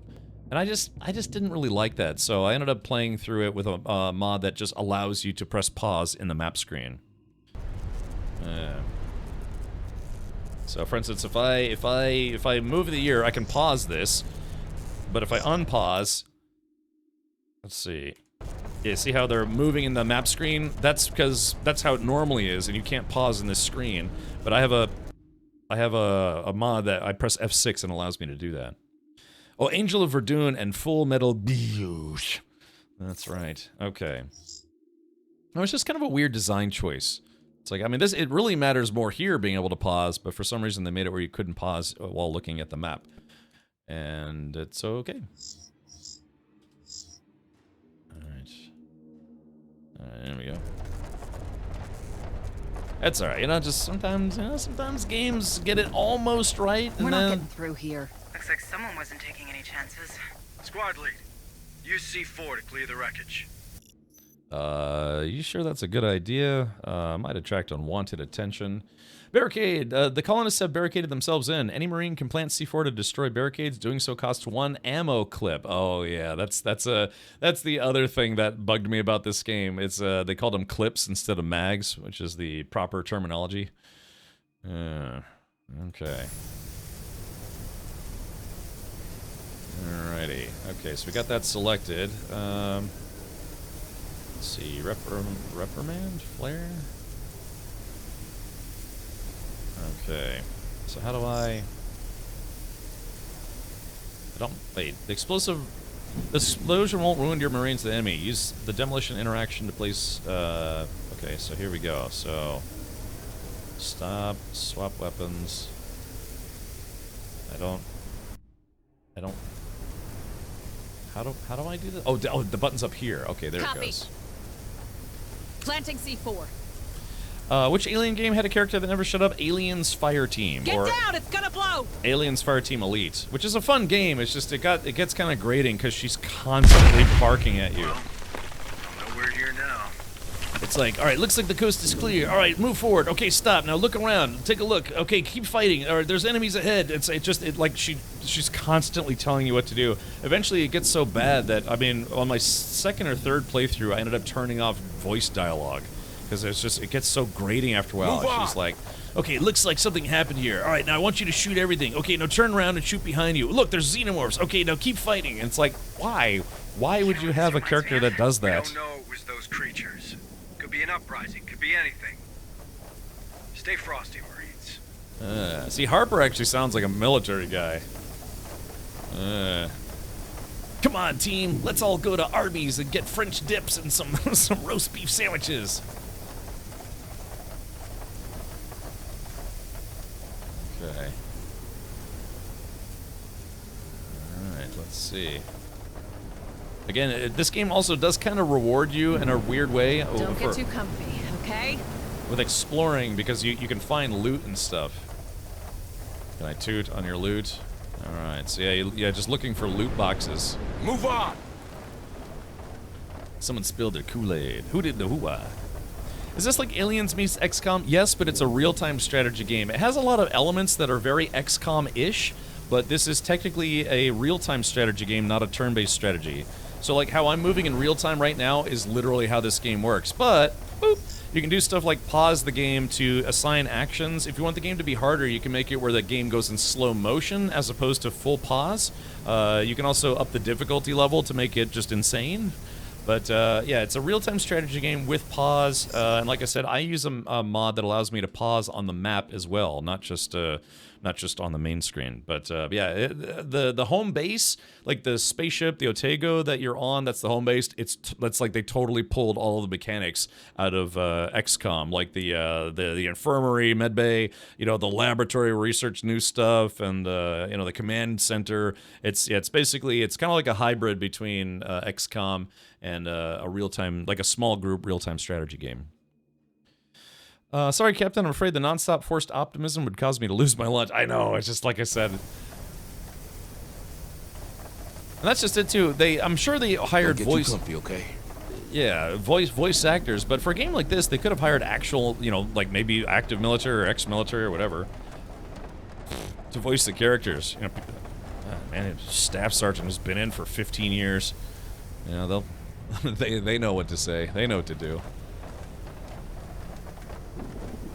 Yeah, that's what before I became a full-time streamer, I worked for the military for... Come on, team! For a come-on-team amount of years. No, a long time. Went to military school, grew up in a military family. But, ended up getting hired by the military right out of college, so I never formally served. I do feel bad about that. I kind of wish I had, but I'd like to think that I helped in my own small way. What the hell is that? Looks like some kind of skin. Ew. Did they not teach you about biohazards in the USCM? Don't touch it! You done? Good.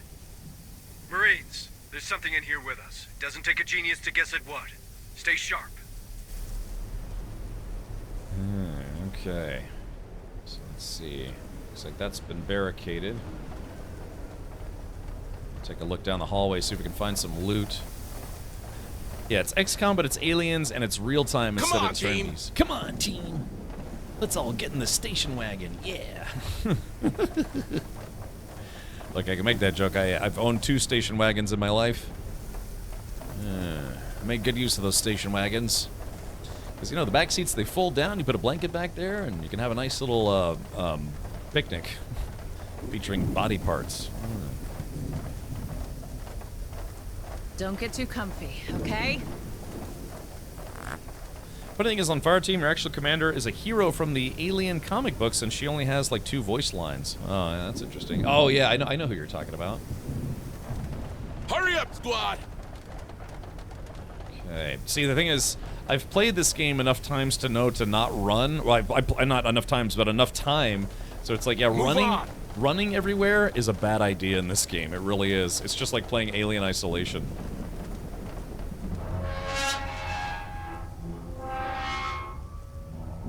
Speaking of Alien Isolation, we might do long. Guys, I have a bad feeling about that.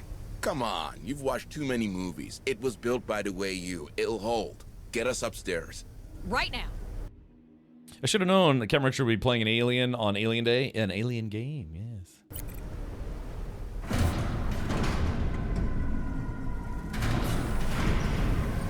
Get out of here! Now! Oh. And...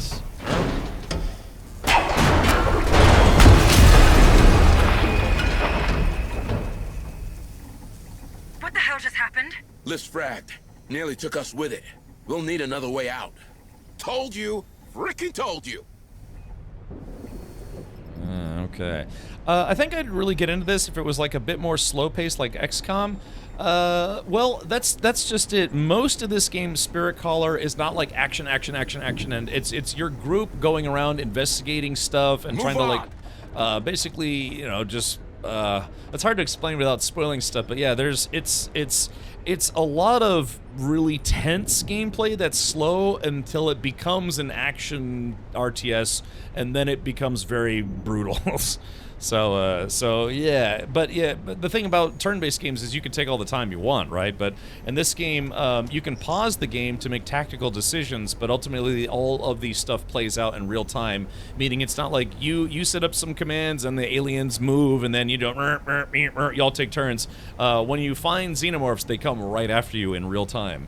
And again, the devs said that they had tried to make this, or they thought about making this turn-based, but it just didn't have the same feel, because you have to be, the feeling is that you're constantly under risk of being attacked by xenomorphs coming out of nowhere, kind of like in the movie Aliens. You know, they were in those hallways, and they're like, yeah, man, what the hell is all this? Next thing you know, wham! You know, they were just completely overrun by aliens. So this game simulates a lot of that in real-time strategy form. Stay frosty, Marines. But there's you do have to stay kind of aware of your surroundings. You can actually see hidden xenomorphs like perched up in vents and things, and you have to look around with a flashlight. You have to not run all the time. So it's slow paced in its own way, but it's like a nerve-wracking slow paced until you have to start fighting, and then it gets brutal, because your aliens can kill your characters, but they can also grab your characters and basically take them. You know, they just like grab a Marine, and then, you know, your Marine's like, ah! And you literally have to kill the xenomorph while it's got your Marine, otherwise it grabs them and jumps into like vents and stuff, and it's brutal. So yeah, it's actually it's horribly creepy. Should be able to deactivate lockdown. Roger. Okay, so yeah, there's all sorts of stuff you gotta collect, data pads. Hey, I found something. Looks like a data pad. Okay, so yeah, there's a whole story that you can read. Yeah, just what is it? Data pads. In Dead Hills, there's 19 data pads, and it kind of explains some of the story, because you know you have to think your Marines have no idea what's going on, but they have these data pads that kind of tells you the stories of all the characters that, you know, are already dead or maybe somewhere else. You have to, exactly. You have to stay frosty. Clearance just came in to open up the old mine, had to bend a few rules and tell a couple of white lies to get it, but it'll be worth it in the end, right? You and me, we're going to bring hope back to Dead Hills. Thanks again for trusting me with this. I won't let you down. Yeah, opening up an old mine. I wonder what they found in there. Overacting boob. Okay. on, team. Come on, team. Oh, so we found a guy. So we're gonna check this body, see if they have any loot on them. There we go. So found 3 resources. Every level has resources that you can collect. Oh, here's another dead guy. So yeah, like I said, it's slow-paced in its own way, but it's like a tense slow-paced, and then eventually there are some levels where you're basically running and fighting for a good portion of the level. Yeah, looking for candy, you know? Or maybe some cornbread. I guess you don't like the cornbread either. Okay, yeah. Weyland-Yutani, building better worlds and, you know, making sure everyone's expendable. Don't get too comfy, okay? Don't get too comfy. Inventory's full. Okay. So this is interesting. I remember this from previously. If you click on this and it says loot and says inventory's full, that means it's something that you've already have. So it's probably a tool. So you can if you can, without aliens getting in the way, you can come back here and get this. So say you use 2 tools, you can come back here and get one back. Nuking it from orbit is not an option. It should be. Copy. Deactivating now. Let's hope this works. Okay, now let's check out the colonists' personal data transmitters. For that, I'll need the sector map. Go ahead and find it. Okay. Come on, team. Come on, team. Now you can, all those barks that you keep hearing every time I click these dudes, you can turn those off. It was actually a big complaint because for whatever reason they made it where they kept doing those barks almost every single time you moved. It's like, come on, team, come on, team, come on, team. And then people complained, so they fixed it in one of the patches where they made it where they're not so often, or you can turn them off completely. On my way. Someone should make that a mod. Yeah, it just nukes the game instantly. I really do love the way the Weyland-Yutani commandos look in this game. Aren't they unfortunately sort of pushovers? Well, you know, that's just kind of a video game thing where it's like the heroes are always supposed to be stronger than the chaff, if you will. Stay frosty, Marines. Alright. So like I said, if you don't like those barks, I mean, once you've heard them, you'll hear them 1,000 times in this game, but you can turn them off. But yeah, they just made it where they don't happen as often because it was like almost move every. On. Yeah, it's just move on, move on, move on. Come on, team, let's go. Blah blah blah. Stay frosty. They kept saying that every time you moved, and it got really, really old, really quick. All right, recover PDT. Right now. All right, let's see what's in there. Drop your grinning, or stop your grinning and drop your linen. Found them. So this is the map table like they used in the movie Aliens. All right, reveal a floor. A sector map allows the squad to uncover the map of a sector. At the cost of 1 tool, you can reveal the layout of the selected floor. Press reveal this floor button to show the map. Okay, there we go. So now we've got the map of this floor. So we can kind of get a lay of the land here and find those PDTs. Yeah, select the reveal this floor button to reveal the map of the first floor. There we go. So now we've got, as long as you got them tools, you can reveal stuff. Which is good. What have we got, Hayes? I'm reading 7 signals with vitals. Wait, one's right inside the room. Ah, hey, you! In the locker! My trigger finger's itching. So come out. But come out friendly-like, yeah? Don't shoot! Don't shoot! I just don't feel so good. Calm down, we're not gonna hurt you. What happened here? It got me. It got me like the others. It got him? What does he mean? All right, settle him down. Something. I had something on my face, and then.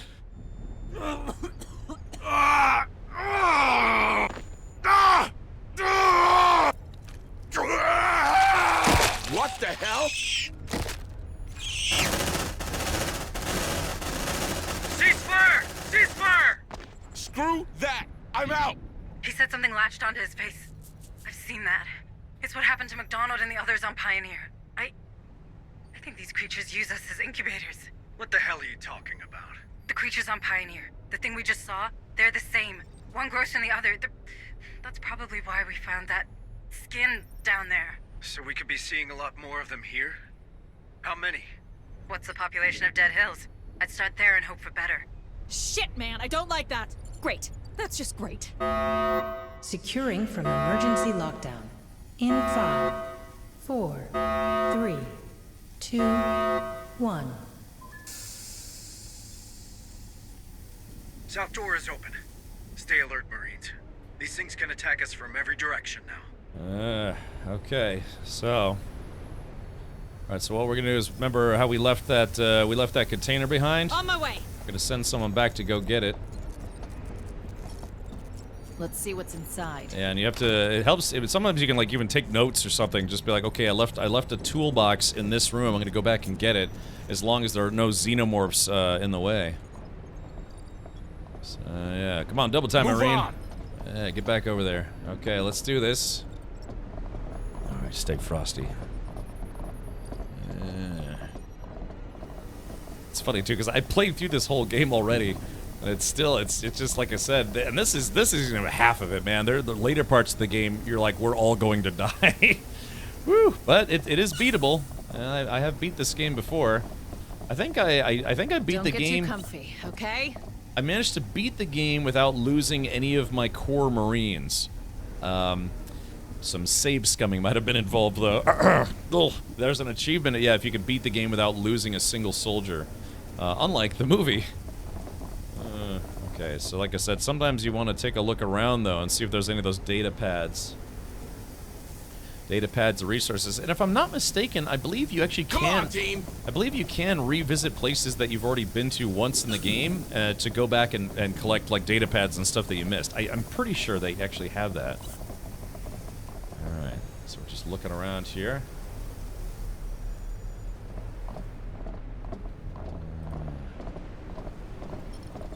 Okay, you don't say. A little bit of saves coming. I don't know, just...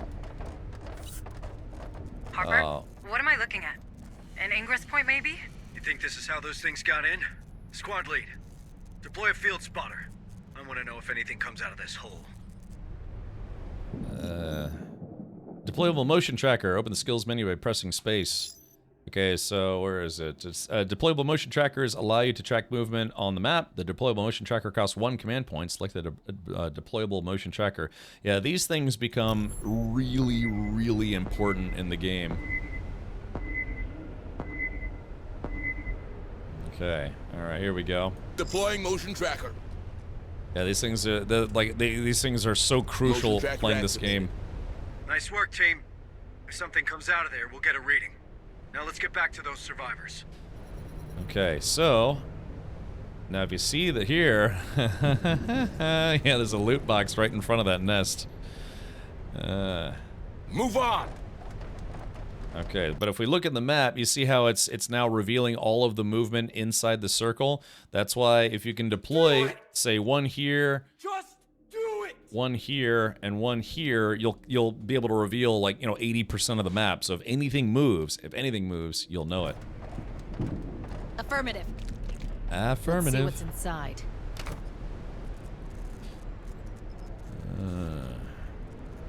Trying to find Engineer O'Neill.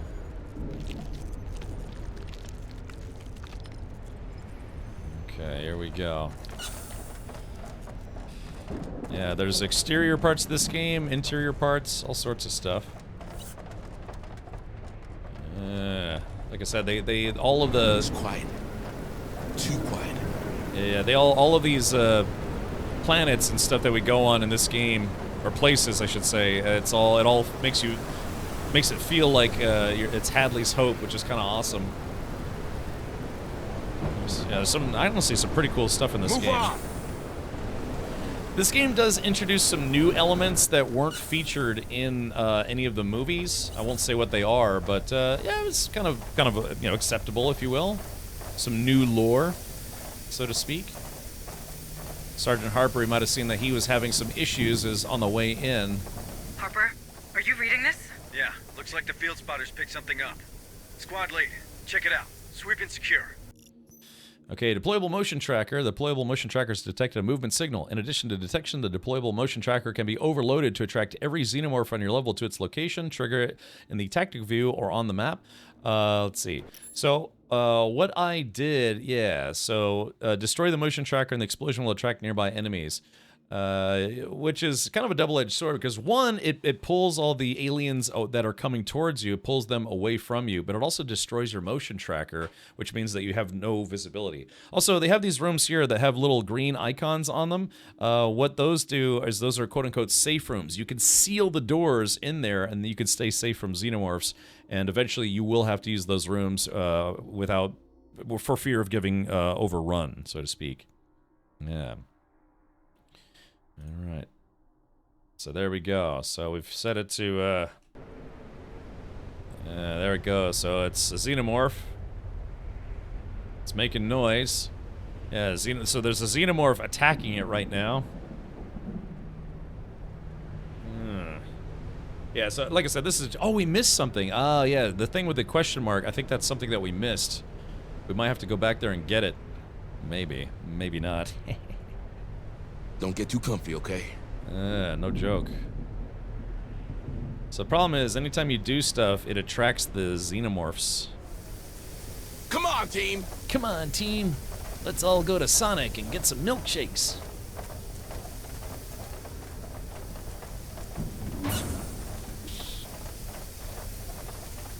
Double time! Alright. This place is really dark. Affirmative. Unlike the streamer who's really dork. Alright, nothing. Safe position taken. Okay. Oh, maybe we did check it. Yeah, it was a body that we searched. I can't remember if it's supposed to change icons or not. Oh, actually, you know what? We went a little too far. So hold on. Let's see, home. Yeah. It's weird.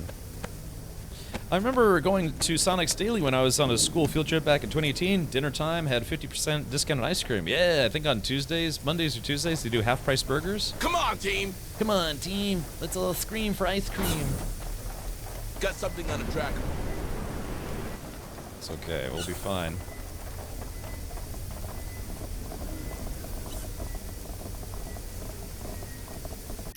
Alright, so yeah, so our motion tracker always detects this distance, but if you leave a motion tracker behind, it always detects in that specific room.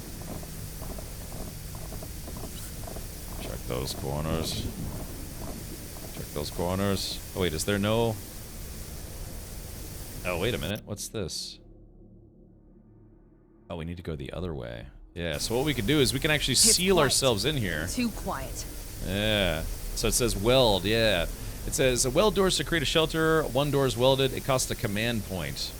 I installed a mod that makes it cost a command point instead of a tool because, I don't know, I just decided to install that. Yeah. Got something on the track. Save your tool for something more important.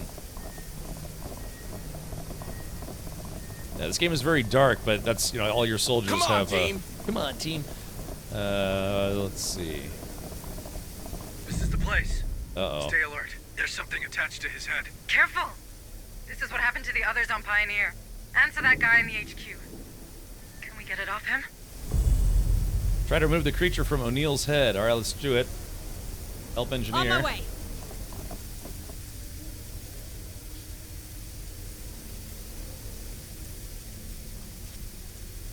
Ugh. Back off! The tail's constricting. It'll strangle the poor bastard. We could take him back to the Otago. Maybe Booker can... You are not taking him to medbay. We can't risk the contamination. Right. God damn it. All right. We can't leave him here like this. Squad lead. Put him out of his misery and then get back to the mission. Ooh. Okay. I'm leaving at 4 a.m. tomorrow to catch a 6 a.m. flight, and then there's a tub of ice cream that needs to be eaten before then, as it will not make the trip home. Why do you have a tub of ice cream? Did you buy it while you're on vacation? The way it's apparently more likely to be done is you'll have a pressurized lava tube or something, and those are large enough that you can build normal housing and cities in them. Oh, okay, gotcha. So it's a command point, that's good. Okay? It's normally supposed to cost a tool, but I changed it to, uh-oh. Move on! Hold on. Shit. Uh-oh. Dude, it's in the hallway right next to us. Oh, no. Game is very dark. Yeah, Dark Descent. All right, here we go. Let's kill this guy. Roger. Nightmare finally stopped, buddy. Ugh. Next time, do it quietly. Each shot might draw these creatures' attention. Yeah, no joke. Squad noise. Explosions and gunshots will draw attention to your squad, and any enemy within range of the motion tracker will hear the noise and immediately check its source. Uh-oh. So... yeah, here it comes. And remember, these things can go through vents and stuff. It's not just doorways, but sometimes they can find vents to go into. Uh-oh. Let's see. Okay, it looks like it doesn't have a way in here. Yeah, your squad can create a shelter here to reduce their stress.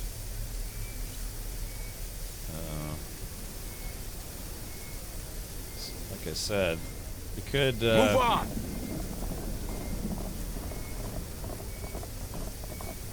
Oh shit, it's coming. Oh crap. Double time! Oh, it's gotta hear the running. Is it gonna come in here? Okay, let's see. Okay, it looks like it's walking past the door. Because that's one of the things you can do in this game, is even if you can't weld a door, backing yourselves up into a room creates what's called a fatal funnel or a choke point. Oh yeah, this guy, yeah, this thing just took a bite out of crime and ate that dude. Don't get too comfy, okay? Oh really, McCabe? Okay. Yeah, because this game has been out for almost 2 years now, so there might be some new things that I haven't seen yet. Okay, here it comes. Okay. Uh-oh, here it comes. Oops, wrong button.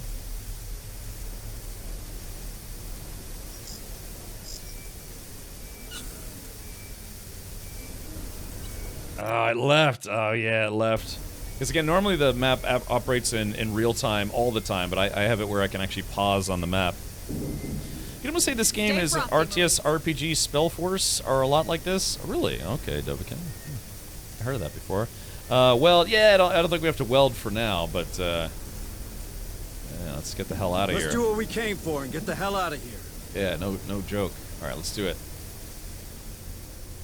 All right, so we're just gonna go ahead. And Come on, team. Oh shit! Drone spotted. Oh shit! Here we go. It's seen us. Let's rock! You! Don't mess with me! Oh shit! Okay, they've launched a hunt. More signals incoming. Hurry up! Slow. They got our scent. Look alive. Oh no! Shit! Go to the room! Go to the room! All right, weld the door. Approach. Weld the door! Weld the door! You shall not pass, fuckers. They're trying to breach in. Oh no! Ah shit! Oh, they got it! Oh crap! Hold on. Let's see. Let's see. Here we go. And. Who else wants some? Are we being hunted? All right, weld the door. Weld that door. Okay, Commander Andrew got one bite. Door welded. They can't get in, right? But what now? Okay, the hunt has been interrupted. The squad has created a shelter.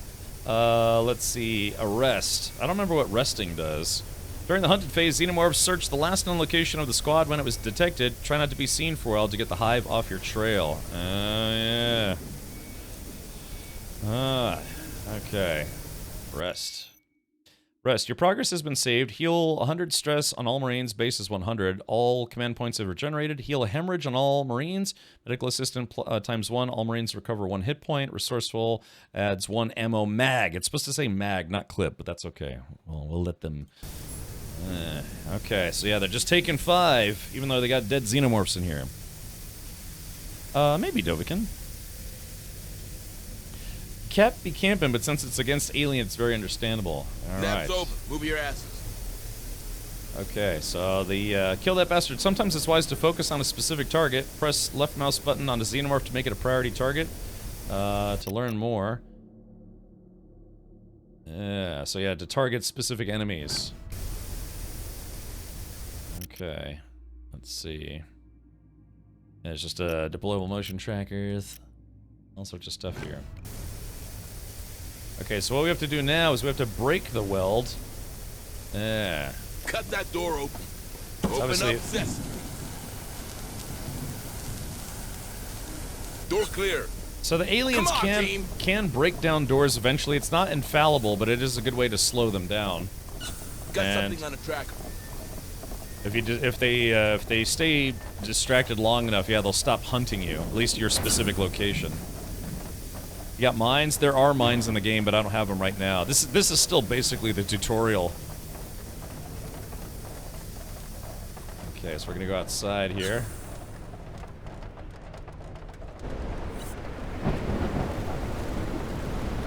It's quiet. Too quiet. There's something around. Okay, got him on the motion tracker. Okay, let's take a look at the map. Stupid horse penis. I have multiple signals. Come on, team. All right, come on, team. Like a Here's one. shit. Okay. So unfortunately, yeah. So we got 2 drones here. Yeah. Again, two xenomorphs, not bad. You know, just it's not great either. But yeah, so this game, you're basically constantly having to worry about. I mean, some levels have different enemies and some levels have different goals and stuff. But basically, it's kind of like a not a stealth game, but like a hey, try not to alert the entire hive. More signals incoming. Okay, let's take a look. Right now. Come on, team. Okay, so if you can, oh yeah, see they're gonna see me here. Shit. Hurry up, you slugs. We're spotted. Bring it down. Oh yeah, it smells good. Ah crap. Ah crap. Okay, so let's see. We have to get in there. We're too late for these poor souls. Killed from the inside. Bad way to go. Doors welded shut. Someone made the right call. Reading a personal transmitter on the other side. Could be a live one. All right, Marines. Get him out. Okay, hold on. Contact. They got our set. Look Ah crap. Light him up. Oh yeah, it smells good. Okay, here we go. Let's get this thing Cut open. that door open. Whew. I'm scared. I know, Wingsguard. Me too. Phew.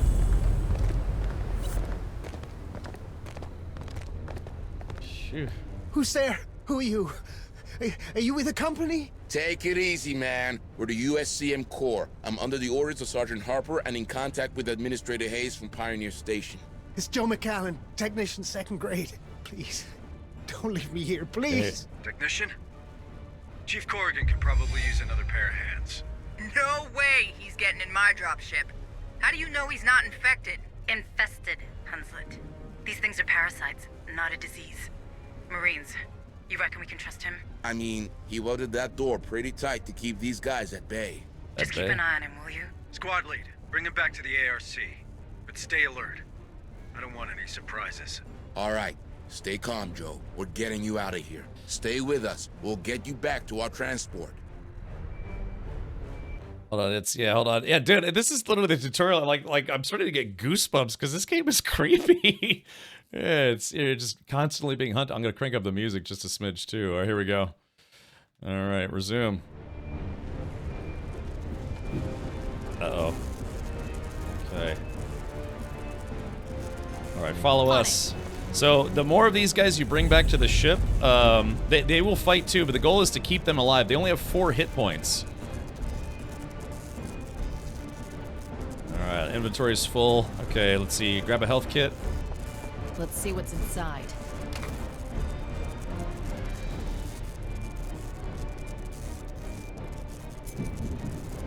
Do you like the endoparasitic nature of the xenomorphs? Well, yeah, I mean, it's kind of a creepy story, you know? You think of, I mean, they have bugs like that in real life, you know, they lay eggs inside your skin, next thing you know, you got a larva growing under your skin. It's a real thing. How is Alien Dark Descent? It's good. Too Is quiet. Mizo Shiriyuki. But Mizo for short. Hopefully that's okay. But yeah, it's fun. It's like I said, it's kind of a nerve-wracking game. Alright, so again, we've got Sergeant Chocolate Starfish, Gooey Handshake, Commander Ender, and Shardy McShitpants. Okay, so where are we going? We're, let's see.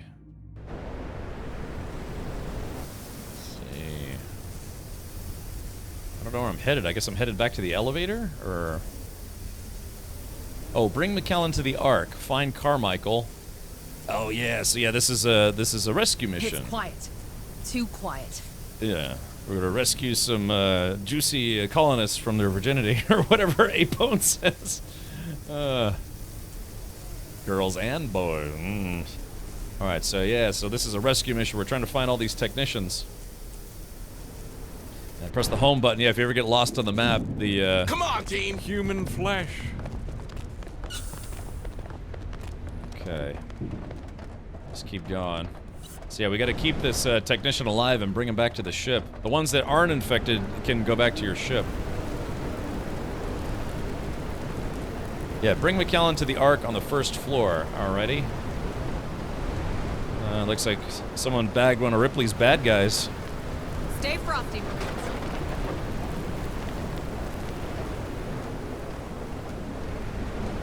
It's just an uncomfortable game. I'm really kind of remembering how bad this game will stress you out. But it's all just like that fear, you know. It's the movies. The reason why Alien works so well is because it preyed on your fear of, you know, just creatures eating you. Or like, you know. There's something around. Uh-oh. Move on.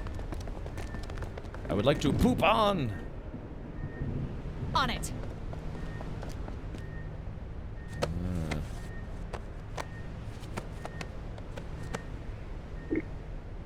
Okay, so he's got a tool, but I can't take it. All right, here we go. Call elevator.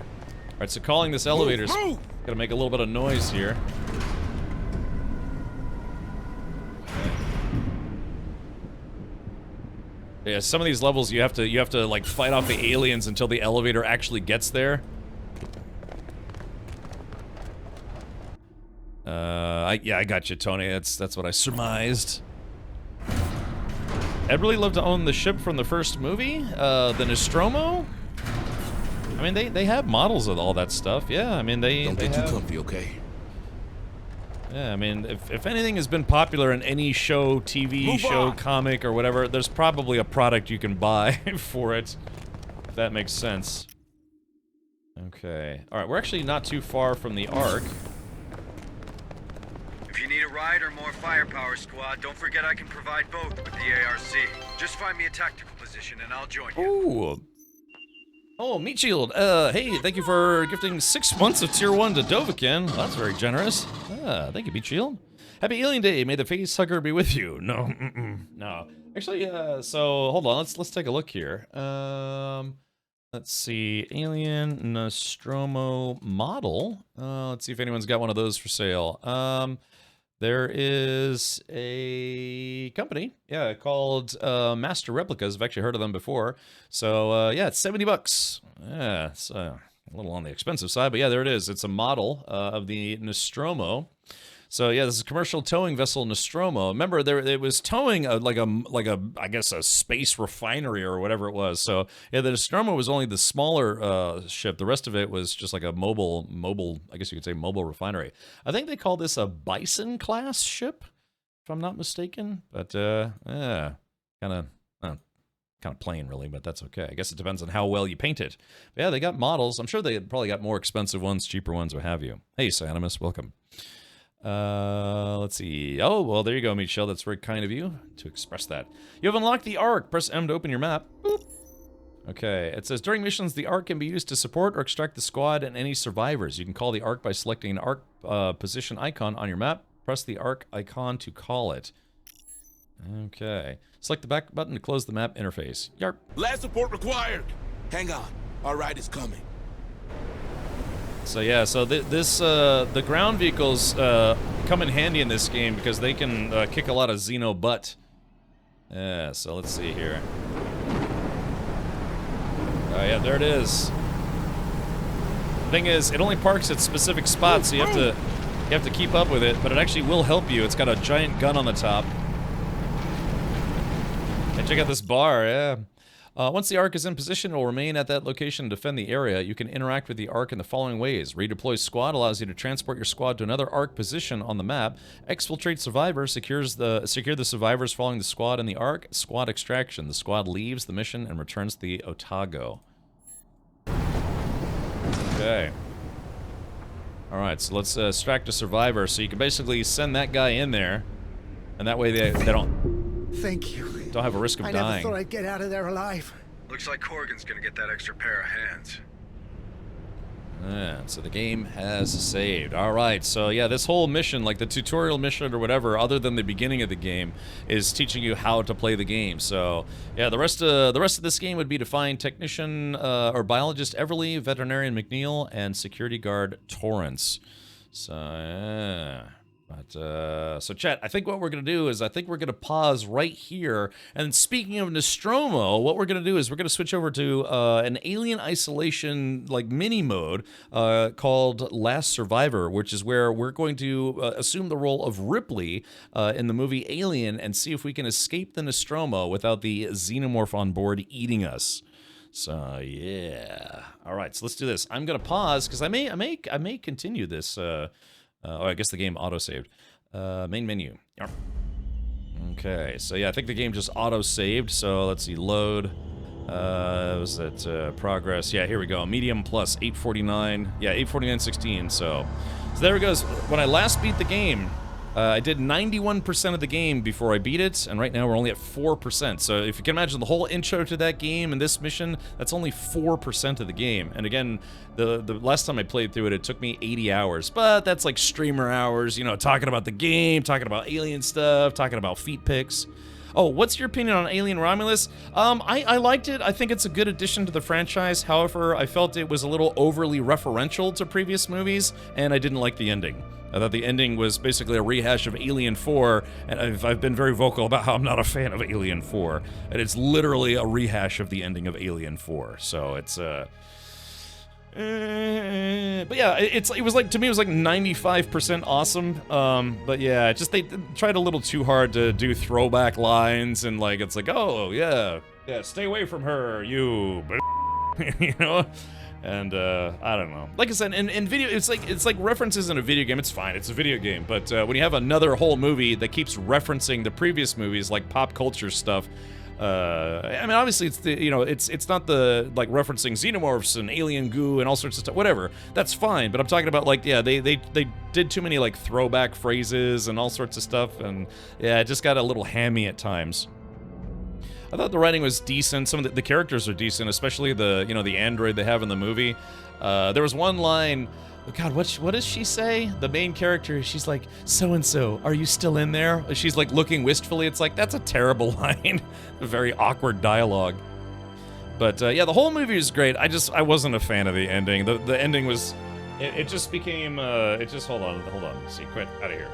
Yeah, the ending of that movie just became like campy monster movie, and it felt very rushed as well. So I don't know. You win some, you lose some. I like the movie. I've seen it 3 times now, but yeah, it's I don't know, because the director, what was his name? Fede Alvarez. He said he was a huge fan of the whole franchise, and he kept wanting to reference all the different things from the movies, the previous movies, and he just kind of overdid it a little bit. But otherwise, the story is pretty fun. It's the story of a girl and her android companion getting convinced to rob machinery and some other goodies from a derelict Weyland-Yutani space station, and that's the basis of the movie. And of course, bad things happen, and then it's her and like 3 other people, I think. 2, 3, I think 3 other people trying to escape this space station.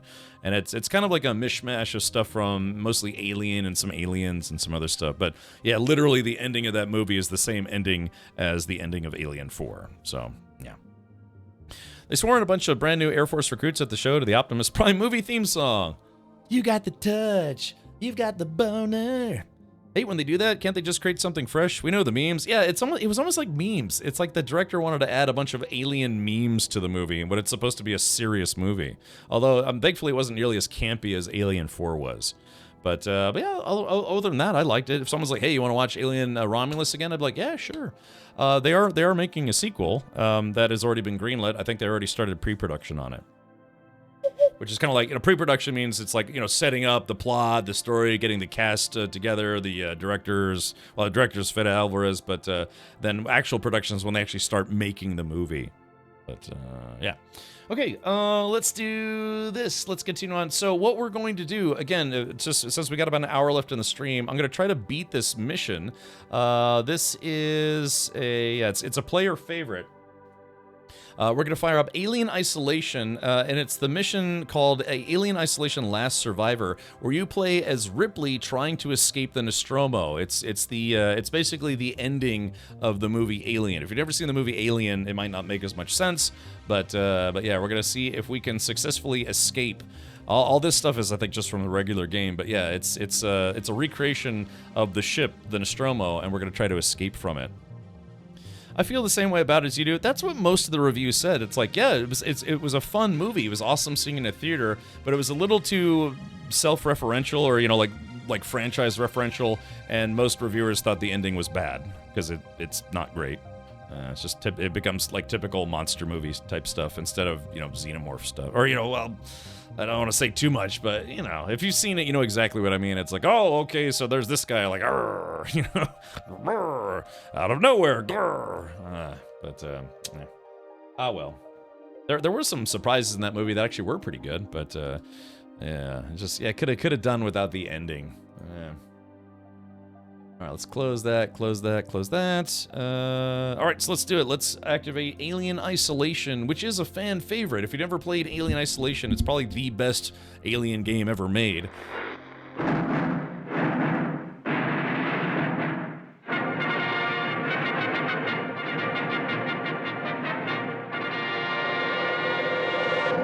That was back when they were known as 20th Century Fox. Now they're known as 20th Century Media, as they were bought out by Disney.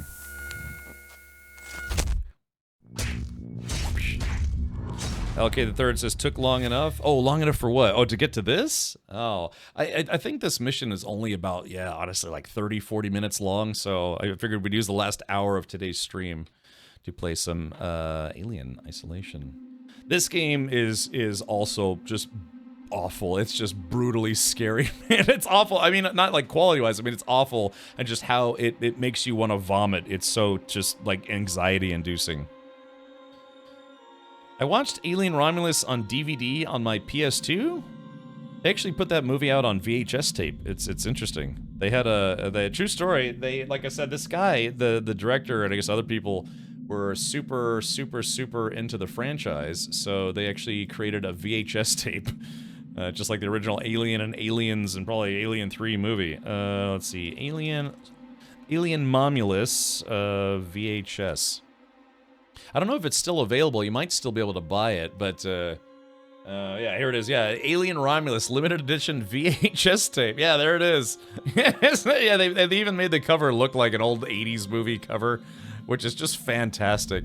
I mean, I think I have a VCR somewhere in storage, but for like buying old tapes and things. But yeah, just how fantastic is that? They try to make it look like an old 80s movie. That's just great. But yeah, so if you feel like watching Alien Romulus on a VHS, you really have to watch it on an old tube TV too, like a CRT instead of an LED screen. Yeah, just you get it up, hook it up with your your regular phono cables, RCA cables, or if you're really fancy, you'll use S-Video. Yeah, you've got an S-Video cable. Plug that in there. So, anyways, I'm sure the visual quality is just terrible. I mean, it's a tape. Because tapes are standard definition, and even then, they weren't great standard definition for the most part. Well, depending on who you ask. But I wonder if you could dub it to Betamax. A real blast from the past there. Okay. All right, so let's do this. Let's see. Extras. Okay, I guess that's the credits. Escape. Let's see, options. Let me make sure. This game is just utterly fantastic. It really is creepy. I think I've played through it twice, and then I tried to play through it in VR and only got maybe like a third of the way through it, and I was just like, I'm good. Let's see. Audio, music, Cutscenes. Okay, it looks like that's good. Dynamic range. Okay, back. All right, play game. And, oh, here it is. Yeah, so Alien, you can play these modes. There's Alien Isolation, which is the main game, which is the story of Ripley's daughter. So they never, I don't think in the theatrical cut of Aliens, the sequel, I don't think they ever, well, the first movie or the second movie, I don't think they ever referenced her daughter. But if you got the special edition version of Aliens, it talks about how Ripley had a daughter and she outlived her daughter because she was in cryo sleep in space for 57 years and she literally outlived her daughter. So, yeah. It's showing you as playing Aliens Dark Descent, but it looks like you're playing Alien Isolation. Sparks, I just switched categories. So, yeah, I'm gonna switch, just switched like 5 minutes ago. Hold on. But thank you for the reminder. All right, Alien Isolation. Yeah, some people playing this game on Twitch today. It was the director's cut only. It was specifically called the Special Edition, Alien Special Edition. They had a couple cuts of it, but specifically the one that they sold was called Special Edition. And yeah, it included all this stuff that was originally taken out of the theatrical cut. Yeah, that's fine, Sparks. I appreciate it. All right, so yeah, there's Crew Expendable, Last Survivor, and then Survivor mode. So we're gonna do Last Survivor. Oh gosh, this is how quickly do I want to beat this or not beat this? Novice, thrilling experience, the greatest chance of survival. Easy for an increased chance of survival. Medium, still a challenge, but one you may survive. Hard, the recommended way to experience the game. Challenging and terrifying, no thank you. Or a nightmare, the ultimate test of survival. And what this really does is it's like how sensitive the alien is to all of the naughty things that you're doing in the game. Dare you to do Nightmare? I'm good. Yeah, I think I'll do Medium. Yeah, Medium is kind of medium. Sadly, I haven't seen anyone go hunt all the Nostromo logs in Alien Isolation. In the Last Survivor mode or in the main mode? Yeah, Alien 4 is a special subtraction. Yeah, you gotta lower your IQ a little bit to enjoy that movie. Jeez. Alright. Yeah, it was something that never should have been made. Alright, I guess we'll try Medium. Okay, so again, the goal here is, so this is no longer Sevastopol Station. This is literally the Nostromo.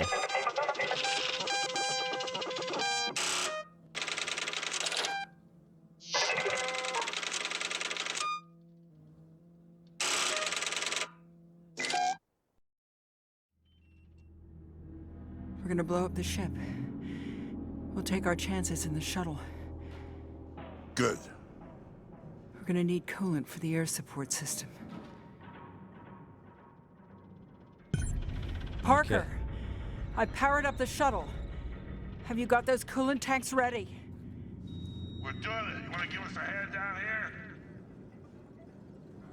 Man, I don't know if that's actually Sigourney Weaver and Yaphet Kotto. I think it was Yaphet Kotto.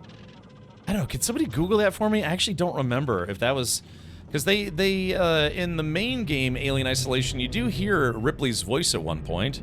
It is so they actually did get Sigourney Weaver to voice her role. Okay, so yeah, here's the bridge. Oh gosh.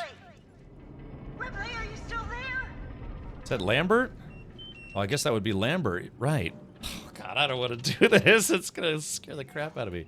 Or is this the No, this is the Narcissus. Oh, this has got to be the Narcissus. Oh, it is. Oh, no.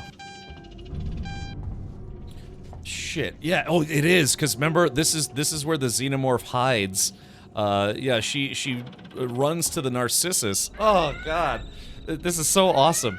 So, yeah, she runs to the Narcissus, because she set the ship to self-destruct, and the aliens... Shut up, yeah. Shut up, Parker. I'm looking at stuff. Yeah, so this is where, yeah, she puts the uniform on and everything. Yeah, and there's only 2 cryo chambers. So yeah, the Narcissus one, she said it won't take 3. Okay, bonding agent. Okay, I might have to move my webcam a little bit. Sorry, I'm kind of God, I can just feel the tension building in the back of my face. All right, there we go. So right about there. So this is pretty cool, though. So yeah, this was the Narcissus, the escape shuttle. All right. Okay, so again, I'm Ripley right now. This is it. This is the They completely rebuilt the interior of the Nostromo. Oh my God! Get out of the way! Get out of the way! Lambert is going to kill us! Lambert, for Christ's sake, get out of the way! Get out of the way, Lambert!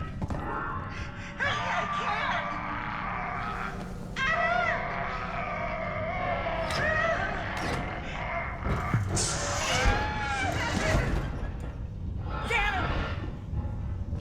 Come on!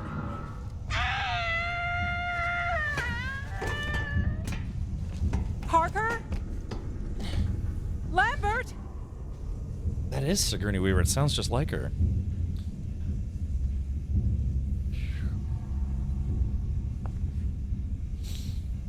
Oh, side quest. Hey, can you post that in the All Things Aliens channel on my Discord? Lambert? Lambert! Parker!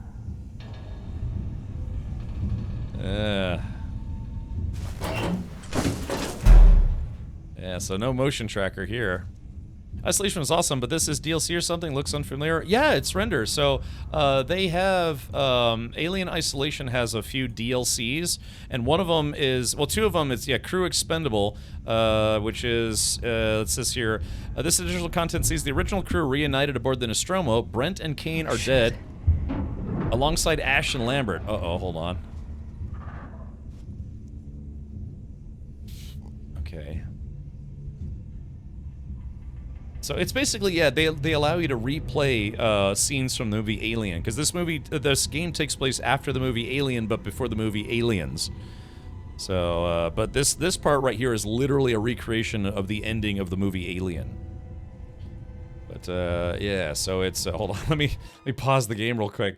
It says, yeah, so Crew Expendable is Brett and Kane are dead, alongside Ash and Lambert. Is now down to you as Dallas, Parker, or Ellen Ripley to find a way to isolate the alien and overcome the terror that confronts them. So that's this DLC, but then the DLC that I'm playing right now is called Last Survivor, where, as you know, that was Lambert and Parker getting eaten by the alien, more or less, or, you know, ouchie bited. And so this is it. We're trying to go set the self-destruct and then escape on the Narcissus. So okay.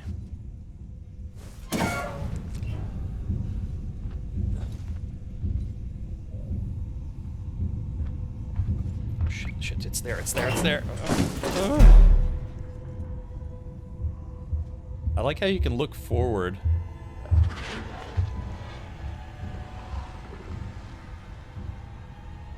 But if it gets close to the door, it can, like, smell you or something? Oh, yeah, there it is.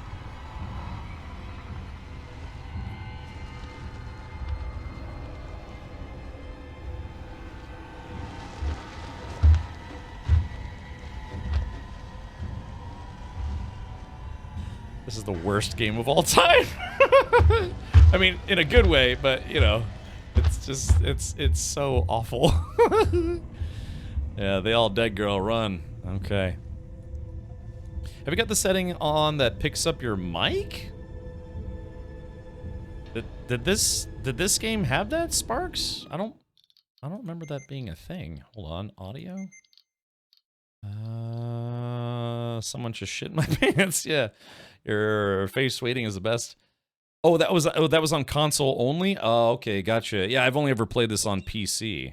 Okay.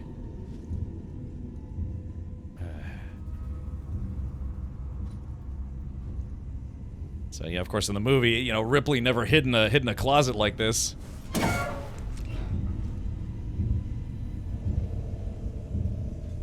Okay, so I have the flamethrower like she had. Shit, no. Damn it. Oh, this is gonna be a short run. God, it's the worst. Human flesh. Can you just stay in the closet for the whole game? Well, I don't know, you die of dehydration eventually. Do it! Just do it! Problem is, I don't know where to go. Okay. Help Lambert and Parker gather coolant cylinders. Okay. Yes, I guess we gotta...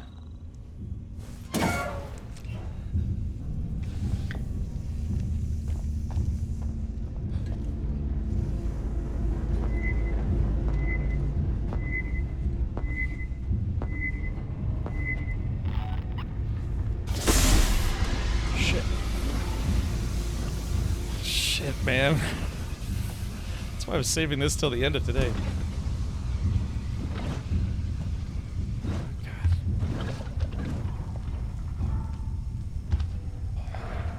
Oh.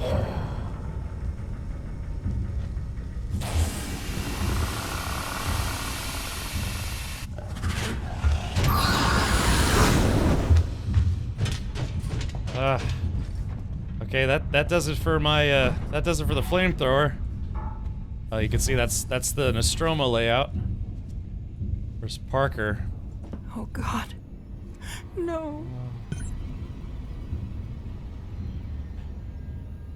Okay. Shit. Oh gosh.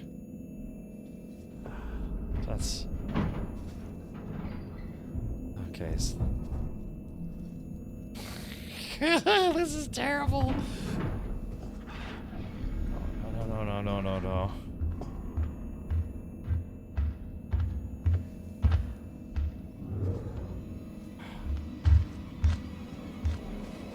Oh, penis. Well, no! Oh, please, no. No. Oh, God.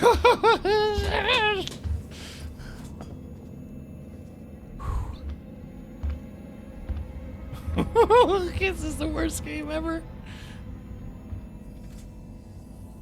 Yeah, I think this was one of the... I know Yaphet Kotto was in this. I think this was actually one of the last things he did before he passed away. Curious wasn't where you had a weapon used against the Xenomorph in isolation. Yeah, oh yeah, in the main game, sure. But in this, it's just she had the flamethrower, but I got one spray and that was it. I think normally you're supposed to be able to close the doors. Okay, so there's Parker. He's Alien Chow. Oh God. So there's Lambert.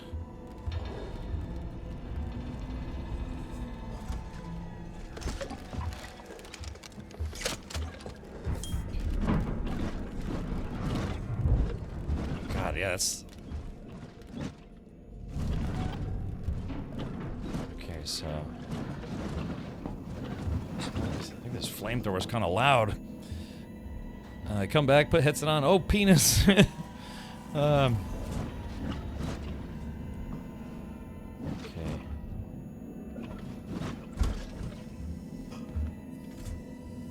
it's right outside. Okay, so we've got to get to access engineering control. So I gotta yeah, you can see these are the vents where the alien's able to go. Okay, engineering control, reverse the lockdown. So there's the landing claw, there's the engine room. So what I have to do is I have to get all the way to the engine room to set the self-destruct. Is that a scanner on the table? No, it's like a battery backup thing or something. Okay. Poor Lambert. Oh, shit. Sorry, I don't want to be a chicken here, but this... Now, play this in VR. I think there's a mod. I've played this in VR. It's horrible. It is literally one of the worst things you could do with your life is play this game in VR. The thing is, when they first advertised this game, they advertised people playing it in VR. But VR was actually eventually never officially supported. However, there was a mod that was created to allow you to play this game in VR. Aliens sure do grow up fast. Yeah, and the problem is sometimes the movies make it where it's almost like on fast forward. It's like literally the alien, you know, the xenomorph or the chest burster pops out and runs away, and it's like, it's been about 4 minutes. All of a sudden, it's like this full-size creature, and they do that because they have a lack of time in movies. You know, they have to keep the pace going. But Alien is kind of really the only movie that set the example and did it right. Other movies, like Alien Romulus, even had the same problem. Alien vs. Predator had the same problem. Where it's like they were making, they would have a chest burster come out, and then literally 5 minutes later, not even like time-lapsing or whatever, it'd be like, oh, whoosh, full-size Alien. First, you know, Alien, I mean, like I said, it got away, and they were looking for it for a while, but then it got bigger, but it was still kind of fast, if you know what I mean. But it doesn't matter, because nothing matters. Shit, where's this thing?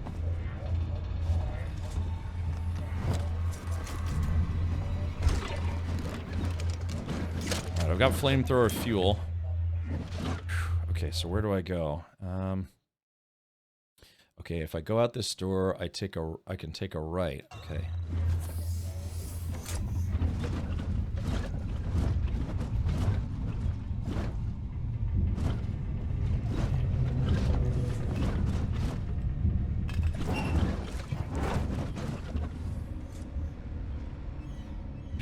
Fully grown up in 5 hours. Yeah, exactly. But some of the movies, it's like it pops out and it's like, rawr, and then they see it 2 scenes later, it's just 7 feet tall. Up. Okay. Alright, so we're here. So it looks like there should be a vent.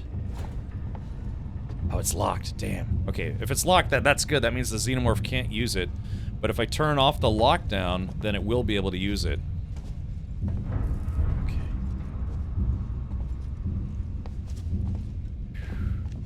Let's see. Okay, here we go. There's a flare. Shit. Oh god, oh god, oh god, oh god, oh god. Parker's key card. Please work. Thank you. Dang it, I close that door though. There's something loose on the ship. This unknown organism. It came out of Kane. We just ejected his body out into space. I don't know how Ash missed this thing on the medical scans. It would have been visible.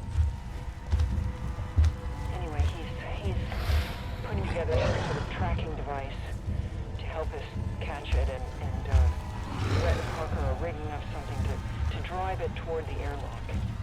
But this should never have happened. This is why we have quarantine regulations. For this reason. Anyway, Ripley, signing off.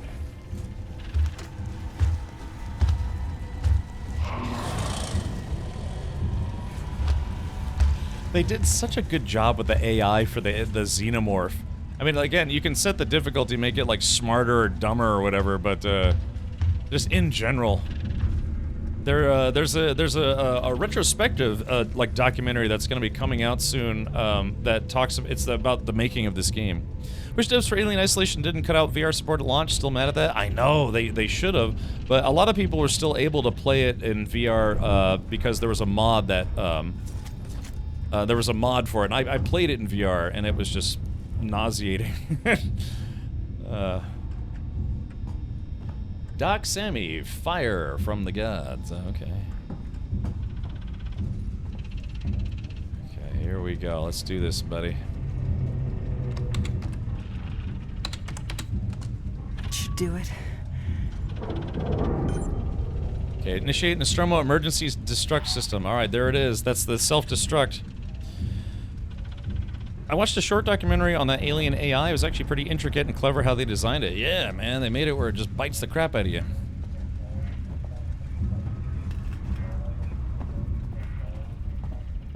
Ooh, candy bars. Okay. Alright, so chat, here we go. Okay, so these... Yep, okay, so they're no longer locked down. That's a double-edged sword, though, because I can use them, but the Xenomorph can also use them. Okay, so there it is. Initiate Nostromo emergency self-destruct system.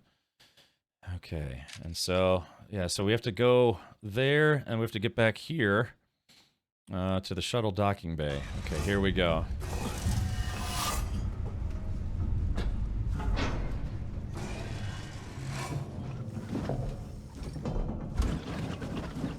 This is what And the thing is, the Xenomorph can come in here. I think I'd like to get out of here. That's what Dallas said in the movie. He's like, yeah, I think I'd like to get out of here. The alien has two AI, one that always knows where you are and can hint at the other AI that doesn't, but learns your habits. I gotcha. Okay, so I come out of here, take a left, and then a left.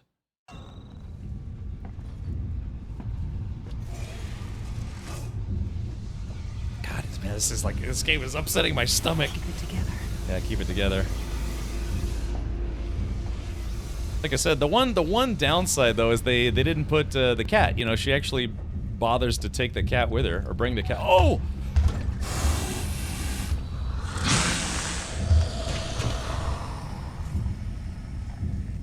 Yeah, so it knows I've got the flamethrower.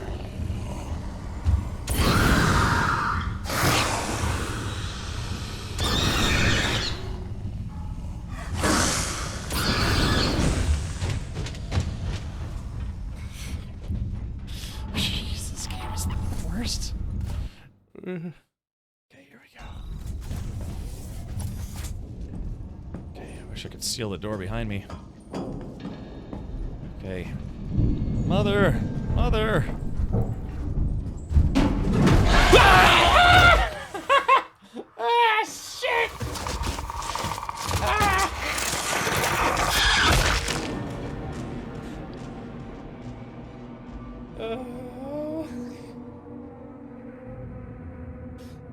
That's it, man. Game over, man. It's game over.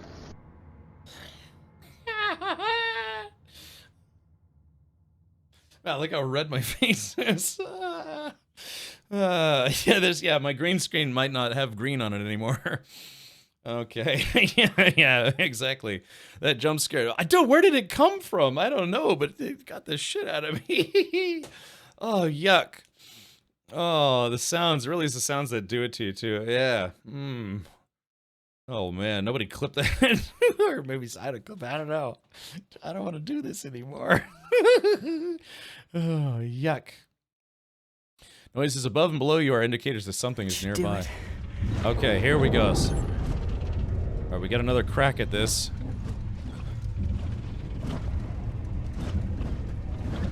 Okay.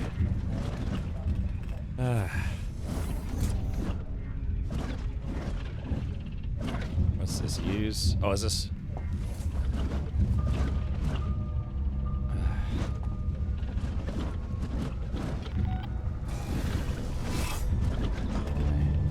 Like I said, if it hears you in the tunnel, it can actually come in here. In VR, it must be heart attack time. Again, it's one of the worst experiences I've ever had. But I don't mean that in a like a poor production. I mean it's just it makes you feel like you're actually in these. Oh God! Oh, I didn't realize there were tunnels up. It's horrible. It's debilitating. It's been nightmare inducing.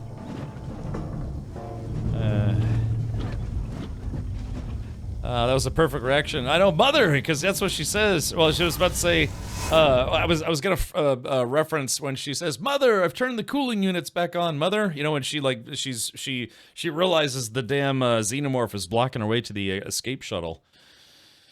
But she tries to turn the cooling units back on. She's like, "Mother!" And it doesn't work. Okay. Okay, so I went the other way last time, and then the damn bitey thing was waiting for me. Okay, so... Oh. Keep it together. Oh, God, I don't want it to cut. Dude, I've been eaten in one of those tunnels before. It's the worst. Just the worst thing ever.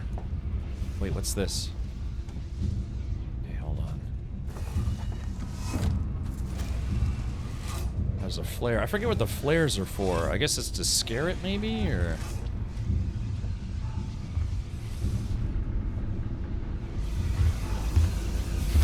Shit! Okay,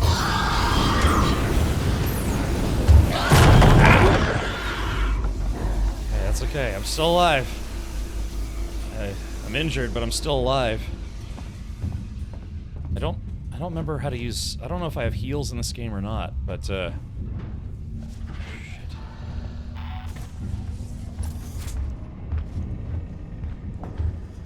Shit. Shit. Got somewhere to hide.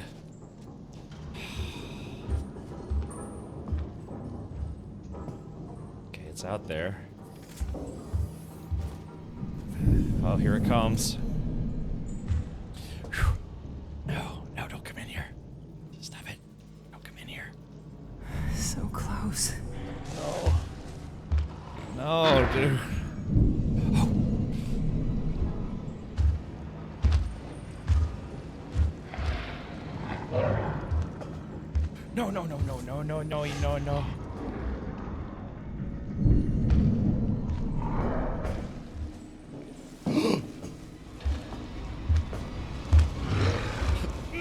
No. No.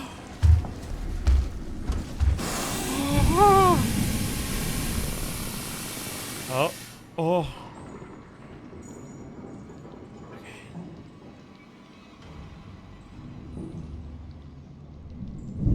No, go outside.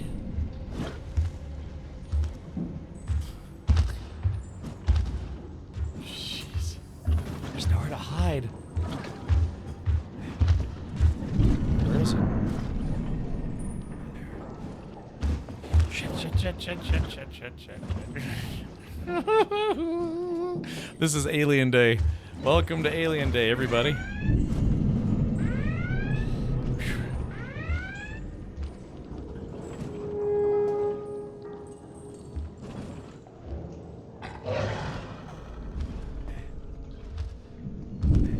Come on, Ripley. Is it leaving? Okay, there we go. It's leaving. Okay, here we go. Flamethrower. I don't have any med kits. Okay, so where do I need to go? I need to go to the back. Is it the flamethrower that's noisy or something while I'm carrying it? It's actually petrified. Well, darn tootin'. Yeah, maybe it's the flamethrower making noise when I'm walking. It's back in here. Why is it back in here?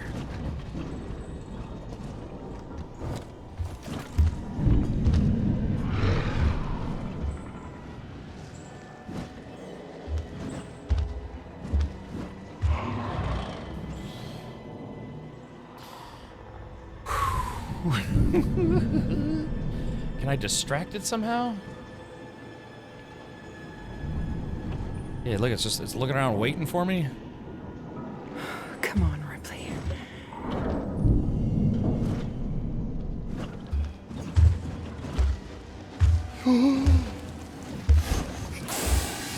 Oh shit. Oh my.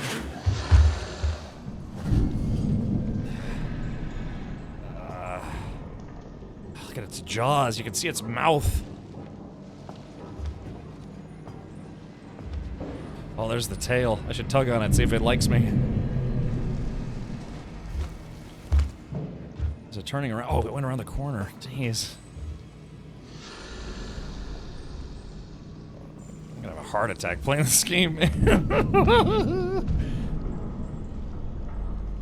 Why won't it leave?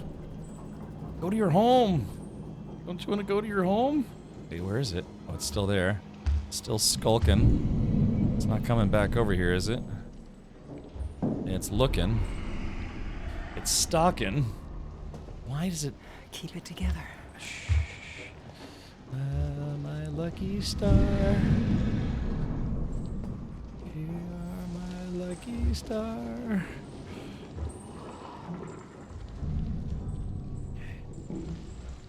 Come on, man, get out of here. Well, now what do I do? I can't get this thing to leave the room.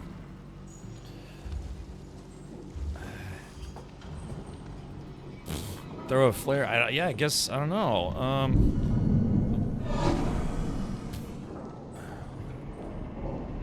Oh. Okay, let's see if it leaves the room. Oh. Oh, God.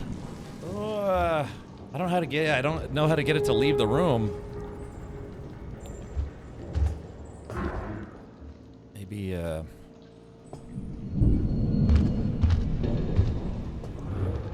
Just kind of doing a do-si-do here with this thing. I could use the last of my flamethrower juice, but I kind of want to use it if. Well,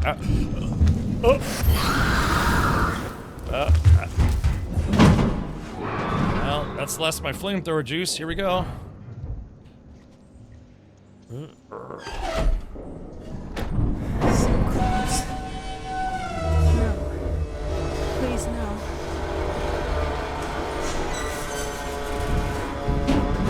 No! No, no, no! Ah! No! No! Oh, God, I'm gonna have a heart attack, man. Oh. Very interested to see how terrible the Happy Gilmore sequel will be. Yeah. So, oh God, so I guess I have to open the doors and then not stand by the doors. Yeah. Okay. Oh, man. Ah! God. Oh, let Jurassic Park inspire you. Yeah. What is worse, when you see it or when you don't? The first time I didn't see it when it got me. Yeah. Okay. So, man.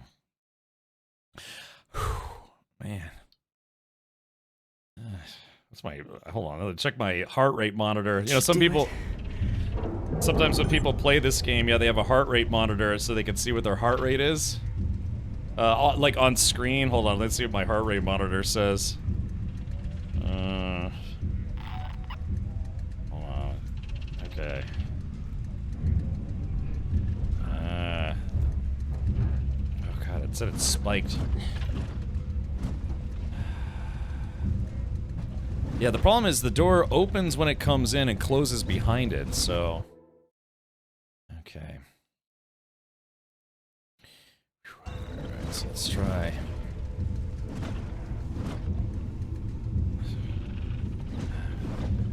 Alright, it's going back down. Yeah, it was like 90-something. It's back down to 73. So you gotta open those doors, then get away from the doors.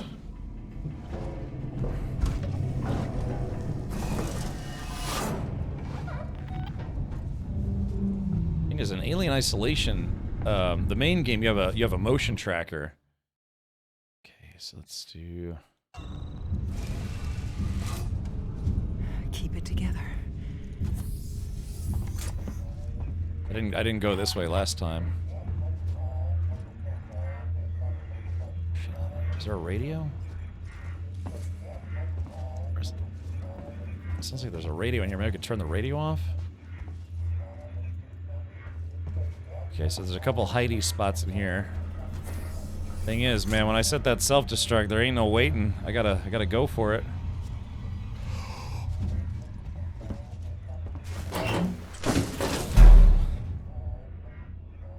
It was right there. That's what happened in the movie. She was walking. She set the self-destruct, was walking towards the shuttle, and it was like brrr, you know. It was right where she needed to go. This game is the only one that I quit with a nope. I know, Scott. It's brutal. It's just like of all the things you could play for fun. Well, the Alien Isolation is actually pretty good. There are some lulls in the game where you're not going up against the alien, but there's other stuff trying to stop you.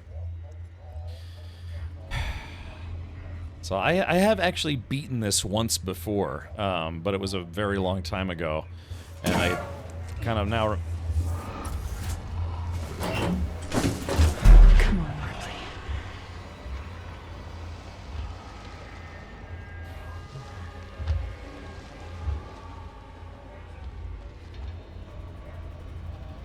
Please order more of above. Okay. It's a isosceles triangle. Whatever it is. Oh, that's a big boy right there.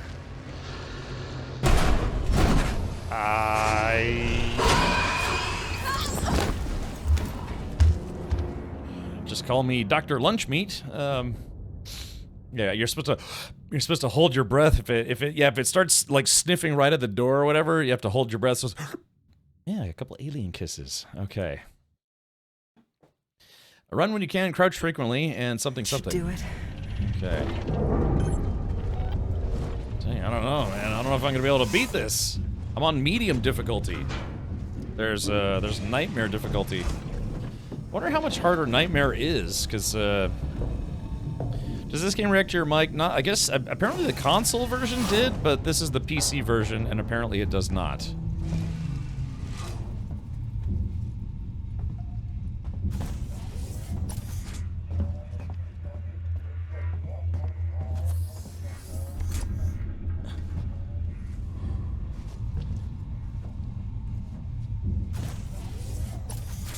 Okay, so I just have to make it to that handle. You know what? I could. You're right. I could take the flare. No. Okay, use lever.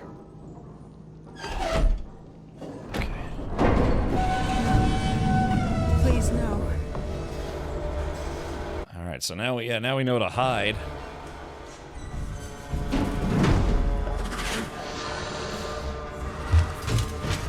What the?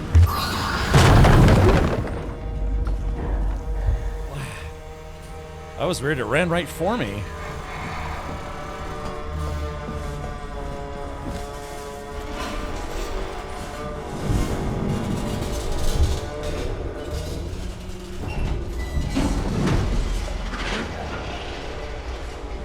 Yeah, that's weird. It ran right for me. That's okay. Bro, you worked for the government. You can definitely beat this game. I have faith. I hope so.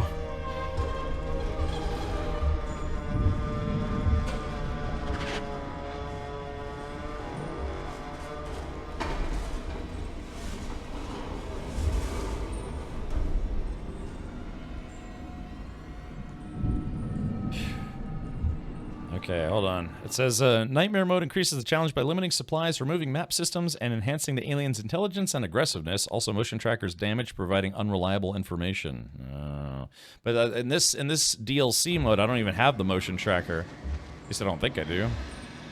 Or do I? Oh, I messed up. That was a mistake. I pressed the wrong button, chat. Okay, so I have to... Oh, dude, yeah, see, I have to go all the way. I have to get all the way... See, that's the whole thing, too, is you have to... let's see. Initiate Nostromo... Claw Bay. Okay.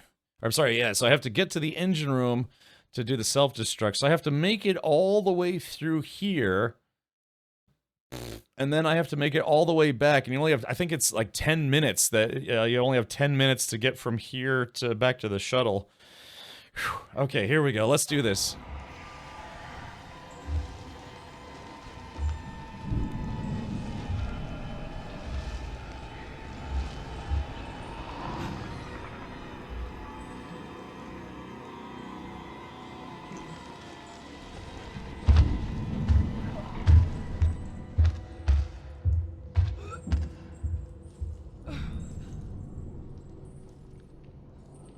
Okay. This is gnarly, dude. If I can't beat this, I might lower the difficulty just so I can beat it tonight, you know, for Alien Day. I'm pretty sure last time I beat it though, I actually did beat it on medium difficulty. His brain ain't right, but it's fun. Yeah, this thing is hovering around me like a fly on poop.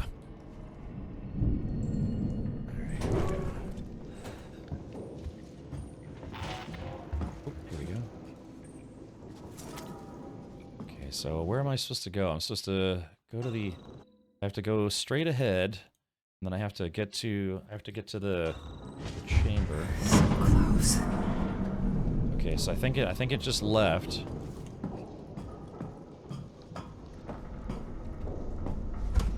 I've got 61 ounces of fluid left. Okay, here we go.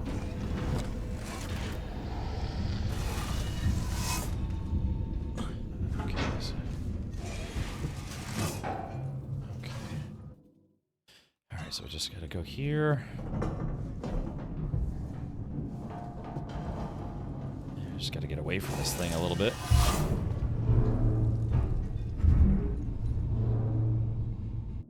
Let's see.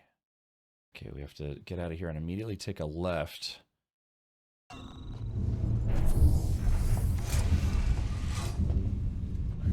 Just trying to be as quiet as possible. Like, can you see the environmental design of this game, though? It's just awesome.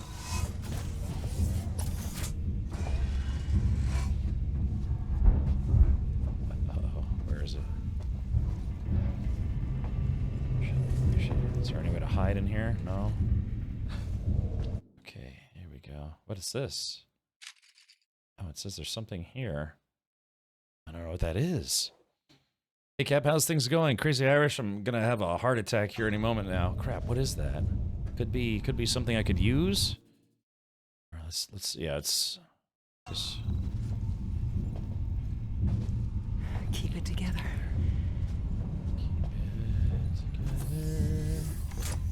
See, normally you would have these desks that you could hide under. Damn, no flamethrower fuel.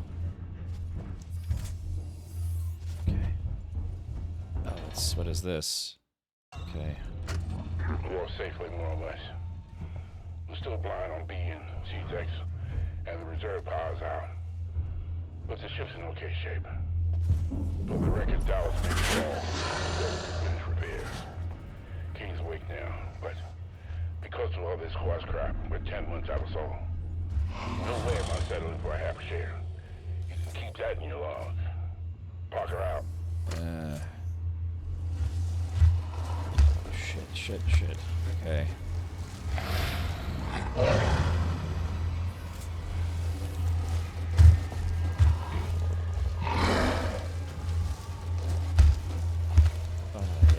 Yeah. So close. I can use a flare, but I'm afraid using a flare is going to attract it towards me. Okay, let's see if it goes out that door. Okay, went out that door. Okay, so when I go out this door, I gotta take a right. We're almost there, chat. New game? No, this is just Alien Isolation. Today is Alien Day, so we're celebrating by playing a few Aliens games. I played a few hours. We watched all the new teaser videos and stuff from the upcoming Alien Earth. We played some Alien Dark Descent, which is great, and then we're rounding things off by seeing if I can do the escape. Recreating the escape from the Nostromo like Ripley did in the original movie Alien. So right now I'm playing as Ripley. Oh wow, I didn't realize you're streaming today, Cap. Hope things are nice and calm and there's nothing hiding around those corners. Check those corners. How do you think a Jedi would do it against an alien? It would be no contest. Yeah, I mean, if you're thinking about what a xenomorph can do compared to what a Jedi can do, it's just no contest. You'd have to have like, I don't know, like at least a half dozen xenomorphs for it to be a problem. Okay.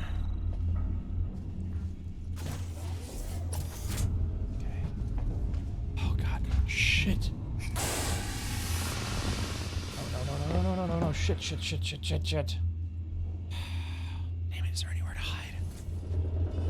Oh yeah, here we go.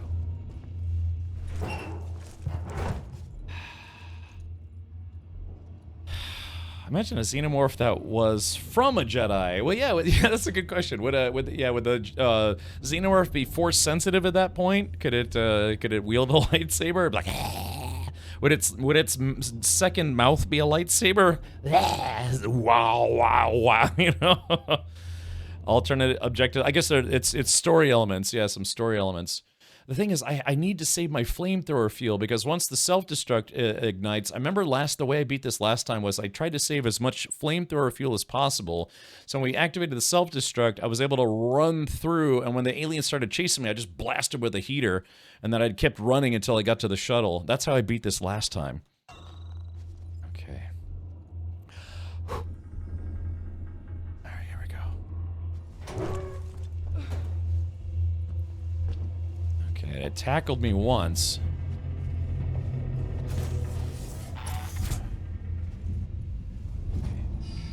Come on, Ripley. Okay.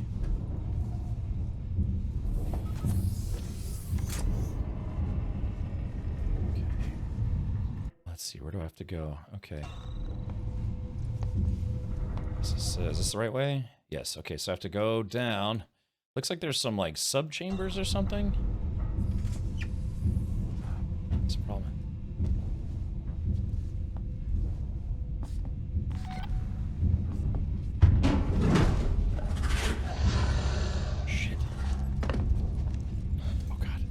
it's so tempting to run, but running is such a bad idea in this game.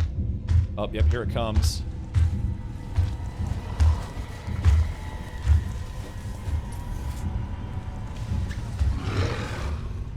Please don't backtrack. Please don't backtrack. Okay, there it goes. This is somehow worse than the movie, man, because, you know, she only ran into it once. I'm running into it over and over again.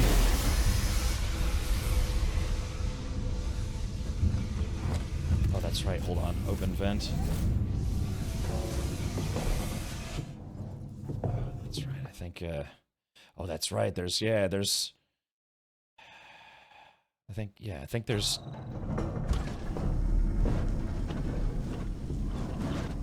Yeah, it's like a floorboard system, so I can escape that way. Xeno Jedi always has the higher ground. Come on, Ripley. Is it in here? Oh god, I hope it's not in here. It can come in these places if it finds it. Oh, I forgot to close the door behind me.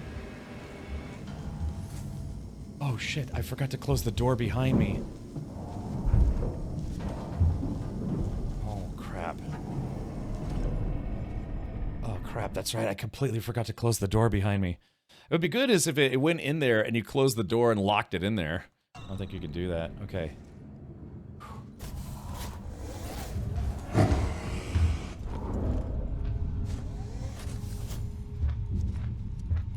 Okay, here we go. I got a little more flamethrower fuel. Oh, oh, never mind. I guess it does close behind me. Okay.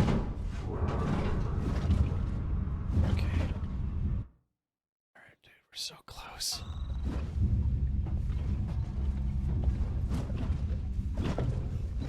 I think the flamethrower is noisy or something. It'd be nice if I could lock the door behind me. Okay, all right, here we go.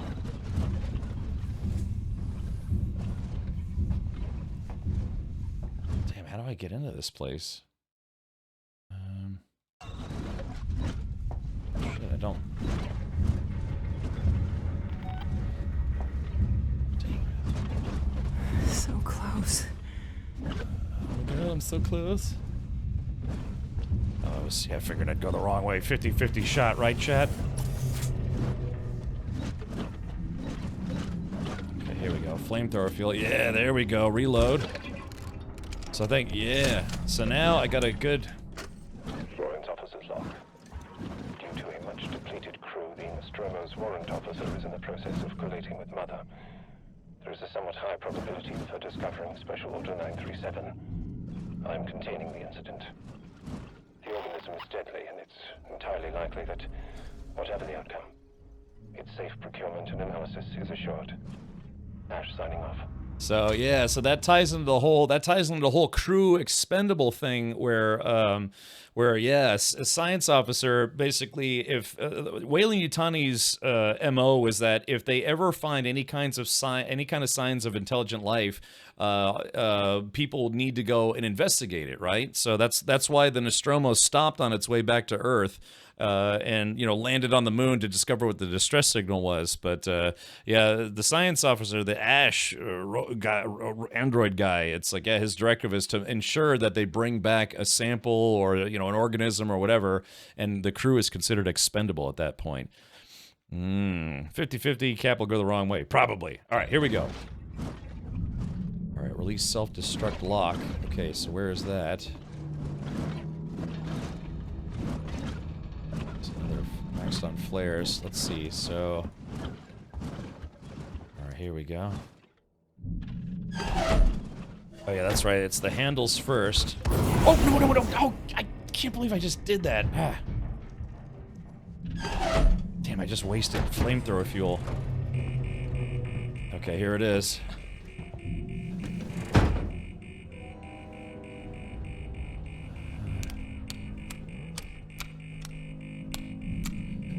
Oh, Warp 9. I don't have a Corvette anymore. I did, but I sold it and ended up buying a BMW. Then I sold my BMW and bought another BMW, and then I sold my BMW because I want to go back to a Corvette. Okay, activate. Yes, it's just like in the movie. Damn, I can't believe I just wasted some of my flamethrower fuel, though.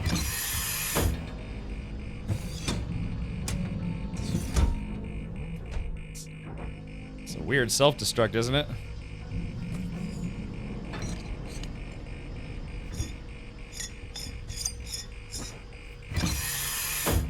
Funk. Okay, this is it. Alright, chat, so I have to get back.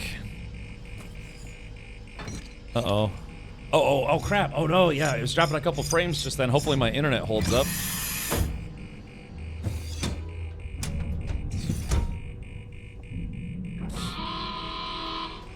Danger.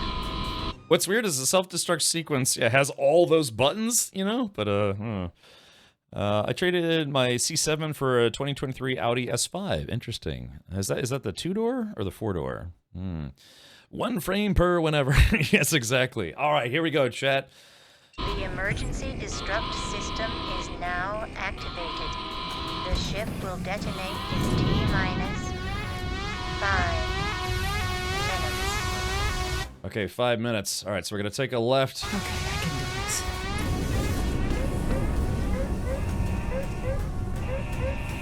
All right, let's see. Okay, just got to make sure.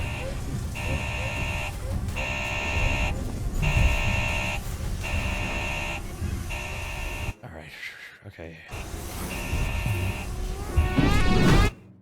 Okay, hold on. Sounds like it's...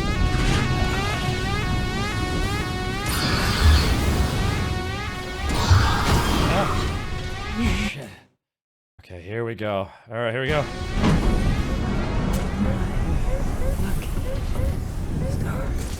Okay, let's see. Okay, is it right? It's, gotta take a right. Danger.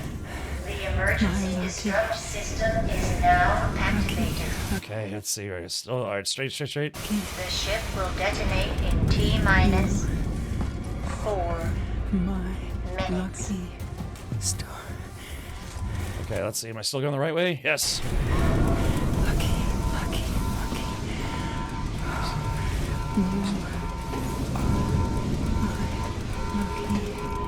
star. Okay, here we go. Oh, shit. Which way do I go? Okay, here we go. I haven't got time to go back. Okay, here we go. Oh, shit. I can't. Something's wrong. Why? Oh, there it goes. Okay.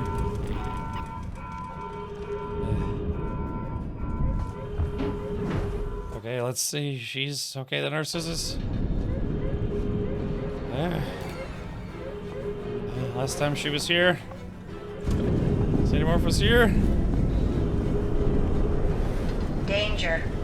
The emergency destruct system is now activated. Alright, it's not there. The ship will detonate in T-minus. Alright, launch Narcissus.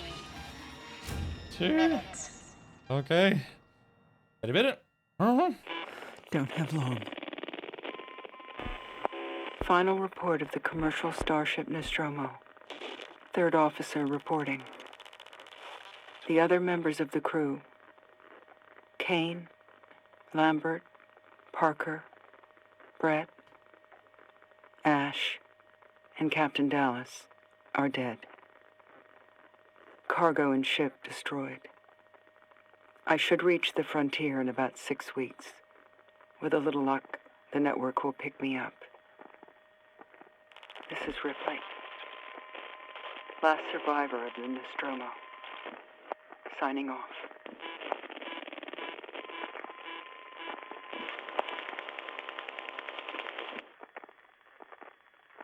I'll see you soon, Amanda. Be a good girl. I love you.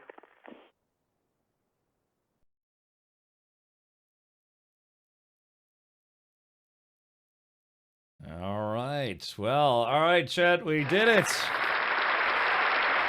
Phew. Okay. And then she was lost for 57 years. That's right. She, the escape shuttle, I can't remember what it was, like it veered off course or something, but she ended up drifting in space for 57 years, and then they just, a random salvaging ship just ran into her. Otherwise, she could have just drifted way out into the middle of nowhere forever. until the what is it? God, what is it, like the cryo chamber cooling system would have ran out of fuel or whatever it is. But oh god, man, that one though, where it got me when I didn't realize it. Oh dude, I felt my heart skip a beat. Woo! It's going to be nuts when we get a sequel release date from Creative Assembly. Oh gosh, can you imagine? Yeah, now I'm like, okay, well, maybe they could take their time with that one.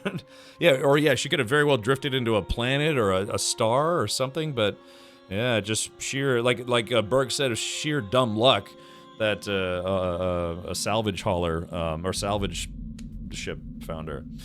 God, man, even this game came out in 2014, and I guess, what is this, 2025? So 11 years later, still scary as hell. Scary as hell, man. Okay. Oh, man, I'm gonna have to catch my breath after this one. My goodness. All right, well, yeah, let's, I guess we'll quit the game, and that is gonna do it. Are you sure you want to quit? Yes. God, like I said, Alien Isolation is just absolutely brutal, man. If you want to pick it up, it is on sale today. A bunch of Aliens games are on sale today, including a VR game called Alien Rogue Incursion. I have yet to play that one, but I did buy it today. It's got kind of mixed reviews, but so yeah, we did some Alien Isolation today. Some Aliens Dark Descent, and yeah, Alien Isolation. It's $8. Dark Descent $16. Fireteam Elite is $6, which is pretty good. You know, the Aliens Colonial Marines collection, $6. So if you're looking for something to play this weekend, yeah, you could spend less than it costs to buy a Big Mac meal at McDonald's these days. And yeah, the graphics still hold up pretty well. Yeah, hold up pretty well.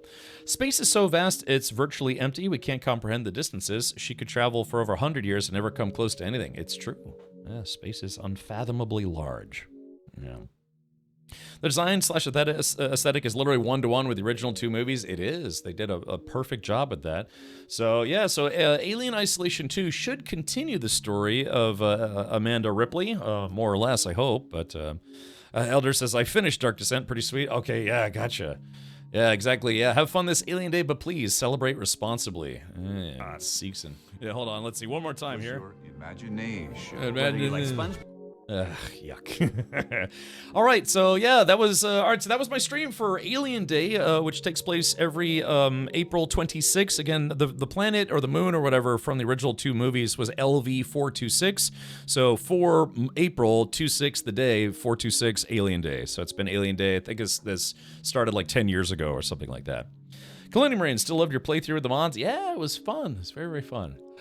Oh man, I got the yawns, but alright, so, yeah, don't forget, there's some teasers out now for Alien Earth. That's a new Alien show. First time we're getting a TV series as opposed to a movie in the Aliens franchise. There's still a bunch of short films and stuff that you can watch. You can see those on YouTube, but yeah, there's a new show coming out this summer. It's only going to be 8 episodes, and it takes place, God, what was it takes place, I think? Like around this time, I think, something like that. I forget. All right, don't forget, also tomorrow we're going to watch the Aliens Expanded documentary. This is going to be on Discord, not Twitch. And yeah, I'm still debating if we're going to watch Aliens before it. It'd probably be good. But then this documentary is literally 4 hours long. So plus the movie itself, it's like 6 hours hanging out on Discord. So I got a few things I got to do tomorrow. So yeah, for sure we'll watch the documentary. It's supposed to be pretty much the definitive documentary on the movie Aliens now. So okay. All right, well, that's going to do it for me. Thank you so much for hanging out for Alien Day. Again, I don't normally stream on Saturdays, but I do when it's a good time. Oh, at what time? Usually we start at 7 p.m. U.S. Eastern, so that's, gosh, what is that? That's like midnight, right at midnight Universal Time, like England time. So, like I said, I don't know. We might watch Aliens before it, we might not. Well, I'll keep everyone posted. Stupid horse painter. Because if we watch Aliens first, we'd have to start at like 5 p.m. U.S. Eastern, because we would watch the special edition, which is the better version, and that movie is, I think, just about 2 hours long. So. All right, well, yeah, that's going to do it for me. On Monday, we'll probably continue our playthrough of, I don't know, we've got so many options. Jeez, I could finish Bionic Bay, I could continue playing Expedition 33, there's Avowed, Oblivion. It's a lot of games, man, a lot of games. It's good stuff. We're, us gamer fans, game fans are eating good right now. Yeah, Thursday, Australia time, right, Dad? Also, a shout out to everyone who contributed towards the sub goal, especially Agent Smart dropped a 20 sub nuke on the channel. Hadn't one of those in a while. And yeah, appreciate the support, appreciate the Tangi alerts as well. Special edition is over 2.5 hours. Is it though? Hold on, let me look this up. Special edition. Give me just a sec here. I can tell you. I'll tell you exactly how long it is. Chris, I know I have it. I was actually I streamed today. Last week I streamed like 5 different games. All right.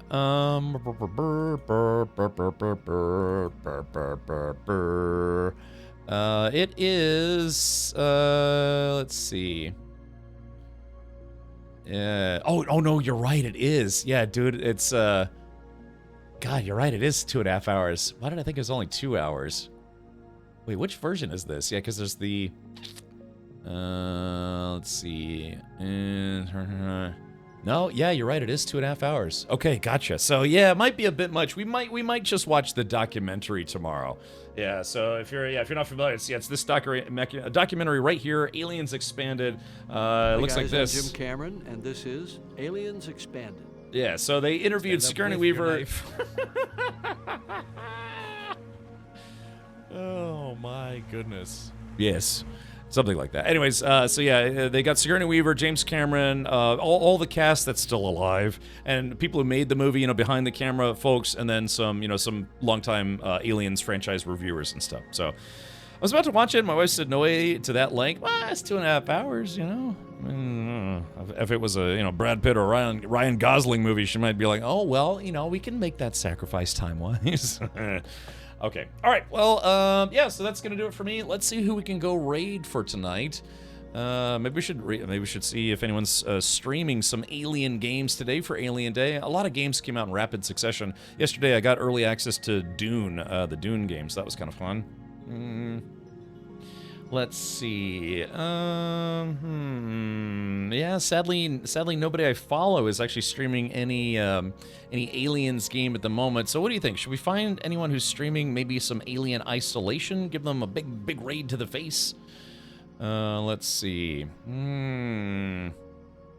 Oh, there's a guy streaming it, but he's literally rolling the credits right now. Who can we raid? God damn, there's a lot of VTubers streaming this game. I don't mean that in a bad way, but it's a lot of VTubers. Hold on, let's see. I'm in the categories 1, 2, 3, 4, 5, 6, 7. Yeah, a lot of VTubers. 8, yeah, 8 VTubers. Let's see. Okay, who is still streaming the game? Okay, how about this? There's a lady streaming the game Alien Isolation called Wampa Games. Happy Alien Day, continuing my first play, difficulty hard. Ooh, perfect. So let's see how far. Whoops. Oh, she's right in the middle of something right now. Okay, so yeah, let's go raid Wampa Games, who's doing some Alien Isolation. Have not raided this person before, but it's the first time playthrough. They're going for it for Alien Day, and that makes me happy. All right, so let's do raid Wampa. Well, I chop in Wap Games. Wampa Games. And a Wampa is, I believe, the snow creature from Hoth from Empire Strikes Back, if I'm not mistaken. Yeah! So Zybox got the right idea. Go ahead and give her all my best. Maybe, let's do this. Maybe give her some red, let's see, Rad Marine, Rad Firing, and then Rad Alien. So, yeah, just this once. Let's do this. Yeah, you could copy this. If you're a subscriber here, give her this in her chat. Yeah, give her the the Rad Marine, Rad Firing, and Rad Alien, and maybe some Rad Raids too, if you're feeling so inclined. But yeah, there we go. Yeah, copy that and spray that all over our channel. I should phrase that a different way. All right, so yeah, looks like she's in a very tough, intense, brutal spot. Yeah, right now. So hopefully we can go wish her the best and say hello. So yeah, like I said, no stream tomorrow, but we will be watching the Aliens Expanded documentary on my Discord specifically, not Twitch, on my Discord. I can reach out to those guys, see if they'd let me stream the whole documentary on Twitch. That'd be kind of awesome. And yeah, so all right, let's do it. I feel like there was something else I was going to say, but I just can't remember. Well, screw it. All right, have fun. Enjoy the rest of your weekend. Grab some snacks and join us at 7 p.m. U.S. Eastern tomorrow, midnight Universal Time, to watch the best documentary ever made. Maybe, possibly. All right, take care. I will see you next time. Good night.